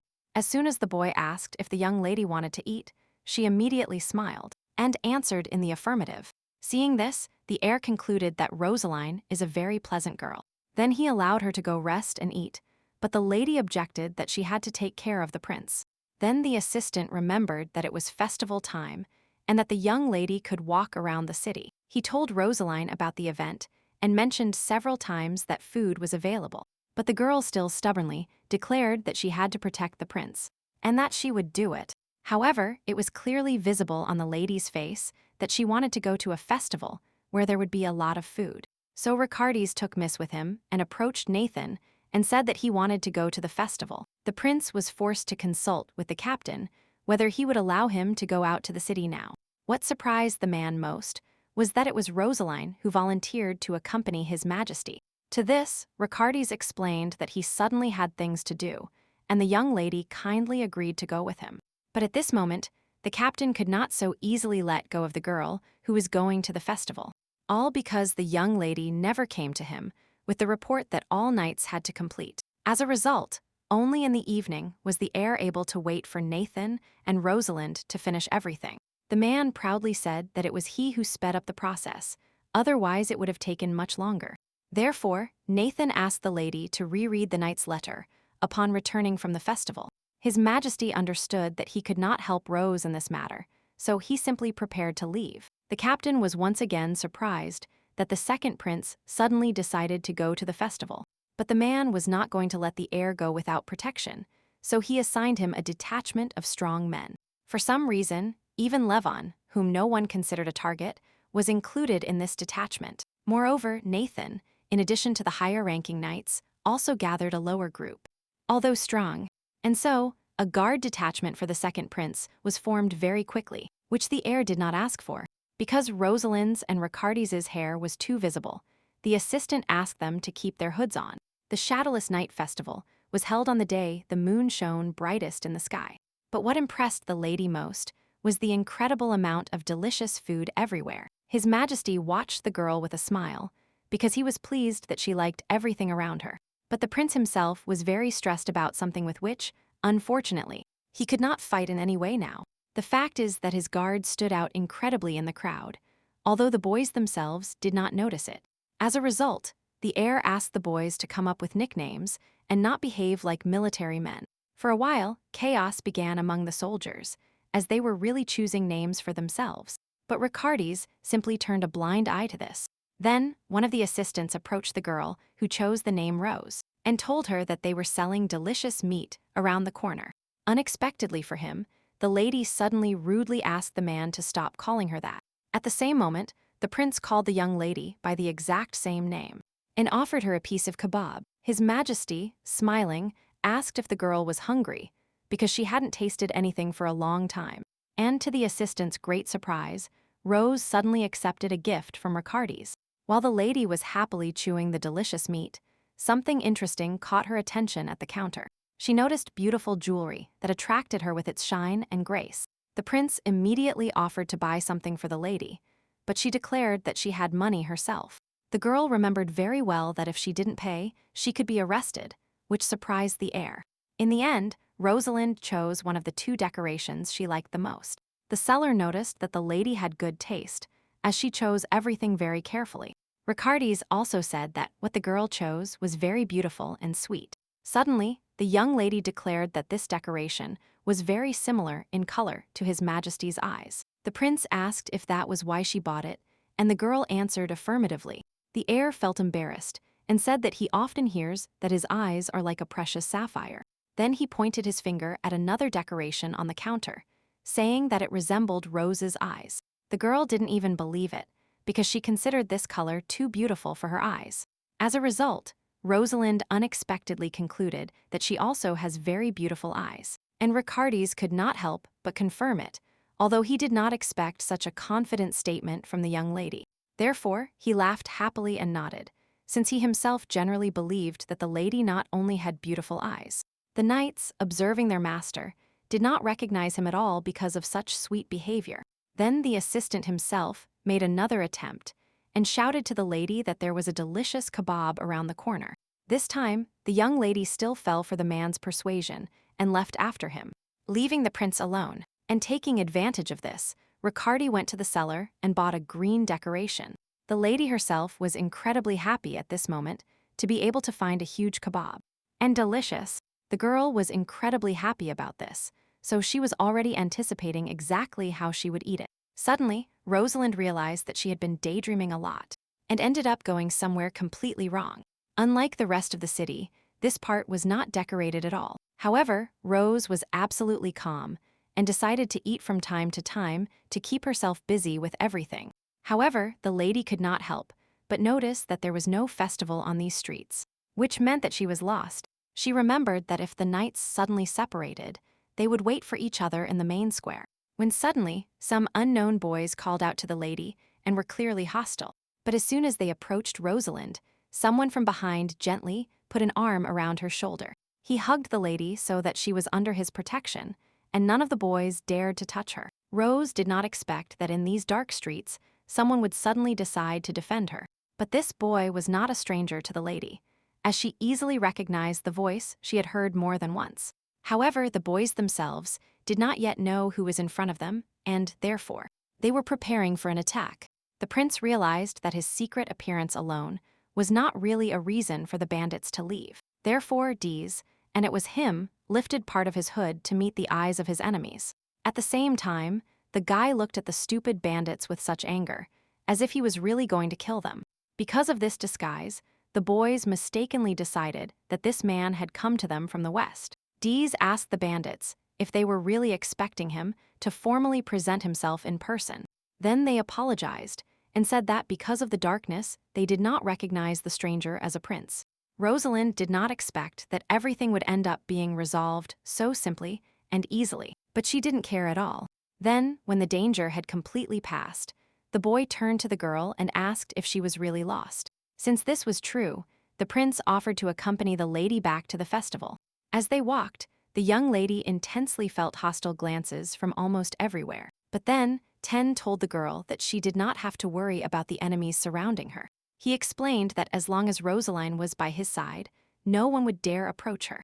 It was not clear why the fifth prince was so confident in his words, but she smiled anyway. So Rose decided to trust her friend and stop worrying about being watched. Very quickly, the boy led the lady to the path that led directly to the main square. He adjusted his mask, which no longer fit comfortably on his face, and then removed it completely. Dees admitted that he still had things to do, so at this point, they would have to say goodbye to the young lady. But the boy was not going to leave just like that, so he leaned towards the girl. He asked the lady, in a whisper, not to tell anyone that they had seen her today. The boy laughed and said that he was also lost and did not want anyone to know. Rosalind immediately believed her friend and promised not to tell anyone about their chance encounter. In response, the fifth prince smiled sweetly, as he was very pleased with the girl's words. Before leaving, he said goodbye to the young lady and was glad that she could return alive. This was not the first time Rose had heard these words, and she knew it was partly a figure of speech. However, the lady replied by saying that she was also glad that the boy managed not to get hurt. Ten was very happy to hear such words, so much so that he even ended up blushing with embarrassment.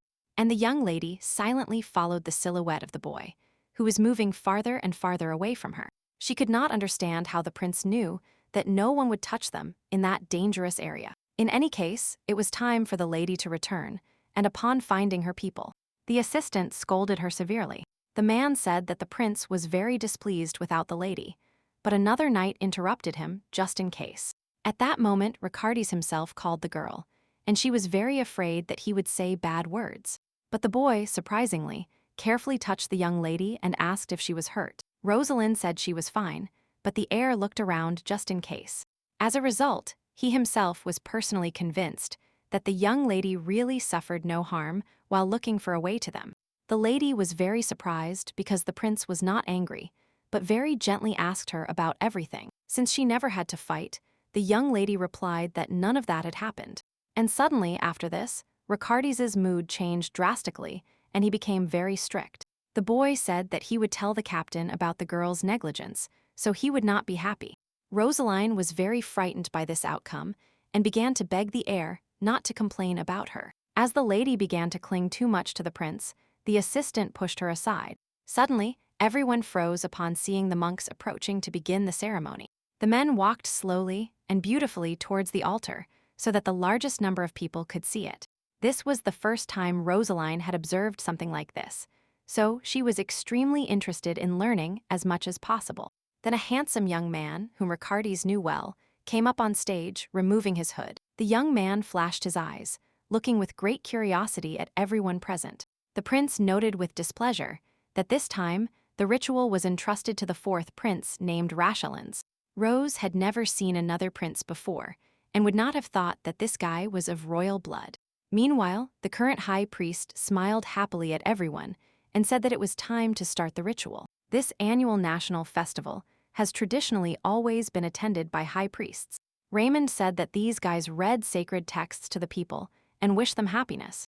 And Ricardes himself was terribly displeased because his brother was not serious at the event. However, when the time came, the prince recovered and began to read the ritual correctly. From the beginning, he told a legend about how a shadowless night once came upon the whole people. And the people, realizing that they were being read something very important, began to pray together. And again, the heir disliked the intonation with which his brother spoke in front of everyone. Rahilans reiterated that the forces of the god of darkness once filled the entire world, and the people had to face chaos. But the boy said that soon a hero descended to earth, who overshadowed the darkness with his light. He asked the crowd who he was talking about, but the people remained silent, hesitant, because they were afraid to make a mistake. Then, as if at a children's party, Rahilans himself shouted the name Idlabim, who was the god of light. A little girl, who did not yet know the rules, began to shout the name along with the priest. Rahilan noticed this and immediately praised the young lady and gave her a sacred book. The boy, without hesitation, said that there was a lot of gold in this book, so he could get good money for it. Then, the high priest blessed the day when the forces of light defeated the darkness, and then began to pray that the god of light would continue to protect everyone from new attacks of darkness. It is true that the boy suddenly admitted that he himself was not sure of the existence of these two gods. Hearing his brother, Ricardes was horrified by how poorly he had performed the ritual from a divine point of view. Rahilans even skipped a part of the story, saying that he was not interested in it at all. Only after all this did the priest finally bless all the inhabitants of the city in the name of the god of light. He asked the people not to sin and to be healthy, adding afterwards that this was the end of the ritual.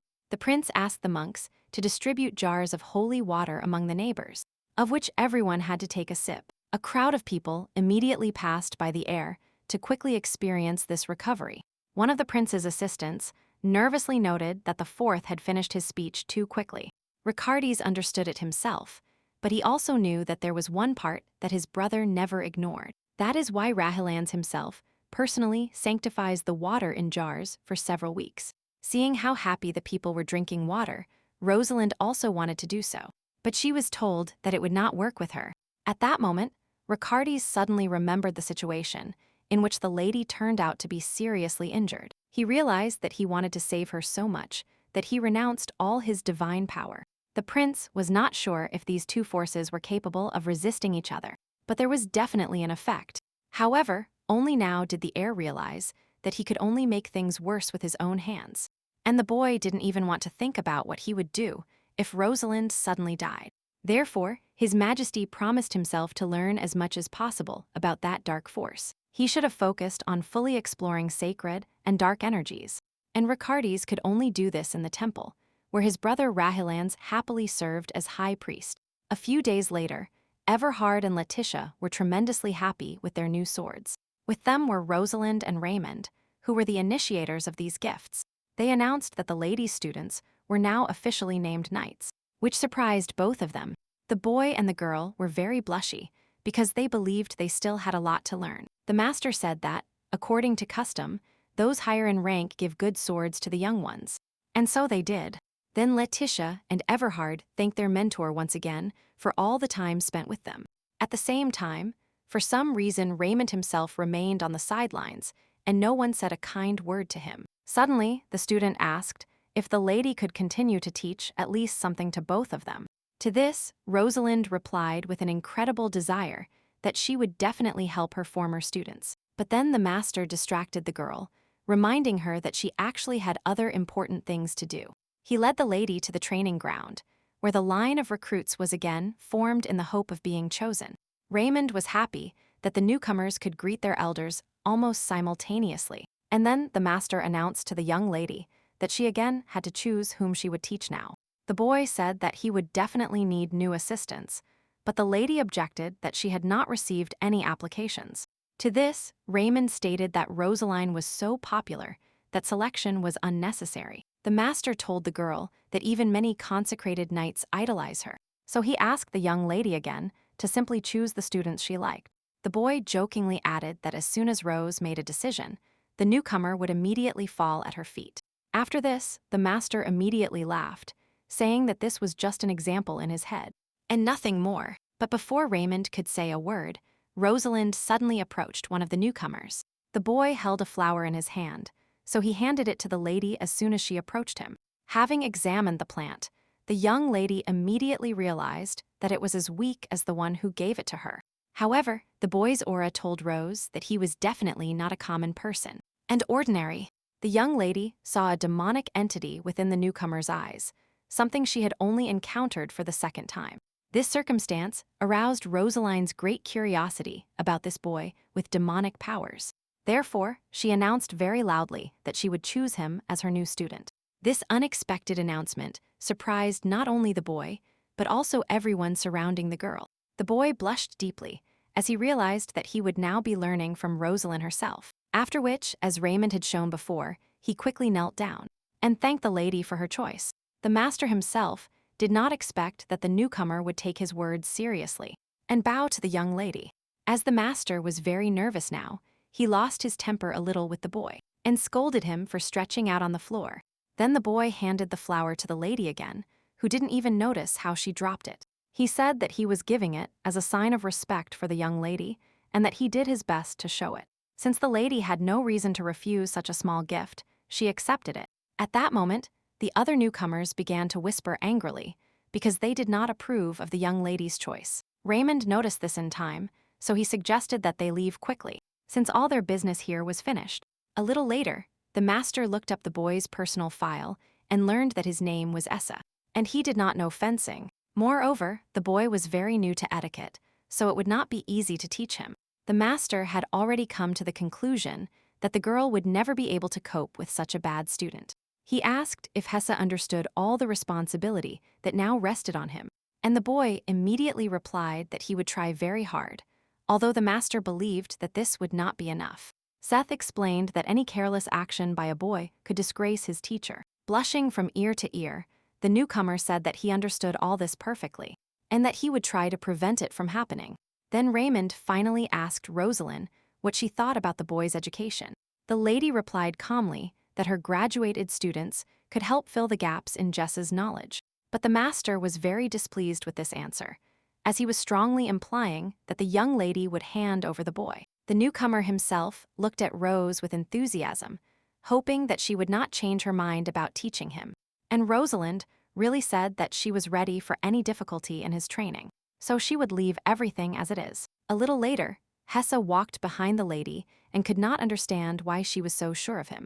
Most of all, the boy wanted to be Rosalind's student, but he did not believe that it would work out. He knew that the young lady had achieved many feats, although she herself was a famous demon.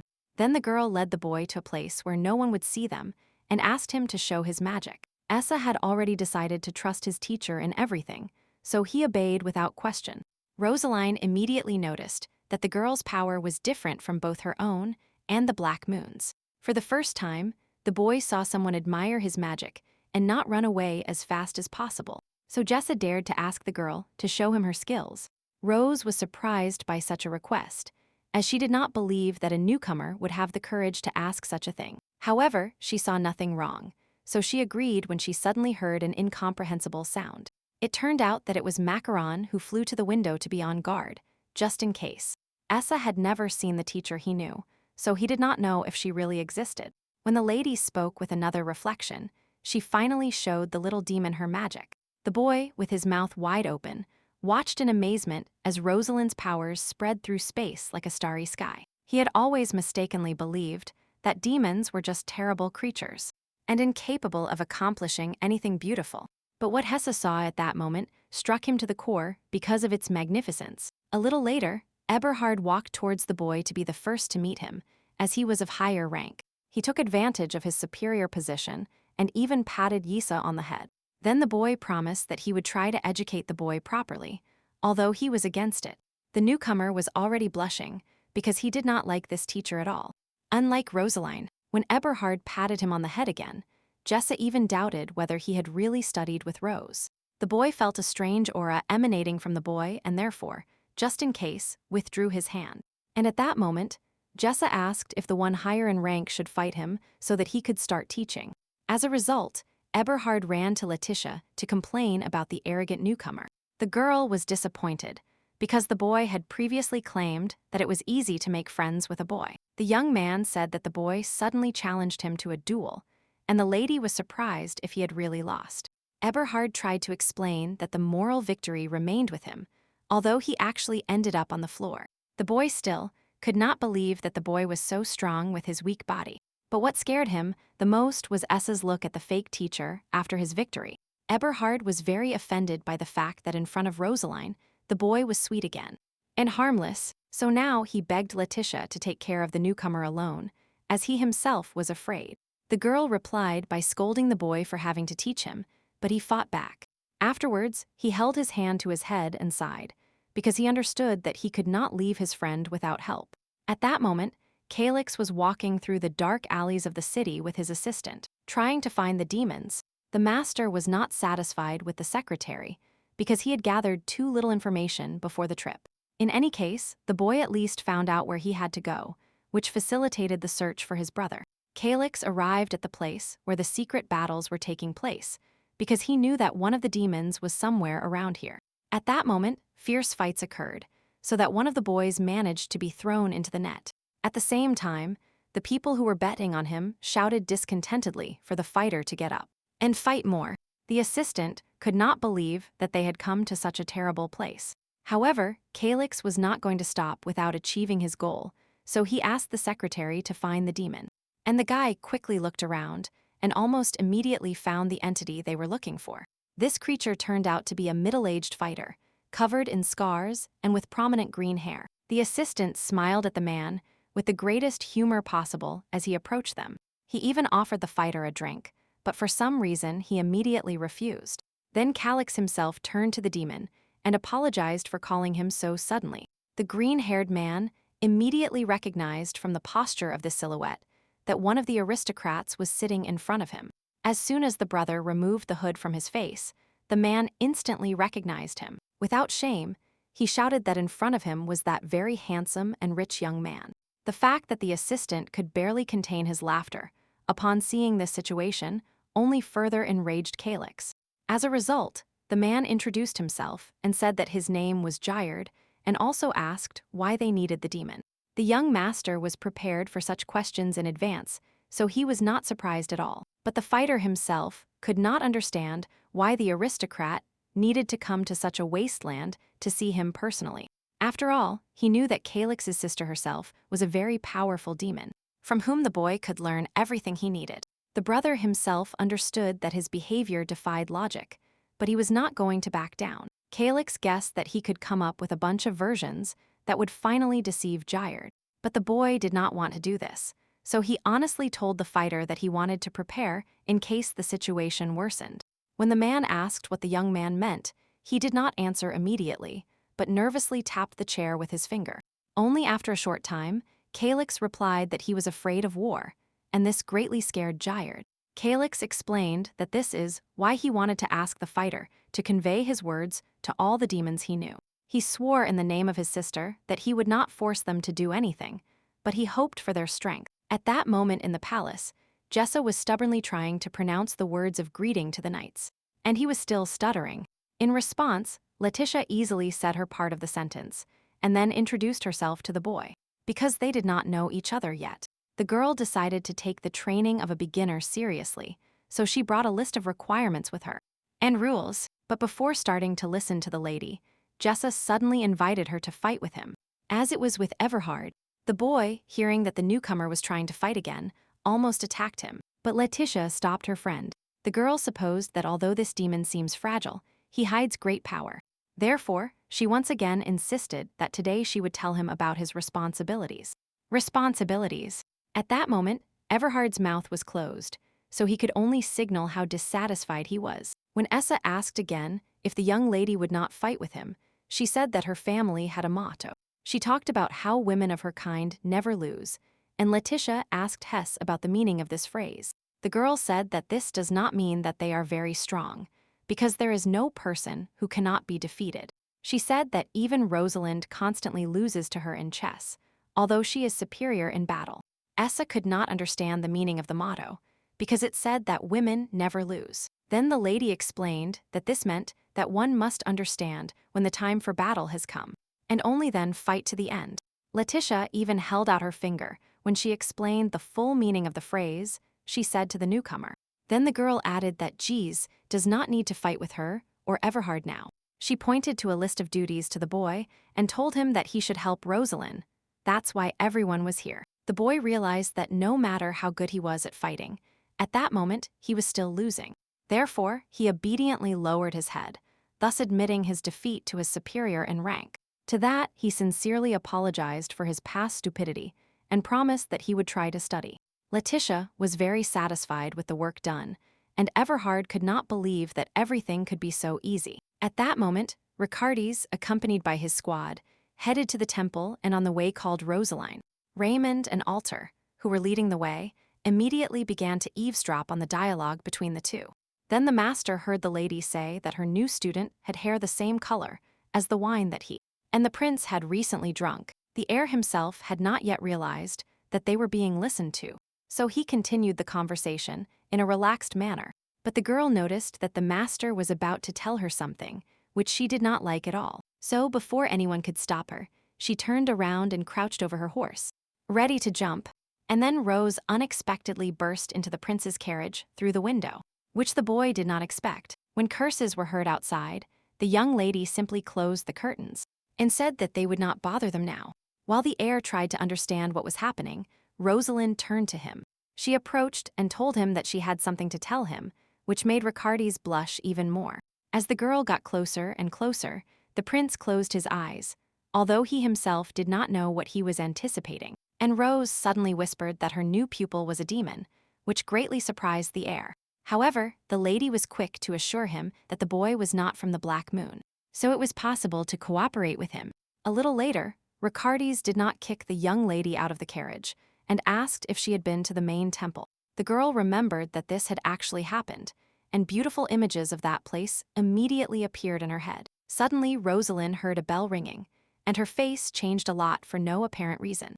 The second prince was not worried at all when he noticed that the monks were ringing the bells. But for some reason, the girl was very frightened by something and began to whisper that it was time to run away from here. Images of her appeared before her eyes, along with a crowd desperately running somewhere. Then the girl was called by Ricardes, who noticed that something was clearly wrong with her. But without saying anything, she suddenly stood up suddenly, which further frightened the heir, who did not expect this. And then the lady suddenly jumped with all her might, causing her to hit the ceiling of the carriage, which the knights noticed. As a result, Miss got a big bump on her head due to such a hard hit. Even though she was a demon, His Majesty carefully asked if Rosalind's head hurt a lot, and she could only nod in response. Then the prince comforted the girl, telling her that she should not have jumped so abruptly and not think about the consequences. And the lady still could not understand why her body reacted so strangely to the sound of the bell. She did not know what kind of images appeared in her head and where she should run. Soon the entire detachment arrived at the temple, where Ricardes was immediately respectfully greeted by the monks. The heir did not expect to receive so much honor, so he stood awkwardly in place. In the end, he defended himself and said that he only wanted to see the high priest, who was his brother. However, the monks continued to insist with all their might that the prince confess, because they had not had her for a long time. Along with the White Knight detachment, Rosalind also entered the temple, as usual. But the lady felt uncomfortable here. Although she behaved according to etiquette, the young lady still noticed evil glances in her direction from all sides. The girl could not understand the reason for such an attitude towards her, because she had not done anything wrong. Suddenly, the guards blocked the lady's path with their weapons, lowering their swords right next to her throat. This was immediately noticed by the prince and his closest assistants, so everyone turned around. But this did not help Rosalind in any way, as for some reason she was still not allowed to proceed. His Majesty asked what the guards were doing, and they replied that they were only observing the temple laws. One of the knights reported in more detail that for a long time demons were not allowed to cross the sacred gates. Ricardes already knew who Rosalind was, but he did not want to tell, so he hesitated. However, the prince asked if Eidlabim himself had ordered the monks to enforce this law. when the guards said that they had simply been ordered to obey the orders. The heir even raised his voice. He recalled the legend according to which, once upon a time, light shone on people and brought them happiness. And now it is known that, for some reason, demons were forbidden from entering the priest's temple. Since the guards could not give a clear answer, Riccardi said that there are no eternal laws. He approached and recalled that men are obliged to obey the will of the emperor, who serves the god of light. The prince said that the ruler himself personally appointed this lady to his ranks, and the guards did not let her pass. When the heir said that aiming weapons at his people was personally threatening him, the guards could not object. Then His Majesty threw the weapon at the men, and they bowed to him in fear. Then the boy approached the lady with concern and asked if she was all right, to which Rose replied affirmatively. The squad immediately rushed to the young lady and began to comfort her, and the secretary even pulled out a cookie from somewhere. While they were stroking and feeding her, Rosaline did not say a word, but deliberately turned to look at the guards. She could finally understand that, for some reason, all these people considered her their enemy. Shortly after, Riccardi approached one of the priests to ask where Rahilans was. In response, the man bowed and said that the boy was not feeling well, so he would not receive guests. But the heir did not believe these words, because he knew how lazy his brother was. But before going to meet the priest, His Majesty suddenly ordered Rosalind to leave. He explained that he did not want Miss to overhear the dialogue, and therefore asked Raymond to take her away. Although the prince regretted doing this to the girl, he still could not tell her the truth. But the heir allowed the lady to use force if necessary, although Nathan was against it. Then the captain asked Raymond to better protect Rose if it was suddenly necessary. The master was already ready to act and was therefore very happy, because he had not done anything for a long time. But to the captain's horror, the prince disagreed with his actions and asked to see Raymond. As a result, Sven, who did not know her, left with Rosalind. Although the boy was very delicate in communication, he immediately noticed that the girl was worried about the fact that people everywhere were angrily whispering that she was a demon. The boy immediately suggested that the young lady leave if she felt uncomfortable, but Rose did not want to. They left when suddenly a familiar voice called the girl. It turned out that the fifth prince had also come to the temple and was now very happy to meet the lady. Diaz immediately noticed that Rosalind was somehow not feeling well and admitted that he did not like the atmosphere. The boy instantly understood what the young lady meant when he looked at the monks surrounding him. Therefore, he asked Sven if he would allow him to take the girl away from this place. The fifth prince explained that there was a park in the backyard where they would be together, because they rarely went there. As a result, the knight released his two acquaintances, and the boy took the girl to a quiet place and peaceful. Rosalind sincerely thanked His Highness, which surprised him, as he did not believe he had done anything important. But the lady said that she already felt much better in this place, so she thanked the boy. In response, Ten smiled sweetly and said that he would be very happy if he really managed to help. Suddenly, the boy reached out and touched the girl's hair. Then he said that she really didn't look like him. The lady did not expect to hear such words from the fifth prince, so she stood uncertainly in place. Still, after a few seconds, Rosalind dared to ask what he meant by those words. And Ten, suddenly becoming very serious, added that the young lady looked very much like the one he knew before. Rose was already quite scared when the prince suddenly finally announced that she reminded him of his dog. The lady did not understand what was happening, and the boy hurried to explain that he had a puppy when he was a child. He was very fond of this cheerful dog named Effa and often played with him near the house. It is true that he often tore up his homework or broke snowmen if he left anything unattended, but the girl still could not believe that she looked like a cute puppy. Meanwhile, Ten told that one day Effa caught a cold and panted all the time, not even showing interest in food. And so, on that day, no matter how angry he was about all his antics, the boy still prayed that the puppy would recover. Only then did the young lady finally understand that Ten liked the dog, and that he was not trying to insult her at all. The fifth prince smiled sweetly upon seeing the thoughtful expression on the girl's face.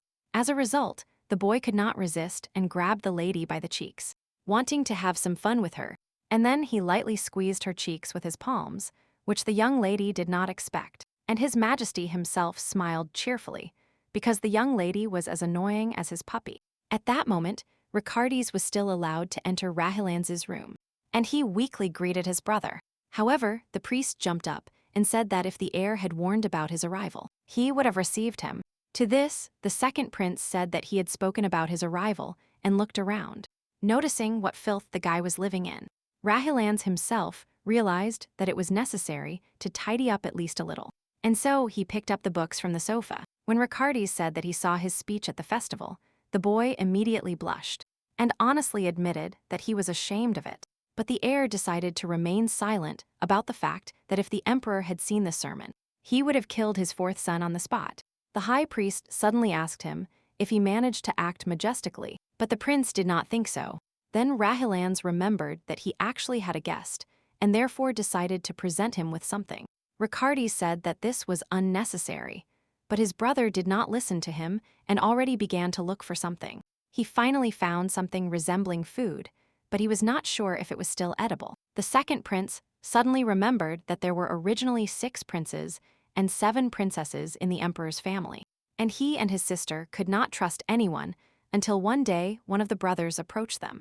He showed sincere interest in the newcomers and even invited them for tea together many times, although he could have been punished. And this time, the fourth prince began the dialogue by serving his brother, as many times before. Then the priest asked what had brought the heir to the main temple, because he could not come just like that. To this, Ricardes became thoughtful, because he still did not know how to correctly formulate his question.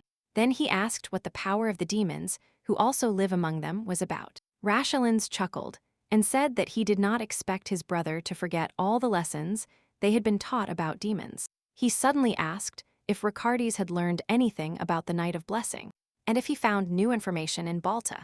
The second prince guessed that the fourth already knew everything, and explained with a smile that it was not for nothing that he was the high priest. Then the boy admitted that very few people know the truth, and even he heard some of it from the master, and he figured it out himself.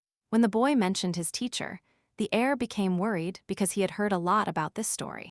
Her mentor was the high priestess Vindit, who taught her trade to many children, but soon it became clear that she was not an ordinary person, but the leader of a heretical sect. As a result, the old woman faced the death penalty, and it was the Rahilans who took her place as the former fourth prince.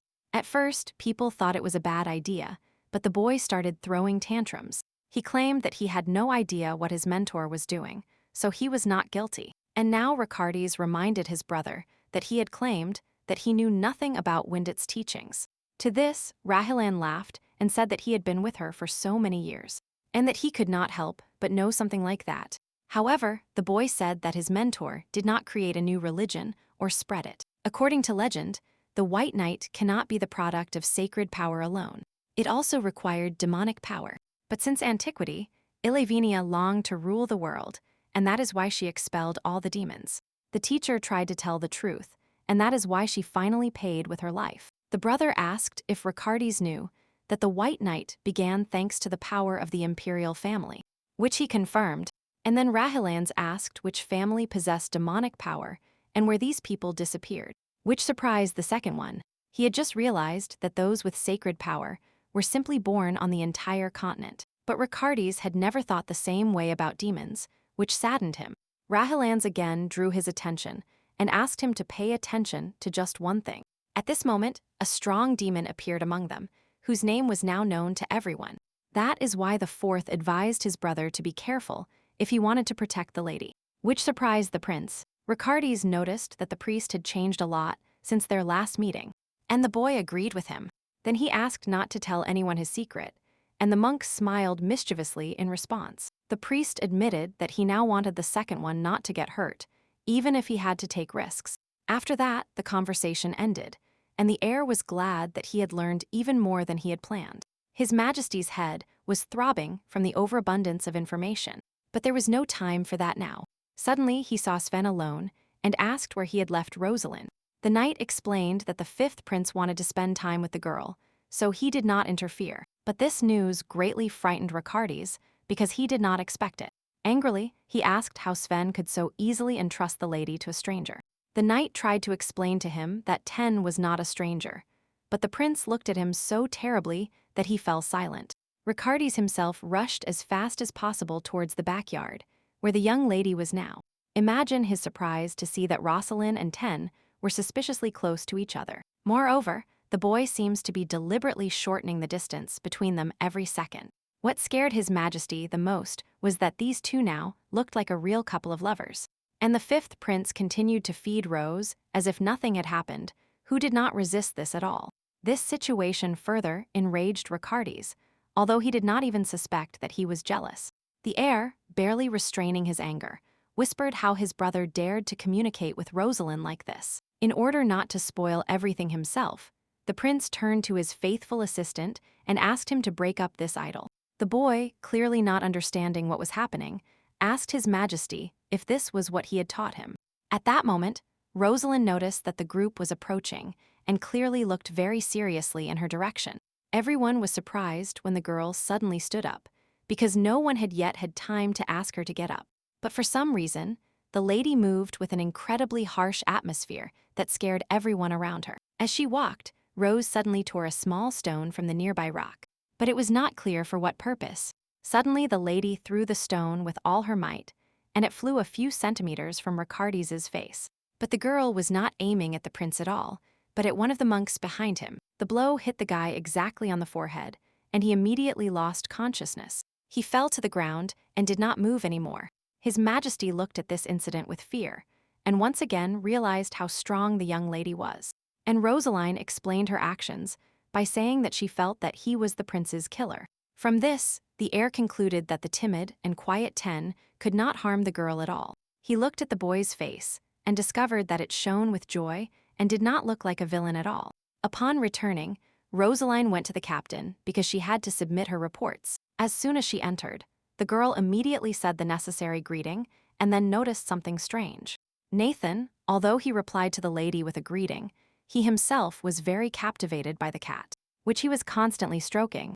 The lady instantly recognized this animal as Macaron, which greatly surprised her. Nathan himself said that this cat absolutely followed him everywhere and constantly ate food only from his hands. The young lady did not expect Macaron to deliberately flatter the captain so strongly for some reason. However, the girl said that she had brought a report on the trip that needed to be prepared. Nathan praised the lady for having recently returned and for trying to work as hard as possible. Rosaline had nothing more to say to the man, so she politely said goodbye to him. Before leaving, the cat meowed at the lady, from which the captain concluded that the animal also liked Rose. While walking down the corridor, the lady thought about those festivals that Calix had once mentioned to her. The day of the founding of the empire took place during them, so the brother warned that his sister might be very busy. In a month there would be night battles, hunting competitions, and a ball on the founding day. Calix also said that weddings are often celebrated at this time, when suddenly a letter appeared in front of her nose. It turned out that it was Raymond, who decided to invite Rosalind to his own wedding in this way. The girl was surprised by the invitation and immediately accepted it, as she wanted to visit him with great pleasure. The master said that he promised his fiancée to marry immediately after his safe return. And saved from Balta, Chloe made the boy promise that he would return safe and sound, and he successfully fulfilled it. After hearing all this, the girl sincerely congratulated her friend, who would soon find his happiness. Raymond was moved by Lady's congratulations and said that he would like her to read the speech at his wedding. But Calix abruptly stopped the master and asked him to think about this proposal again. This is what Rose finally remembered as she walked down the corridor thinking about the festival. Suddenly, a tall and strong man suddenly passed by the lady, whom she did not immediately notice. Without any doubt about accuracy, the girl immediately recognized her own father in this man. And in front of her was indeed the stern Count Burton, who barely looked at this lady, who no longer considered her his daughter. The man suddenly said that it was strange for him to communicate with a lady who was actually no longer his daughter. He then asked how exactly the young lady recognized him, and Rose replied that she had been told a lot about her father. But the best clue for the girl was that Count was in front of her, his truly stern face. Suddenly, the man said that the young lady would continue to suffer as long as she was in the second prince's squad, which surprised her. Burton stopped and anxiously asked Rosalind if she would continue to protect Ricardes. He admitted that he did not know what kind of creature had taken possession of his daughter's body. But the girl did not expect Burton to be so sure that she would eventually die. The Count recalled what he had seen in the days following the prince's delegation's return. And they looked for corpses. The area he explored seemed to have been undermined many times, after which it changed a lot. Burton realized with horror that there had been a terrible battle here, but he was glad that his daughter was safe in a lesser view. As the Count was still worried about the girl, he decided to go to her as soon as possible. On the way, the man recalled how Rosalind once left home against her father's wishes. The lady stubbornly wanted to protect the second prince, even though the Count threatened that she would eventually die. But in the face of all of Burton's words, the young lady confidently declared that she had decided everything a long time ago, and that she would not change her mind. Both father and daughter perfectly understood that, most likely, they would never see each other again. However, the man could not ask the girl again, so she left as planned. But now Rosalind suddenly announced that she would not die at all, which she did not do last time. This unwavering confidence greatly surprised the Count, as he did not expect such an answer. And the lady suddenly reminded him that the man helped hide the fact that she was already different. But he replied that it was not because of her, realizing that her father was doing too much for the honor of the family. Rose asked him if he was sad. To this, the man replied that Rosa had ceased to be his daughter since she left home. But the girl repeated her question about sadness once more, and this time Berta could not answer so easily. Instead, he changed the subject and asked why the lady was so protective of the second prince. A few months ago, Rosalind would have answered this question very easily because she had a responsibility. But now she could not find the exact answer, so she thought about it, and the silence between them stretched out. Then the young lady asked why the father was protecting his lands, which puzzled the Count. However, he was able to answer quite quickly that he did so because he loved them, and the lady liked the answer. Then she put her hands on her chest and replied that she also protected Riccardi's because she loved him very much. Hearing this, the Count was so astonished that he could not utter a word for several minutes. And then he asked in amazement, because he was both afraid and curious, what kind of creature the girl was. The young lady remembered that, for the first time, she answered calmly a question that was a reflection, or a shadow. But now, with a sincere smile, the girl proudly declared that she was only Rosaline. A little later, when the Count's family arrived at the restaurant, all the waiters were in complete shock. The thing is, no one expected such a noble family to show up in an ordinary establishment. Moreover, the service staff was very confused by the fact that a cat accompanied the people. For some reason, only Calix paid attention to the surrounding confusion, which made him blush. He immediately specially joined the family when he found out that the father had invited his daughter to dinner. As a result, the boy realized that the only thing missing from his party was the mother. To make it a family affair, noticing that Rosalind was still hesitating and looked at the menu, he asked her if she had decided what she would order. The lady replied affirmatively, and the brother realized that such an atmosphere would cause him indigestion. He hadn't seen his father for a long time since their last fight, which made him feel uncomfortable. Therefore, the boy could not understand the reason for their unexpected meeting. While everyone was silent, Rosalind managed to feed Macaron some meat, which made her extremely happy. Suddenly, the father told his children that for some reason he had a bad feeling about their future. Then the girl and the boy, almost at the same time, advised the Count to be careful if he was worried. The man looked at them and remained silent, as his anxiety did not subside with words alone. He suddenly stood up and told Calix that he had told his mother everything about the current Rose. The brother did not expect this, although he understood that it would now be difficult to hide the essence of a lady from Madame. He was very afraid that this could be a hard blow for his mother, although she should have been able to cope with it. Burton advised his son to simply write some letters to his mother to console her.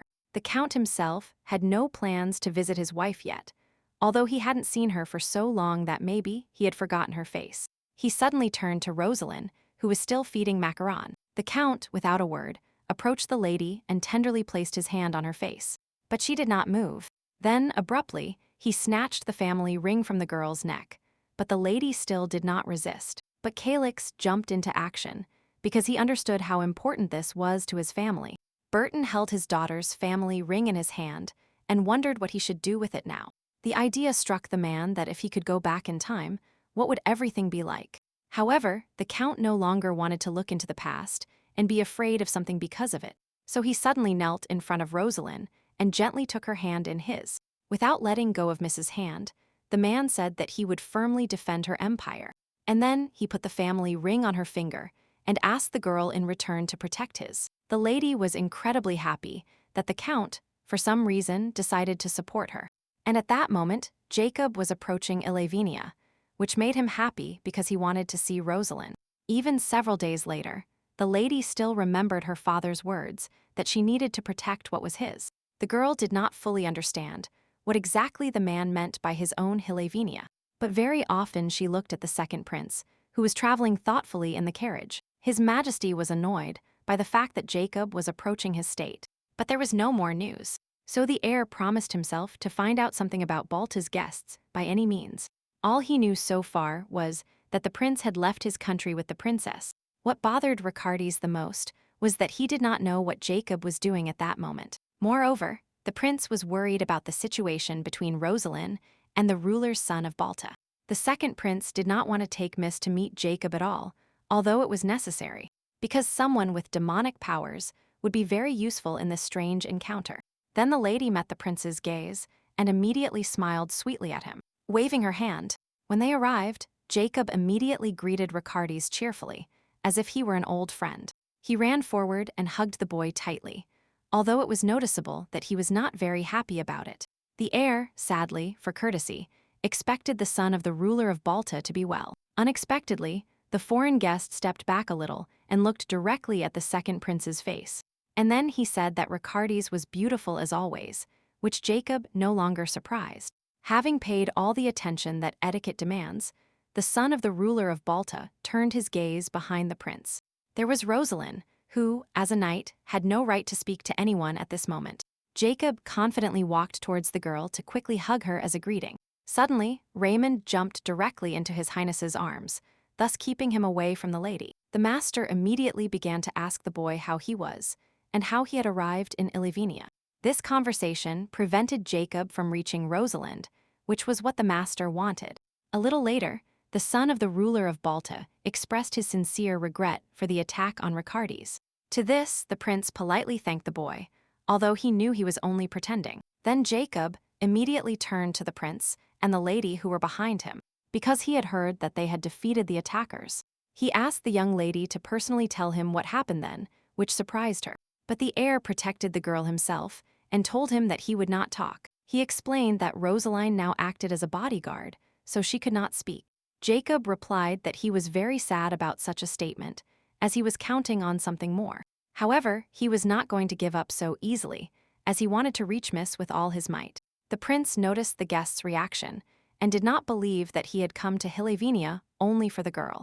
The heir racked his brains, thinking about what the guest's true intentions were. For some reason, the more Ricardes talked to Jacob, the more worried he became. He knew that he could not find out anything from the prince, so he quickly headed towards the princess. Although the girl did not have much information about the Black Moon, Ricardes still found the meeting with her useful. But like with Hakab, the prince could not understand what his sister Ganj was thinking about. Meanwhile, the princess approached the heir and kissed him on the cheek as a greeting. Unexpectedly, the lady announced that the prince had become even more beautiful than him, which she could not help but notice. Ricardes had already heard this from his brother, but he still returned the compliment to the girl. At that moment, Rosalind observed how Ganj was too close to the heir. For some reason, she felt uncomfortable about this, when suddenly the captain called her, saying that it was time to leave. As everyone took their seats, the maid carefully served tea in cups. Suddenly, a security guard passed by her very carelessly and hurt the girl with his shoulder. Then they stood behind the princess, still silently creating an oppressive atmosphere. Ricardes thought with disgust that for some reason Gan's guards had too many weapons. The princess noticed the prince's discontent and said that she could not drive people away because they did not listen to her. When Jacoba's sister called the guards demons, the heir looked at Rosalind with concern. Unlike those who received power from the fragment, the real demon was very difficult to calculate. It was just not clear why Jacob brought enhanced soldiers with him. Moreover, the prince did not understand why the princess told him this useful information, and Ganj herself smiled very sweetly at the heir, pretending to be innocent. Suddenly, she said that these guards would not harm anyone, they were just here to annoy her. The girl said, laughing, that she had a lot of fun watching their stern faces. Ricardes tried to maintain a polite expression, but he still did not understand what the lady meant. At that moment, one of the guards advised Ganja not to talk about them so much. But the lady gave Ricardes another hint, telling him that there were no spies from her brother here. She suddenly asked if the guard could not maintain contact with Jacob remotely. Because it was disgusting, the guard once again hinted to the girl to calm down, and Ganj yawned sadly in response. The heir noticed that despite all the princess's sassy words, the guard still controlled her. His Majesty suggested that Hukub strictly limit the mistake in their actions. Ganj herself stood up, completed the dialogue, and said that her brother would not do anything to her. After that, the girl finally ended the meeting with Ricardes, as it was time for her to leave. When the ceremony began, the heir stayed away from everyone with a glass of wine. Suddenly, the brother Levon approached him, who had a message for Ricardes. And indeed, the guy whispered that a delegation from the state of Raksha had arrived. It became known that the fleet of Belen still lost the war after so many months of resistance. His Majesty immediately became interested in knowing who would take the place of New Belen in the state of Raksha. Suddenly, the servants announced that a new Belen had arrived from Raksha, and a child appeared before everyone. Moreover, when he saw the number of people looking at him, the boy was clearly scared. He blushed noticeably and lowered his head so that he would be as little noticeable as possible. Ricardes, upon seeing this, thought that the Raksha aristocracy had clearly lost their minds. He also looked towards Hakab because he knew the loser float well, but the boy had no trace of pain on his face for all these events that happened. Moreover, he was not afraid to contact the state that he had almost destroyed again. But before the son of the ruler of Balta had time to approach the boy, he heard some strange knocks, and the boy himself was very happy about this sound, as it was familiar to him. It turned out that his relative, who was the regent, came to visit little Belen. Ricardes did not know this old woman, but he knew from her clothes that she was from the royal family. The grandmother had a gloomy look, small stature, but enormous inner strength. But Jacob immediately recognized the regent as a former man of Belen named Dima. During his reign, he united his small state and led it to unprecedented greatness. Since Float had been overthrown, Raksha chose a new ruler and transferred power to him. But as the boy was still too small, Dima was assigned to him so that he could teach him everything. The old woman should have retired a long time ago, but she still became the regent of the new Belen. The prince realized with disgust that the presence of his grandmother would greatly complicate the whole matter for him. But Ricardes was glad that Hakab, who destroyed Raksha, finally got what he deserved. While the boy and the old woman with the child stood and looked at each other, no one knew what would happen next. Suddenly, Hakab, as usual, smiled very cheerfully and declared that it was an honor for him to meet the new ruler. The boy clearly did not expect his enemy to be the first to go on the offensive, but he reacted calmly. He replied very politely that he was also pleased to meet the Prince of Balta in this crowded place. Then the prince turned to the woman, not knowing how to call her, but she told him that she was only a regent now. The old woman felt with her whole body her superiority over the boy, who had charmed her granddaughter Float. She calmly said that she was also happy to meet the Prince of Balta, because they had not met yet. Suddenly, the regent surprised Jacob by supposing that he was waiting for someone completely different.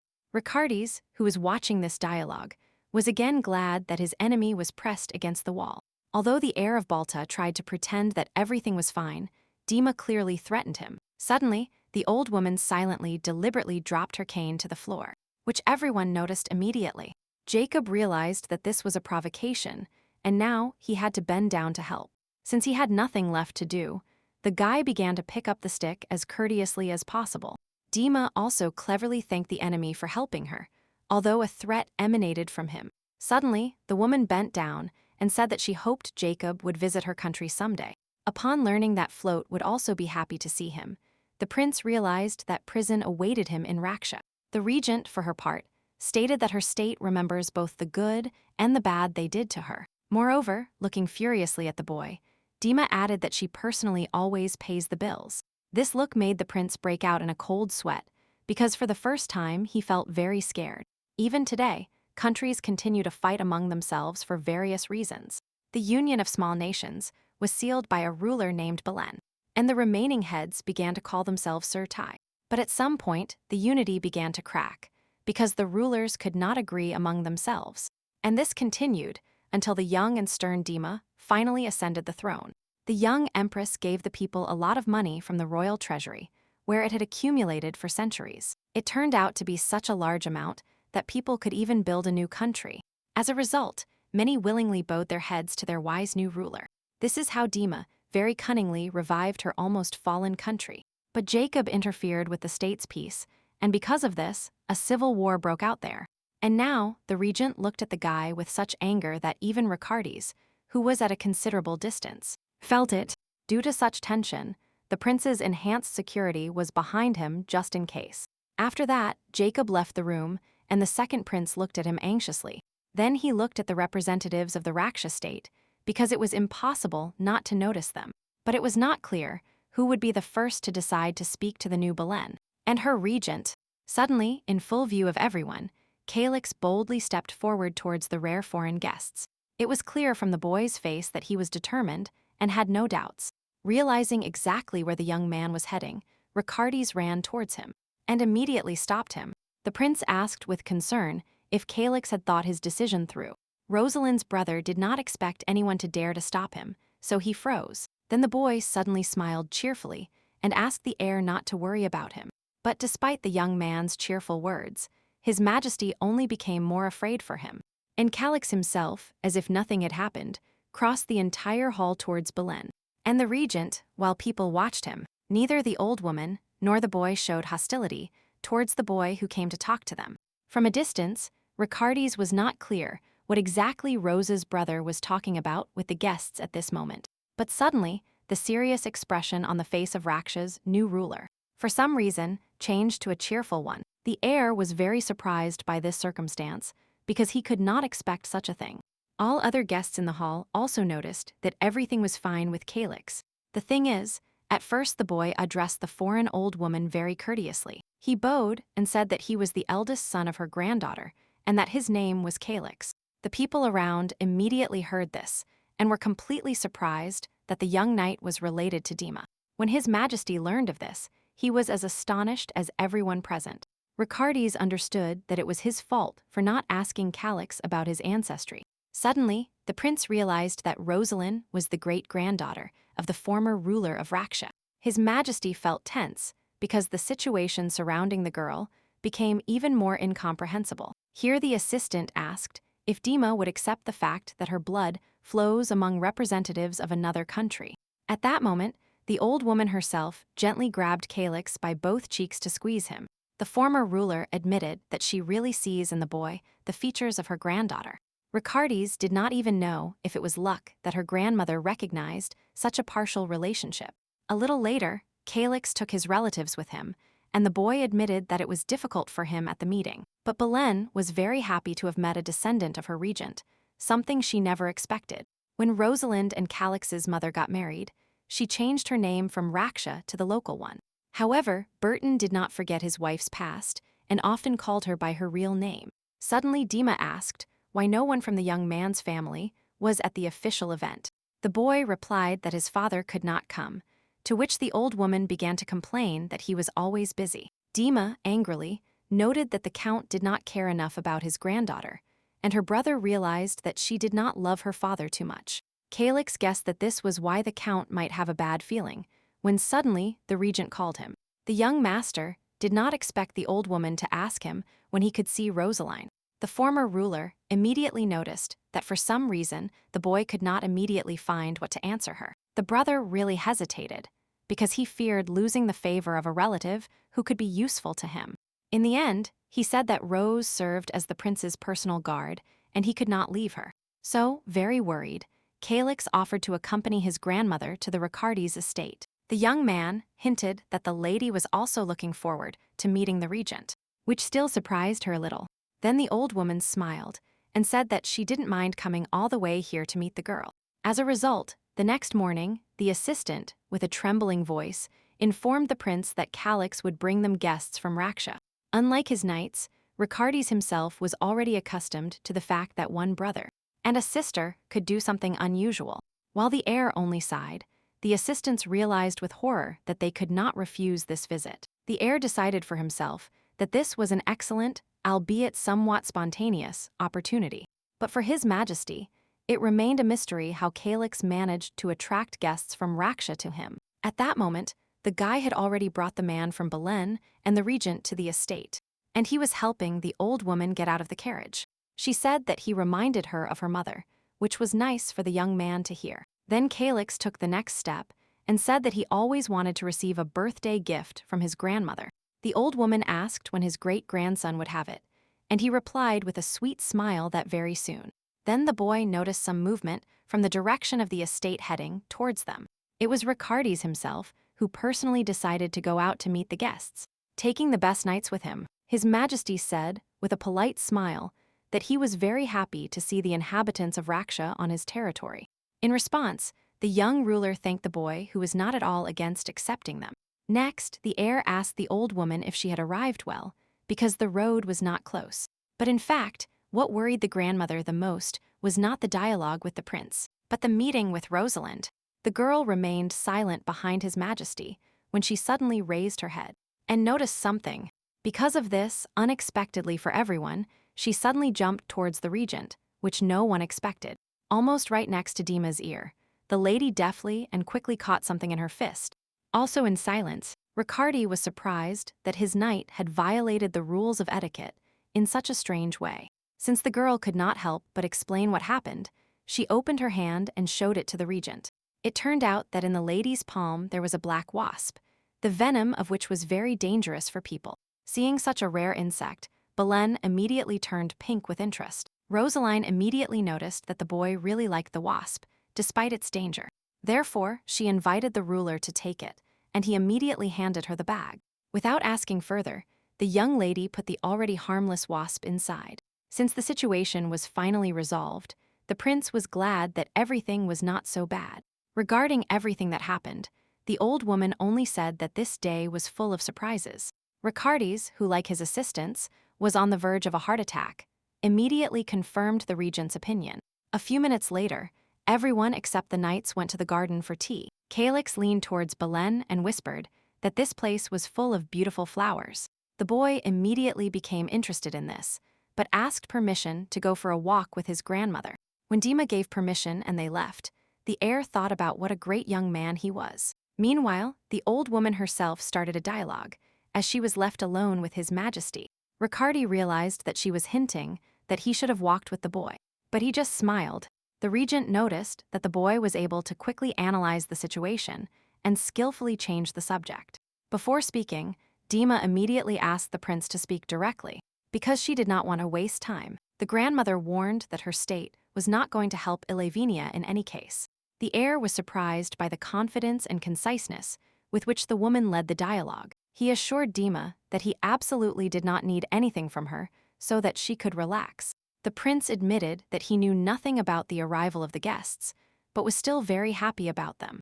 The heir invited the old woman to relax with a cup of tea, because that was all he wanted. Suddenly, the grandmother realized that her only visit to the Riccardi's estate was enough for him. So, although she did not stop being alert, Dima still thanked the boy for the opportunity to rest. The prince noticed that the old woman even closed her eyes to appear more relaxed. As they sat, the regent silently studied His Majesty, as she did not know what kind of person he was. Riccardi's himself did not notice Dima's secret glances at all, so he behaved naturally. The heir allowed himself to look at how sweetly and joyfully Rosalind rejoiced over the insects. The boy did not expect a girl to communicate so carelessly with the ruler of another country. But since the lady could be trusted, he was not worried about little Belen. Dreaming, Riccardi's even allowed himself to smile, as he liked to look at Rose's smile.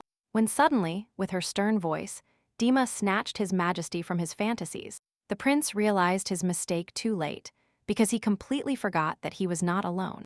The old woman admitted that she was constantly worried that something might happen to Rosalind. She admitted that she had come to thank the heir for ensuring that the lady was well. Riccardi's could not even answer when the old woman said that he was taking care of the girl for his own good. In response, the boy only blushed deeply, although he was not allowed to show his emotions. Admitting his defeat, the prince asked if his feelings were really that obvious. To this, Dima said that anyway everything was written on his face, no matter how the boy tried to hide it. At that moment, Rosaline suddenly distracted the old woman and the prince from their important dialogue. To the strong surprise, the prince, fearful, asked the lady what was wrong with her. And she, not at all embarrassed in front of the royal family, showed them something she held in her hands. It turned out to be a small, cute chick, which the young lady placed on the leaves of a tree.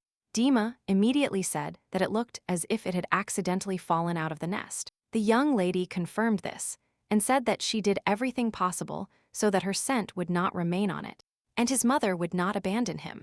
The heir felt pleasantly flattered that Rosaline wanted to show them the bird first. Unexpectedly, the girl said that this girl looked very much like Riccardi's. His Majesty did not expect this at all, so he felt even more embarrassed by such a confession. But then the prince felt Dima's heavy gaze on him from behind and realized that she did not like it at all. Therefore, the boy asked Rosalind to quickly return the chick to its place, so as not to provoke the old woman. When the lady left, the regent looked at her thoughtfully, but for some reason said nothing. Meanwhile, the young lady easily and quickly climbed onto a branch, from which the chick fell out of the nest. The heir asked the old woman not to tell anyone his secret, but she had no intention of doing so. However, Dima suddenly said that the prince would need to know something and looked at him. Before her granddaughter's wedding, the former ruler asked him what it was that he liked so much about the count. And Zabek, without a doubt, replied that Burton seemed very nice to him. And the grandmother told the prince that to be chosen, it is enough to seem kind to this person. Riccardi's was partly satisfied with this, but he did not want to be in the same situation as the count. Dima thought that the second prince was not inferior to many in intelligence, which she liked. She realized that she would have to make a certain informed decision, but his grandmother did not have much time left, because she had been living for a long time.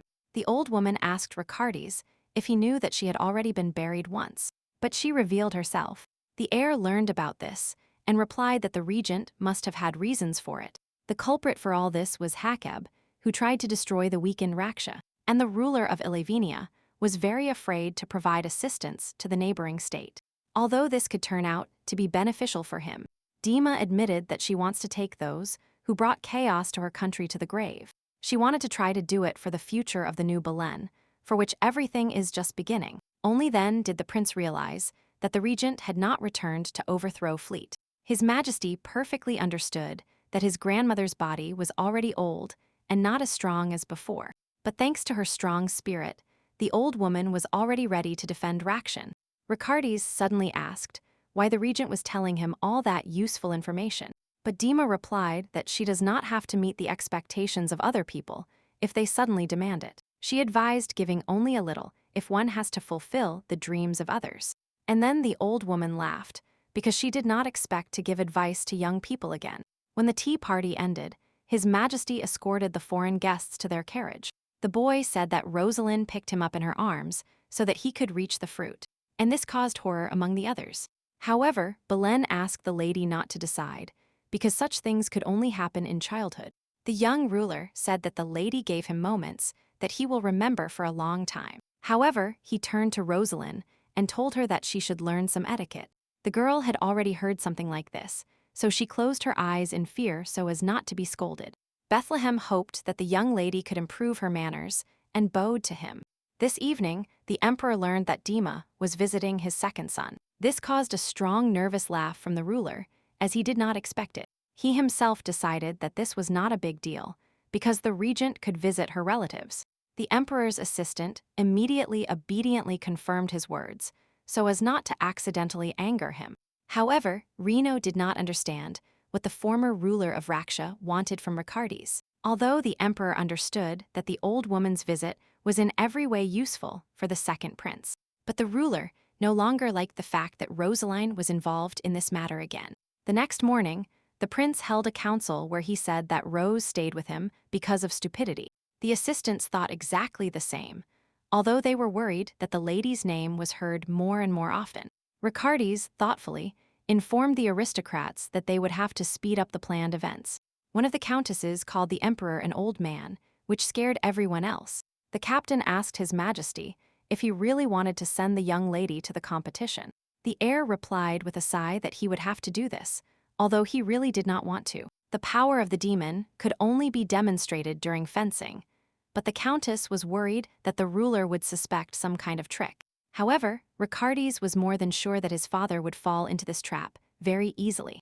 The prince recalled a conversation with Dima about how the attitude towards sacred power in Ilevenia and Raksha is different. The grandmother was sure that Emperor Reno divided everything into black too much, and white, which finally hindered him. Ricardes replied by asking if the former ruler really believed that the deity did not exist, and the old woman assured that if he were real, his world would be completely different, which the prince could not argue with. But he asked the woman if nature could stop its cycle, which puzzled her. With a smile, Dima said that it was extremely funny for her to hear something like that from someone from another state. Then she replied in a riddle that everything in the world is interconnected, and that people have little influence on it, which Ricardes listened to in silence. Suddenly, a maid pulled His Majesty out of his thoughts and asked if he was comfortable sitting. The assistants were very worried, because it was the first time they had dressed the heir, because normally he refused. The boy looked at himself in the mirror, and then asked to compliment his look with another necklace. As a result, when Rosalind saw the prince, she could not take her eyes off him because she loved everything shiny.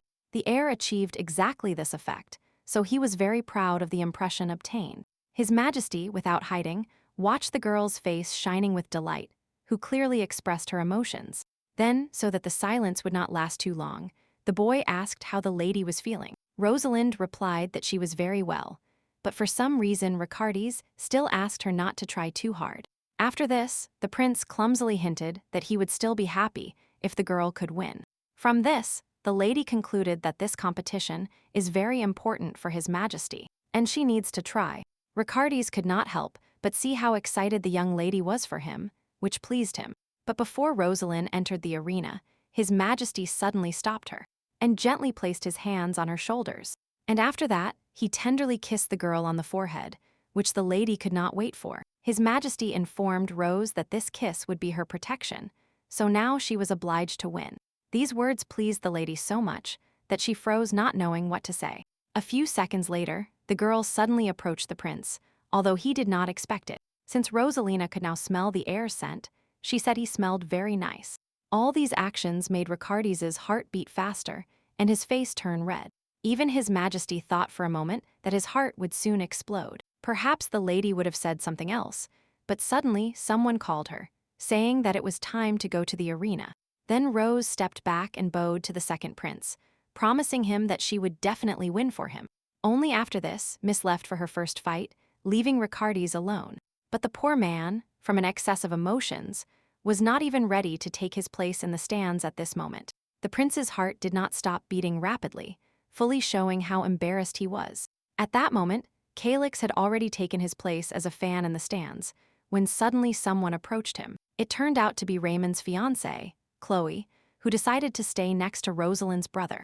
The boy asked if the girl would be alone, and she explained that the master had been too busy lately. Because of these words, the young master concluded that the second prince's assistant simply did not approach him.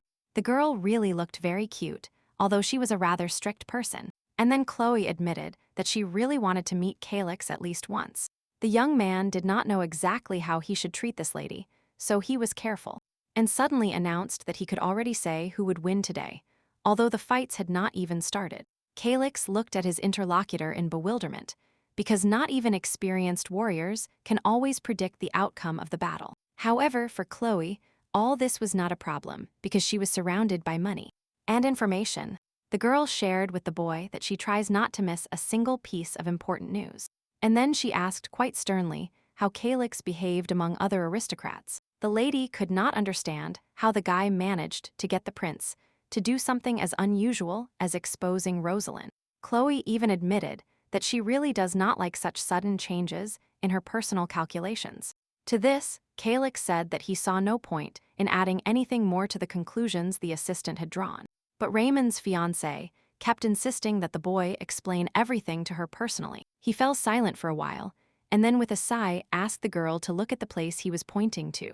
Chloe looked around in bewilderment and, as a result, was very surprised by what she saw there. The thing is, the lady did not expect to see Princess Gange in the stands, who was silently looking around. Suddenly her brother approached her and immediately stuck to her, asking where she was looking so intently. The girl replied sharply that she was looking at people's hairstyles and asked Jacob not to bother her. Unexpectedly, the prince laughed cheerfully and said that he was also not yet accustomed to the hair of the people around him. While the princess was trying to understand what was so funny about this, Jacob had already gotten up.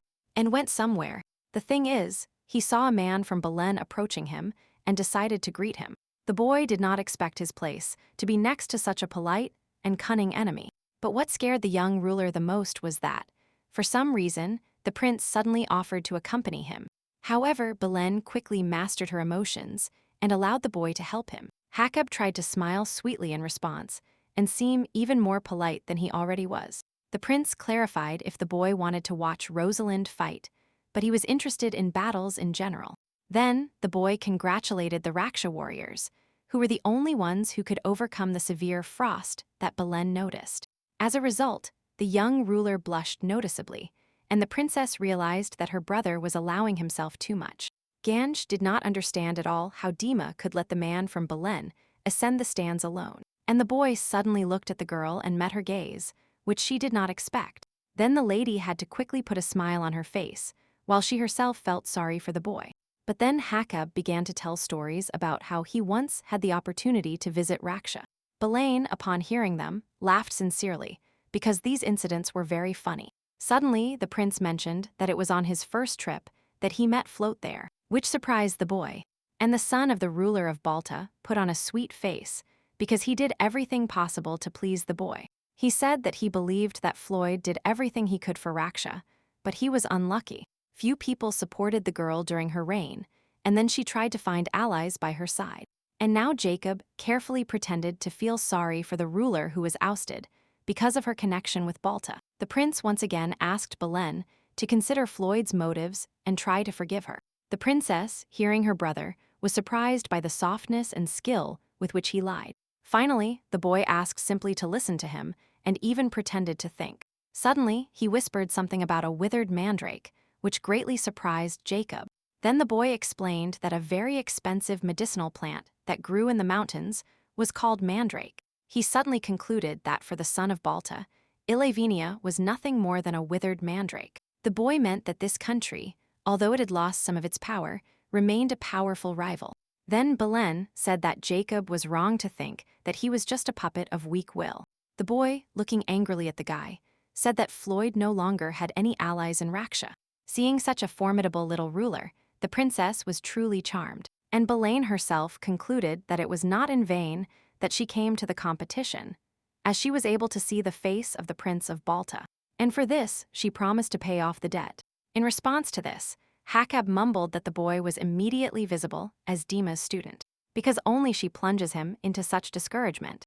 And at that moment Ganj, no longer embarrassed by anyone, burst out laughing because her brother lost. After several fights, Rosalind easily won again, knocking her opponent to the ground.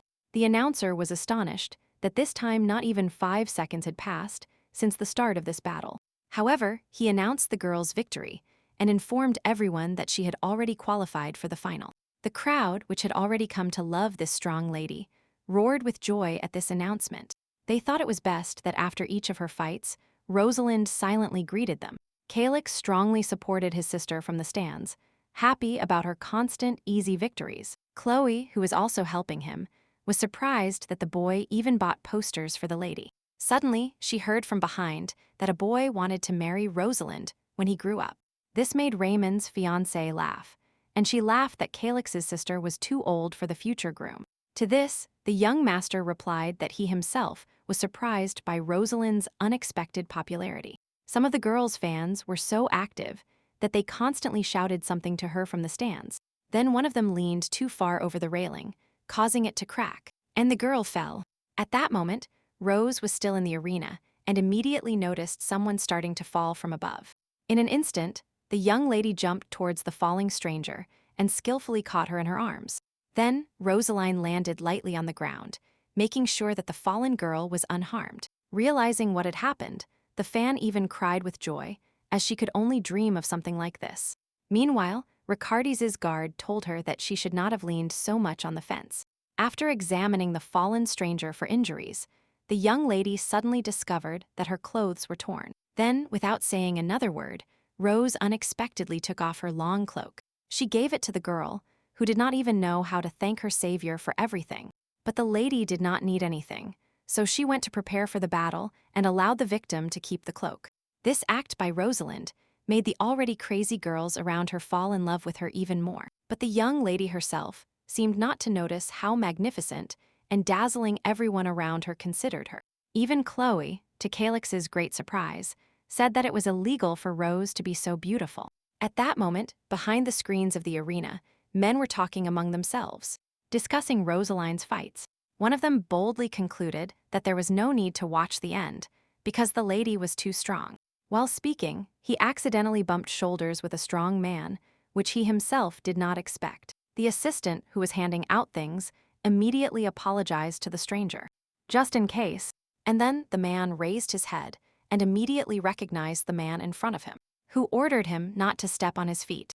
This was the commander of the 2nd Elite Detachment of the Emperor, named Martin, who was famous as the strongest knight. A long time ago, the ruler created such powerful detachments in which he selected only the most skilled fighters.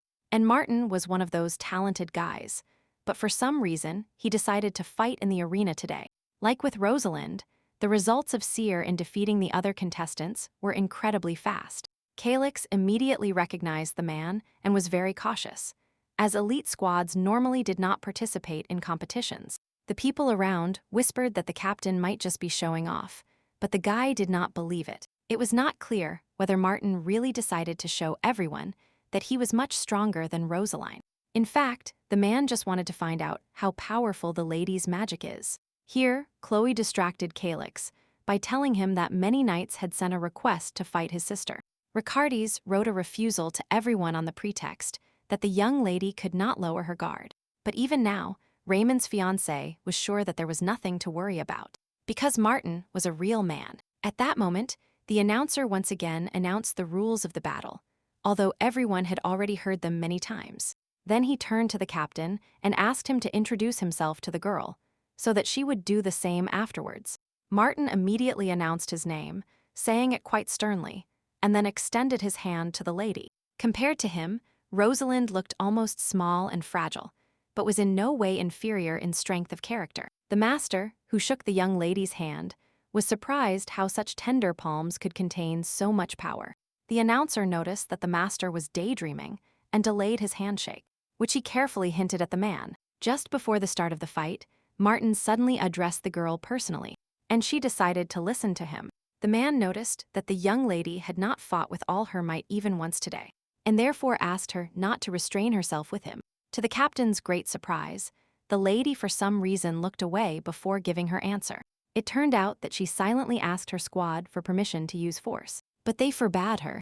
Then Rosaline rejected Martin's request and explained to him that he would die if she did not restrain herself. This surprised the captain even more, but he still agreed to the fight because he wanted to personally verify the young lady's words. Here the leader, when he was convinced that the fighters were exactly in their places, gave the order to start the battle. And Martin, shouting that it would be pointless to fight if Rose held back, attacked first. He admitted that in this case, as an opponent, he would be very unhappy with such a fight. The girl easily stopped the captain's attack, and at that moment she herself thought a lot about his words. In the end, Rosaline agreed to fight Martin on equal terms, although her squad was against it. At the beginning of the battle between the captain and Knight Ricardes, the crowd was completely delighted with their fight. But as the battle went on, the people slowly started to get tired because the fight was prolonged. For some reason, the man and the girl began to use completely different fighting techniques, competing in each one, which tired the fans. But the emperor watched with a laugh how Rosalind defeated Martin, even in a children's game. His second son understood that due to the magic inside the lady, the victory was not entirely fair. But most importantly, his father liked everything. So, when the girl's victory was recognized, the ruler entered the arena to personally congratulate her for it. He ordered the young lady to raise her head, and she immediately did so obediently, expressing recognition with her entire appearance. Reno publicly announced that the final battle, in honor of the empire's founding day, was simply wonderful, while the emperor rewarded Rosalind in front of a large crowd of spectators. She suddenly looked at Ricardes. In response, the prince whispered only with his lips that he was sincerely happy for her, and he also congratulated her on her victory. Afterward, the heir smiled satisfied, because the lady kept her promise to him. Rosa herself was also pleased with how her participation in these first contests ended. Here the ruler moved to the most important part and asked for the sword prepared for the winner to be brought out. After taking it in her hands, the young lady, still on her knees, began to read an oath in honor of the emperor. Her squad of knights looked at the girl with great pride and supported her mentally. And Rosaline, surprisingly without a single mistake, recited the ceremonial speech of the winner. Seeing this, Ricardes suddenly felt uncomfortable for some reason, although he did not understand why. And the girl had already finished reciting the text she had recently learned. But she still did not look the ruler in the eyes. Reno seemed extremely pleased with everything that was happening, because now another strong knight appeared in his kingdom. When Rosalind completed her monologue, the ruler raised his hands and congratulated her loudly. Ricardes's knights immediately made a solemn noise to support their friend. Suddenly, from somewhere above, a huge eagle appeared in the sky that the lady immediately recognized. Macaron flew towards her completely unexpectedly, because she also wanted to congratulate her on her victory. With such a beautiful bird on her arm, Rosalind declared that as long as the emperor ruled Ilevenia, the country would remain forever. After that, the people around again began to applaud and shout cheerfully that the competition was over. And Rose suddenly noticed that someone was watching her from around the corner, and so she looked in that direction. Inside the arena, almost completely hidden, was a boy whom the girl recognized as 10. But she was very surprised when she discovered that, for some reason, the fifth prince was crying while looking at the lady. Today was an extremely clear day. Moreover, Rosaline managed to win the competition, but for some reason, 10 was crying. A little later, distracting the lady from thoughts about her friend, Raymond happily jumped towards her and hugged her. The boy even picked Miss up in his arms and called her the best student and a great beauty. The knights around only looked at the master with Rose in his arms and did not dare to interfere with the boy's joy. Following the master, Ricardes's secretary jumped towards the girl and also congratulated her, like everyone else. Then, all the other soldiers approached the lady in the crowd and began to pat her head, which the young lady liked. Suddenly, one of the assistants heard a sound behind him, and so he turned around. Because of what he saw, the boy was finally paralyzed in shock because he did not expect this, and the other knights tensed noticeably, so they froze in place. But Rosalind was happy.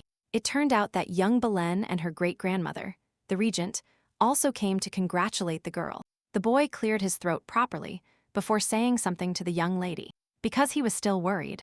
Then he admitted that Rose had really impressed him with her incredible fighting and skills. It was the last day of the little ruler in Ilevenia, which disappointed Calix a little. But the knights were not at all against the guests returning to their side, since they were afraid of them. Dima reported that her granddaughter Float had been overthrown, but they still had much to do. So the old woman took Rosalind's hand and, looking closely at her, said that it was the hand of a great warrior. She promised that no matter what difficulties the lady encountered, the young lady would manage everything. And Rose smiled in response, looking at her sister and brother, who were descendants of the Surdai, from head to toe. Dima smiled, and finally, she wished that the fire inside them would not go out under any weather condition. The grandmother was sure that all relatives of the country of Raksha had a strong spirit inside them. And at that moment, using the rules of their state, Hakab kissed Elpidio on the cheek as a greeting. The first prince was noticeably surprised, but still tried to communicate politely with his guest. The son of the ruler of Balta himself knew very well the impression he was making, and he took advantage of it. The boy was glad to note that this son of Emperor Reno reacted much more emotionally than Ricardes. Finally, they sat down, as they had something to talk about. Hakab specifically noted Rosalind's skill in the competitions, which infuriated Elpidio quite a bit. Then the prince tried to reduce the topic of dialogue to a conversation about the Black Moon, which recently attacked the second one. To this, the son of the ruler of Balta pointed out that the Black Moon detachment itself suffered quite a bit in the end. He suddenly put his teacup down on the table with a loud bang because he was still angry about that situation. Elpidio supposed that Jacob was right to blame him for the fact that Ricardes was alive now. Then, the guy made another attempt to dialogue peacefully and said that he was worried about the increase in the Black Moon squad. The first prince said that it seemed to him that luck was on the side of those mercenaries now. Hearing the intonation with which Jacob asked about luck, Elpidio even choked on his tea. And the Prince of Balta himself suddenly burst into a loud, but very frightening laugh, not at all embarrassed. As a result, the first prince had to patiently wait until his guest finally calmed down. But for some reason, Jacob had a predatory expression on his face that even scared Elpidio. At that moment, Jessa had finished helping the maids prepare Rosalind for the event. She looked at her teacher and honestly admitted that this hairstyle suited her very well. And the assistant was surprised that the demon somehow did her hair better than she did. The boy explained that this is what they taught him, and then asked the lady who she was going to see. And Rose replied that she was going to Raymond's wedding because he promised a lot of food there. So Jessa accompanied her teacher and Lady Letitia to the carriage, while he remained on the estate.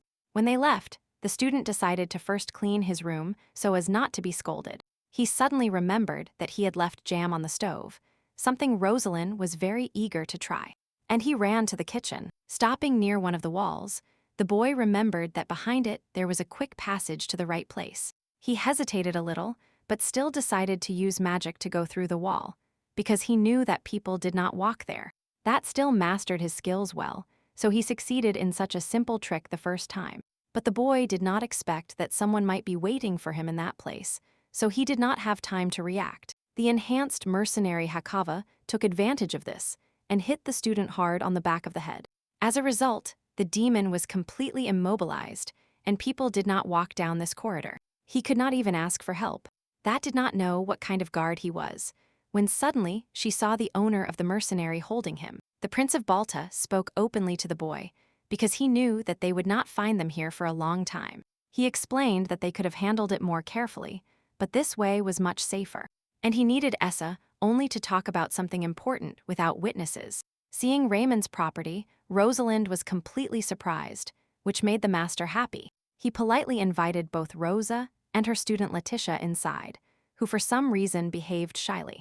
The boy promised to show the girls his garden a little later, but for now, he led them inside the room. The estate servants immediately cheerfully greeted the next guests. According to etiquette, the student concluded that Raymond's family was very old, as it had such skillful assistants. Suddenly, the lady was startled by a sharp sound, which actually marked the beginning of the concert program. The girl turned and saw a whole invited orchestra at the wedding, which was very surprising. But what surprised Letitia the most was that a boy who looked very much like the groom suddenly played the song himself. The student was not delighted with this introduction, as it seemed too pretentious to her. Meanwhile, the stranger happily announced that this performance was personally invented by his brother, who got married today. Unlike Letitia, Rosaline really enjoyed the fun atmosphere everywhere. For some reason, only the young lady felt uncomfortable at this charming party. At some point, Raymond and Chloe began to exchange loving phrases, and this made Letitia even more eager to return to Riccardi's palace. The newlyweds suddenly said that they still could not properly receive the guests, which surprised the girl. She tried to sit at the table as quickly as possible so that no one else would scare her. Meanwhile, the newlyweds were completely separated because they could not wait for the ceremony to begin. For Letitia, pretending not to notice anything was real torture throughout the event. When Chloe sat down with the girls at the table, Rosaline suddenly asked her permission to ask a question. To the students' shame, the young lady asked why the newlyweds were touching their lips. With a smile, Riccardi's secretary tried to explain that lovers usually do this. After that, Rose clarified if kisses on the forehead are a similar manifestation of love. Letitia and Chloe immediately approached the lady, trying to find out who exactly kissed her, and the young lady admitted that it was the prince. The daughter-in-law could not understand this, because with his beautiful face, Riccardi's could conquer anyone's heart. But she still said that, most likely, His Majesty values Rosalind very much. Letitia, who listened to these dialogues, realized that she had learned too much by herself. Suddenly, Chloe claimed that it was normal for a prince to kiss his knights on the forehead, which made the student spit out her tea in surprise. Unlike her teacher, Letitia perfectly understood that the bride was saying something wrong. And Chloe suddenly announced that the lady could return the kiss to Riccardi's in the same way next time. Of course, Rose immediately sincerely believed that this was really the way to behave all this time. She thought deeply about the fact that if someone close to her cares about her happiness, then this is of great importance. The secretary did everything possible to pretend that kissing the prince on the forehead would be something absolutely normal. When they returned in the evening, Letitia felt completely exhausted. Rosalind apologized to her because the girls were driven so late because they spent a long time choosing the lady's outfit. Chloe decided to give dresses to her friends at any cost, so they chose them. Because of the teacher's words, the student accidentally remembered the whole day again and lowered her head. Soon they arrived and parted, as it was already late. For the same reason, Rosalind headed to her room. But suddenly, she saw that waiting for him in the hallway for some reason, and then stopped near him. The lady anxiously asked what happened, while the boy got up from the cold floor. The demon admitted that he had lost something important to him and could not find it himself, so he asked Miss to help him. Since the teacher could not leave her student in trouble, she immediately agreed to help. Rosaline initially followed the boy in silence, but soon noticed that they were walking too long. So she anxiously called Yisa and asked what was going on, as she began to suspect something. In response, the demon turned around and, with tears in his eyes, apologized to the young lady for his action. But Rose did not need any explanation, as she herself could already see everything. The thing is that Jacob, whom she had been trying not to talk to all this time, suddenly came to meet the lady. Rosaline was extremely surprised by this and did not even respond to the prince's greeting. Instead, the teacher looked intently at the boy because she did not expect this from him. And in response, he could only cry and say that he was very sorry for his act. Essa admitted that he thought that if he told Miss the truth, she would never follow him. It was difficult to understand from the girl's angry face what exactly he was thinking at that moment. Unexpectedly for the boy, she did not say bad words, but patted him on the forehead. The demon gathered all his will into a fist, so as not to burst into tears on the spot. And the young lady ordered him to go to the bedroom. So that the student would not worry too much, Rosalind told him with a smile that she would also come soon. As soon as the boy ran away, the prince approached the lady, happy that they had finally met. Only now did the young lady, finally, properly, greet the guest from another country. Jacob wanted to kiss the lady, but she said that this was completely unacceptable for her. She explained that in Illyvenia, they avoid unnecessary physical contact, and they were not close people. So the heir asked if they became close, if the lady would allow him to touch her. The girl remembered how His Majesty kissed her on the forehead and replied affirmatively to the prince's question. Since the young lady did not want to stay late to meet Jacob, she asked what he needed. When suddenly the boy knelt down, after which he asked the young lady how she felt, which finally surprised Rosalind. The young lady admitted that, because of this behavior of the son of the ruler of Balta, she now felt uncomfortable. To this, Jacob replied that the lady should enjoy the sight, because only his father could look down on him. The prince understood that the time might come when everyone around him would admire him. However, he allowed Rosalind not to bow to him and promised that he himself would always be at her feet. Hearing this, the lady completely stopped understanding what this strange guest wanted from her. She only honestly said that she did not need such honors at all, to which Jacob allowed the young lady to think a little more about it. He was sure that Rose's life in Illyvenia would be filled with suffering, which he tried to warn about. The girl was very surprised when the Prince of Balta suddenly announced that the gates of Balta would always be open to her. Just in case, the boy asked if the lady understood him, and in response, the young lady repeated his last sentence. Then Jacob laughed and explained that with these words, he was actually proposing to her. At the same time, the heir warned that he had not come to Illyvenia to be rejected. The prince insisted that it would be best for Rosalind to answer positively. Upon hearing that Jacob's proposal was accepted, Balta would become Ricardis's ally. The lady froze, and the boy promised absolutely seriously that he would never touch the second prince again if the young lady was with him. He warned that he had thought everything through carefully and was now taking an extremely serious step for himself. After these words, Jacob took off his family jewels and threw them around the girl's neck. And in return, he tore off the necklace from her neck that reminded the young lady very much of the color of Ricardis's eyes. Rosalind objected, but at that moment the prince ended the dialogue for the time being and returned to his room, and the lady remained standing in the middle of the courtyard because she did not know what to do with all this now. What offended Rose the most now was that Jacob exchanged his necklace for hers, which the lady liked. However, she now returned to the estate and asked that one if he had joined the Black Moon. But the boy immediately replied fearfully that this was not the case at all, and that he had not even had such a thing in his thoughts. Jacob convinced him that they treated his teacher very badly because of his demonic nature.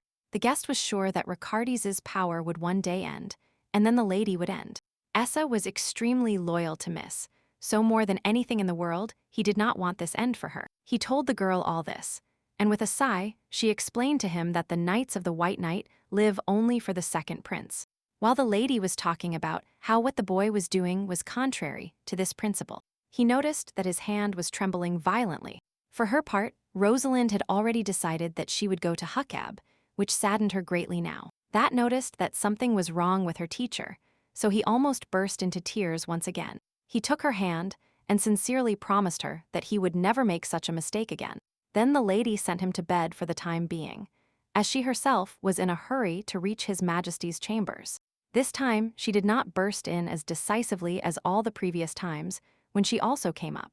Instead, the girl walked slowly to the bed where Ricardes was sleeping, not knowing what she wanted. The heir could barely be heard tossing in his dreams and observing dreams known only to him. Then the young lady noticed that the prince was wearing the same necklace from the market, which reminded her of the color of his eyes. This reminded Rosalind once again that she herself now wears the necklace of the Jacoba family. The girl looked at her reflection in the mirror and saw a sad and exhausted person from her thoughts. In her head, the lady still heard the words of the Prince of Balta that as soon as she accepted, Ricardes would be safe.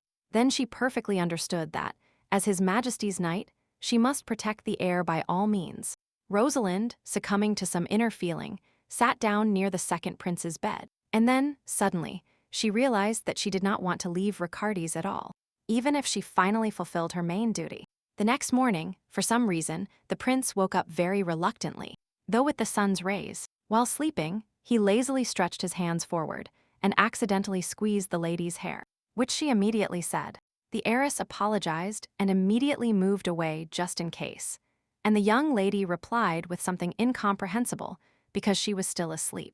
Suddenly, His Majesty realized that obviously something was not quite right. He opened his eyes and, to his horror, saw Rosalind for some reason right in his bed. At the same time, the girl herself was sleeping and snoring so peacefully that Ricardes could not understand how he had not noticed her before. As they lay there, the young lady pressed even closer to the boy, which made him blush deeply. Rosalind herself liked the feeling of being close to someone because it made her feel much warmer. Looking at the sweet and charming face of the sleeping lady, the prince could not help but remember his feelings for her once again. As a result, he did not dare to wake the girl, although he understood that an assistant would soon come to wake him. However, until now the prince regretted interrupting the lady's sleep when he suddenly noticed something on her neck. While Rosalind was sleeping, the necklace of the Jacoba family accidentally slipped out from under her clothes, of which the young lady did not even notice. Seeing the decoration, His Majesty immediately guessed that the foreign guest had finally reached the girl. He also understood that Jacoba had decided to make the lady his concubine, but he could not believe that she had agreed. At that moment, Rose suddenly opened her eyes, because she had slept well and therefore woke up. To her great surprise, she discovered that for some reason she was lying in His Majesty's arms. Ricardes, trying to remain calm, asked if the lady had slept well that night. Instead of answering, the young lady suddenly jumped onto the bed, because she did not even know what to say in her defense. She began to mumble that she was simply taking care of the heir's sleep, and at some point, accidentally sat next to him. Having said all this, the girl noticed the necklace and quickly hid it, from which the prince concluded that she knew its meaning. Without asking directly, Ricardes asked the young lady if there had been any incident yesterday, but Rosalind stubbornly insisted that everything was absolutely fine, although she felt noticeably embarrassed for a well-known reason. His Majesty smiled sadly, but he did not ask the lady for information about the meeting with Jacob. He knew very well that there were very few things that could really excite a girl. So, the heir supposed that the prince was blackmailing Rosalind for her personal safety. The boy understood that if he had insisted, Rosa would have told him everything, but he did not dare to do so. But what the prince did very well was to get angry at Jacob for daring to use him as bait. So that same morning, Ricardi assigned his maids a very difficult task, which when they found out, they did not even believe at first. The thing was that the heir asked to dress to look like a delicate rose, with thorns hidden inside. The prince also asked one of his assistants to call Raymond so that Rosalind would not find out. After thinking for a while, His Majesty asked for Jesus to be brought, but the assistant no longer knew anything about the new student. However, upon learning that he was Rosalind's pupil, The boy was surprised that she could do such a thing. At that moment, the lady was happily asking her friends if arranged marriages were a good thing. And the boys she trained said that these types of unions were common among aristocrats. Both the first and second soldier had almost started families, so they could talk a little about marriage. Rosalind was extremely interested in this topic now, although she did not explain to anyone why suddenly. However, the lady was now willing to gather information as seriously as possible to find out everything for herself. And the knight's friend suddenly betrayed him, saying that he had many girls before the wedding, which surprised the young lady. Here Raymond joined the dialogue and shouted that in the modern world, convenience marriages should not be allowed. Rose tried to argue that there were still many of them, but the master cheerfully assured her that it was all prejudice. Sir shouted loudly that they only had one chance to meet their love, and they could not waste it. But one of the knights opposed Raymond and suddenly said that, in fact, not everything is decided solely by love. Just as Rosalind wanted to ask him about this, the master quickly took the boy somewhere with him. When they returned, the soldier began to declare that arranged marriages could no longer be allowed. The lady tried to remind him that the boy had a different opinion before, but he immediately retracted his words. Suddenly, Raymond intervened in the conversation about love and marriage again, and he asked Miss to listen to him carefully. He said that you should not accept something from someone else's hands if you cannot achieve it yourself yet. All this made the girl think so much about what was said that on the way to Riccardi's, she took Jacob's necklace away. The lady held it in her hand for a while, wondering what to do next with this family jewel. And then she hid it in a secret pocket so that no one else would see it for now. Only then did Rosalind call His Majesty's office and open the doors to enter. What a great surprise the young lady got when she saw how the heir was dressed today. Such incredible magnificence even blinded the lady, who reflexively covered herself with her hands. Rosalind even felt like she was in a wonderful dream. The boy in front of her was so handsome now. The lady was also confused by the fact that, except for the heir, there was no one else in the room, to which he replied that everyone was busy. But the girl did not understand at all why His Majesty's personal guards left him for some reason. To this, the prince said that this is why he is happy about the lady's arrival, because now there is someone to protect him.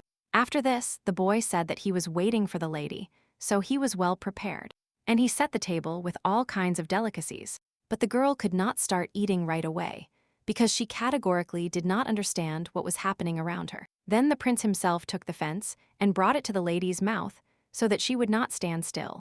Riccardi's, quite seriously, invited the young lady to serve herself from his hands and winked at her affectionately. Still in complete shock from what was happening around her, the girl obediently opened her mouth and ate the fence. Suddenly, the heir asked if the lady wanted to tell him something, and Rosalind was surprised. With his beautiful eyes, the boy said that she could tell him anything. Only after all this persuasion did Rose admit that Jacob had proposed to her, which caused the prince's face to be covered with anger.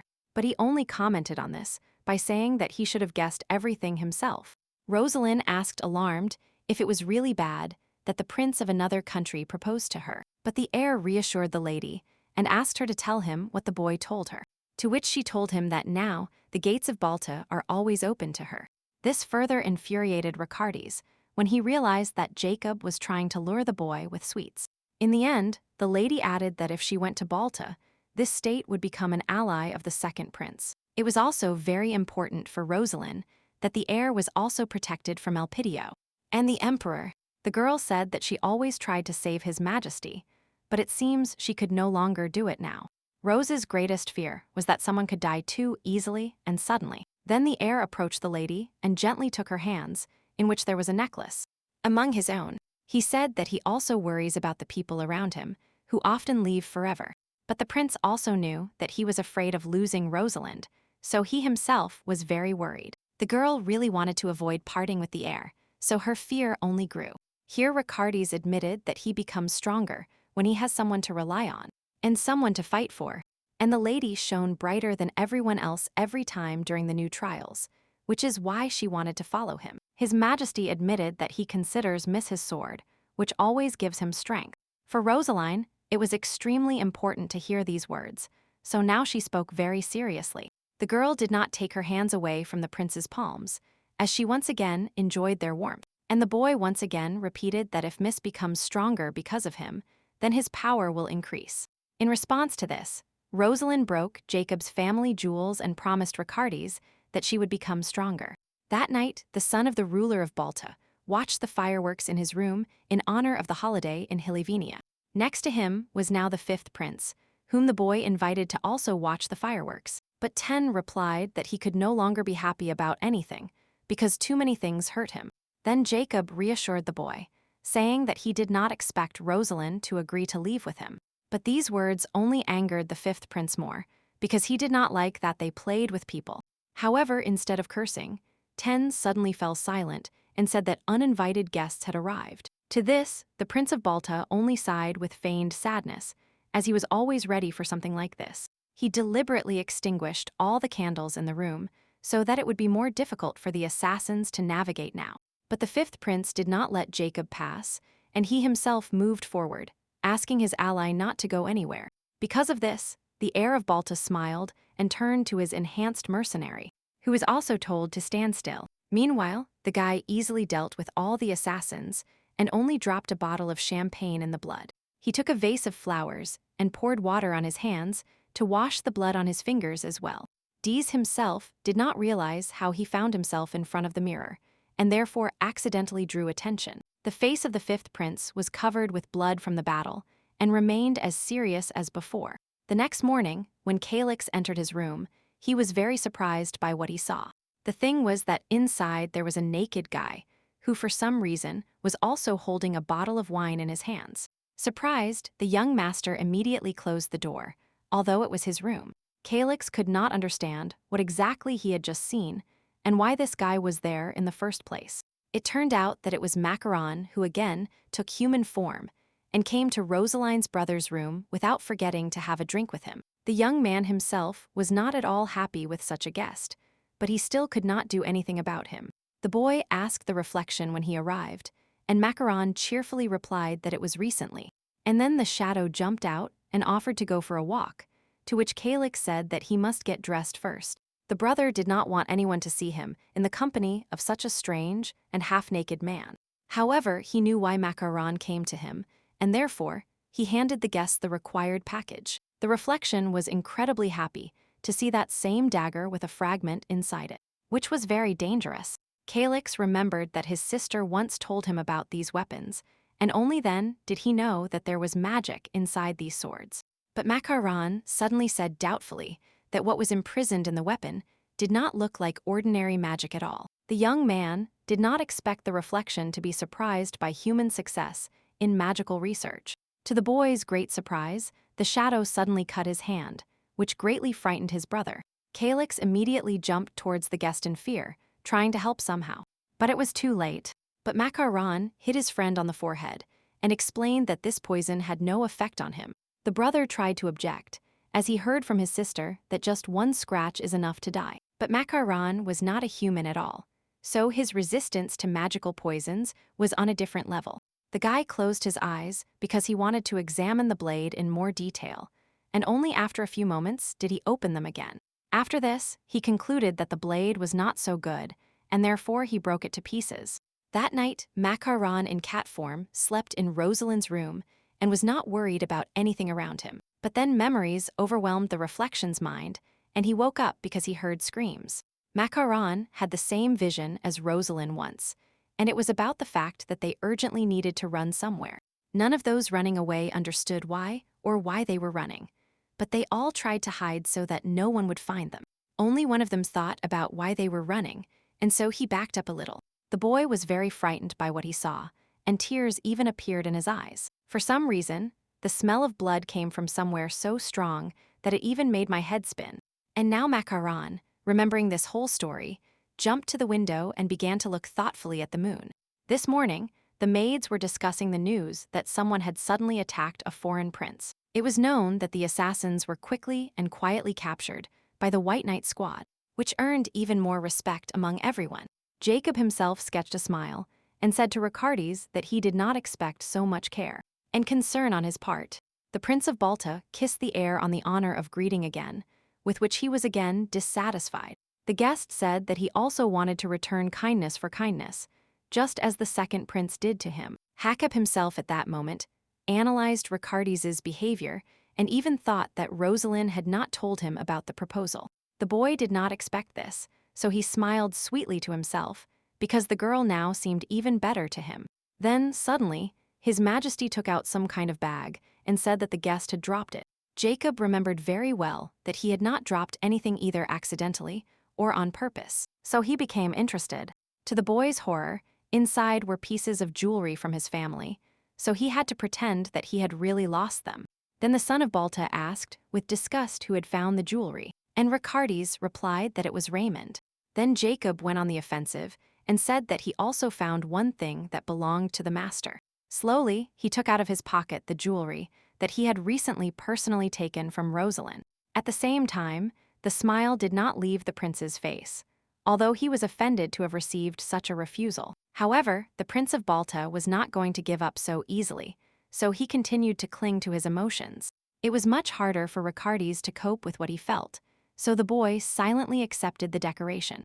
At that moment, Chloe took a break from work and calmly drank tea in His Majesty's office, when suddenly the entrance doors burst open and the second prince suddenly appeared in them.